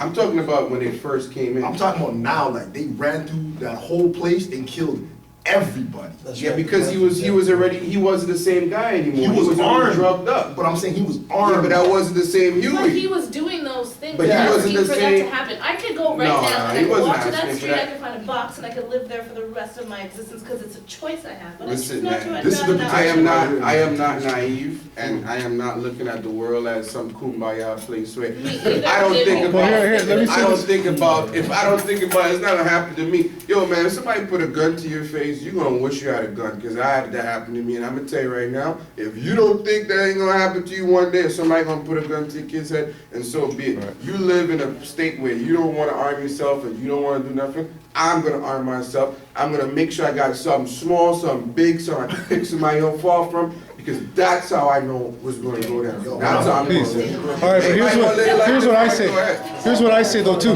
These are some of, Just like these are some of the things I think that we talk about, even though we're separated by groups. These are some of the things that we all face, right? I mean, possibly us sitting around even talking about how we should deal with situations like that, Yeah. right? Because possibly, really, some of us probably see worlds where that stuff isn't happening, or environments where that isn't happening, right? Because that sort of precludes other stuff going on. Why are people coming and sticking guns in your face? Like, for well, I'm saying, what produced that environment? Right, and that's what we then, when it all comes back to the same source. Obviously, there's some toxicity. You got people out there with guns going to stick. That's not how life should exist, right? So we can use that as a commonality, even above our so-called differences with Israelite, Hebrew Israelite, and Moors. We could look at that. That's the kind of stuff. If I may add, our illustrious prophet, in his literature, said Moors don't even carry a pocket knife. Now, to some people who don't look deep enough, they're like, oh well, you know, because I'm a type of brother, I'm about protection. You know what I mean? I'm about defending family, I'm about all of that stuff. But then you have to look at it from the other perspective, right? The prophet said, listen, don't even carry a pocket knife. And then you look at a situation like Hugh Newton, and you were saying that, oh, like to them we must be a threat.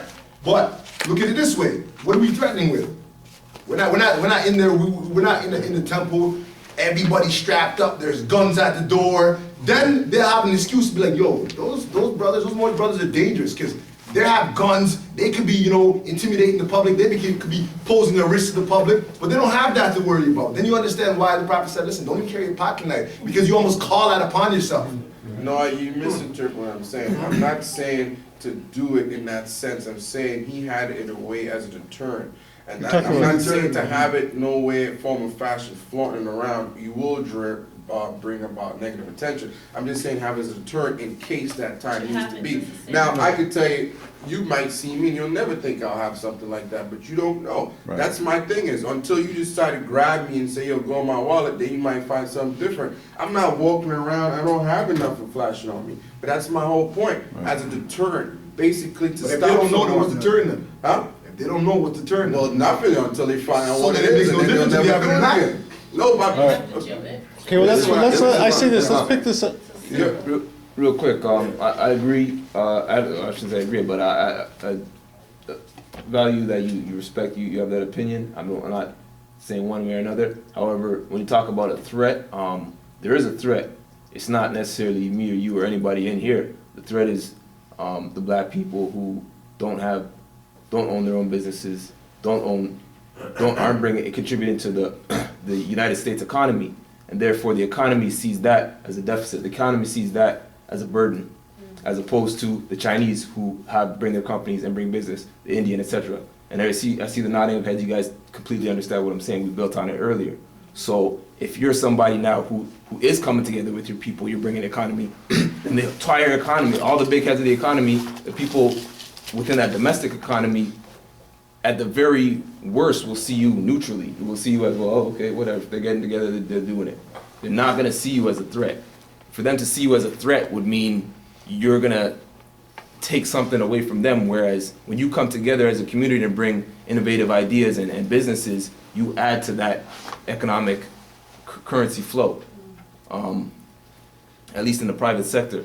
And then just one question that I wanted to ask you, brothers, and everybody in general, is that regardless of King Alfred Plan and being prepared for any kind of physical injury or whatever, long term, like 50 years, what's your plan, or should I say, what is the fullness of the end time in terms of chronological time?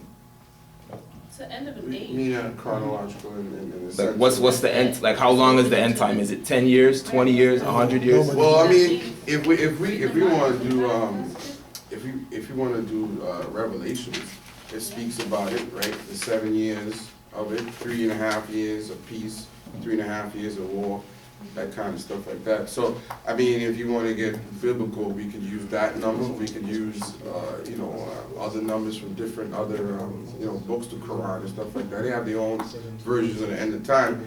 The theme about Revelations, the African scrolls, everything is that you will experience turmoil, trials, and tribulations.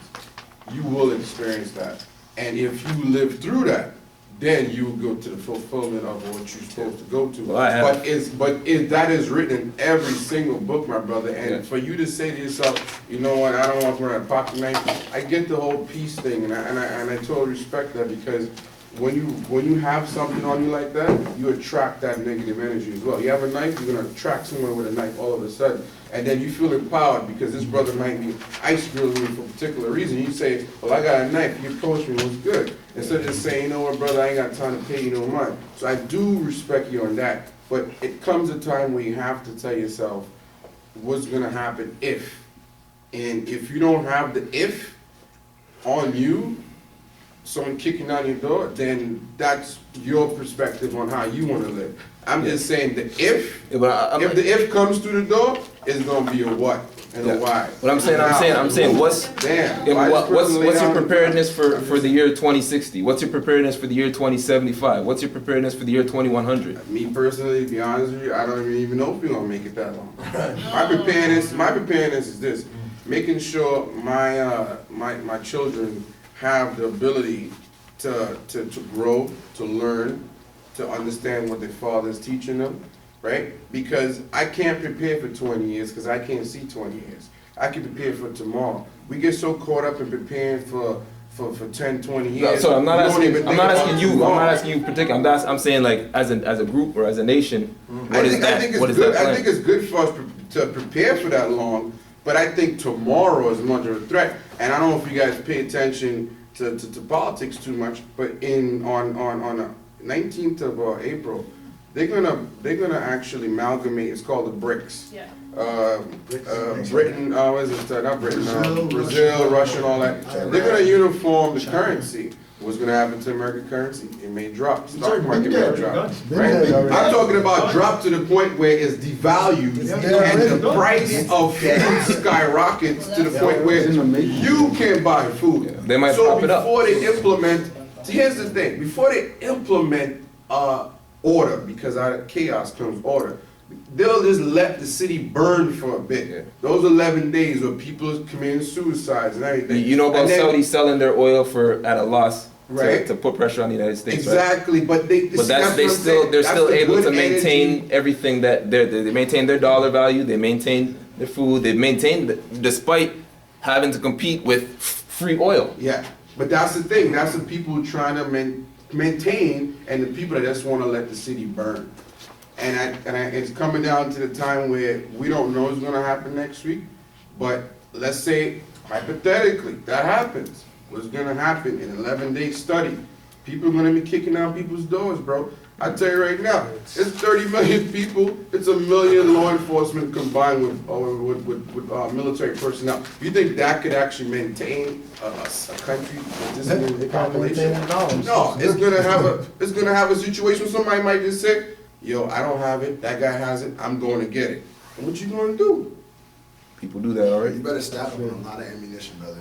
Well, I tell you what, if I take a couple, I tell you what, if a couple brothers laid out in front of my door, I'm not even gonna move it because they gonna see what it is. So a couple brothers might say, I don't wanna go to that nigga's house. I'm gonna use that word.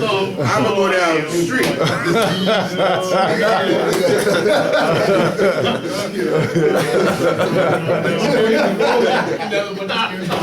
We don't condone any of that activity. All right, brothers. Good session. This has been a great session. Again, a big thank you to all of you for your contribution. Thank you, Even too. if you didn't say anything, just being here is very encouraging. You know? All right. And I know they say still, what is it? Still, deep rivers run still, or something like that. Deep rivers run, something like that. Yeah, I got mixed up. Anyway, you know what I mean, right? Those who are quiet may have a lot of knowledge there, and so maybe next time you'll say something. But I just want to thank my brother Cujo here, and the Moors for being here. And I still have a lot of questions, and I'm sure many of you still have questions. Yeah. And we would like to really have this again. We'll talk maybe in a couple of weeks' time. We can meet here again and continue this. So I just want to, I put the numbers on the board here in case anybody has any questions of the Ensign Disciples or the Moors. Phone numbers are there. And if you want to add your email or something as well. But we'll be here for a few more minutes maybe to hang out if you have any other questions. But you understand, if you have to go home, that's understandable. You've been here a long time. But I find it interesting that we started off talking about how we want to be peaceful and we want to go on there. And at the end, we're talking about ammunition and all that. The Spirit of God is in this room, man. Amen. I would agree with that. Spirit of God is in this room. I go in love all y'all Peace, brothers. peace. Nice meeting you. I'm nice, man. Nice to That's right. All right, kind. Wonderful. Bless. Respect y'all, man. I appreciate it.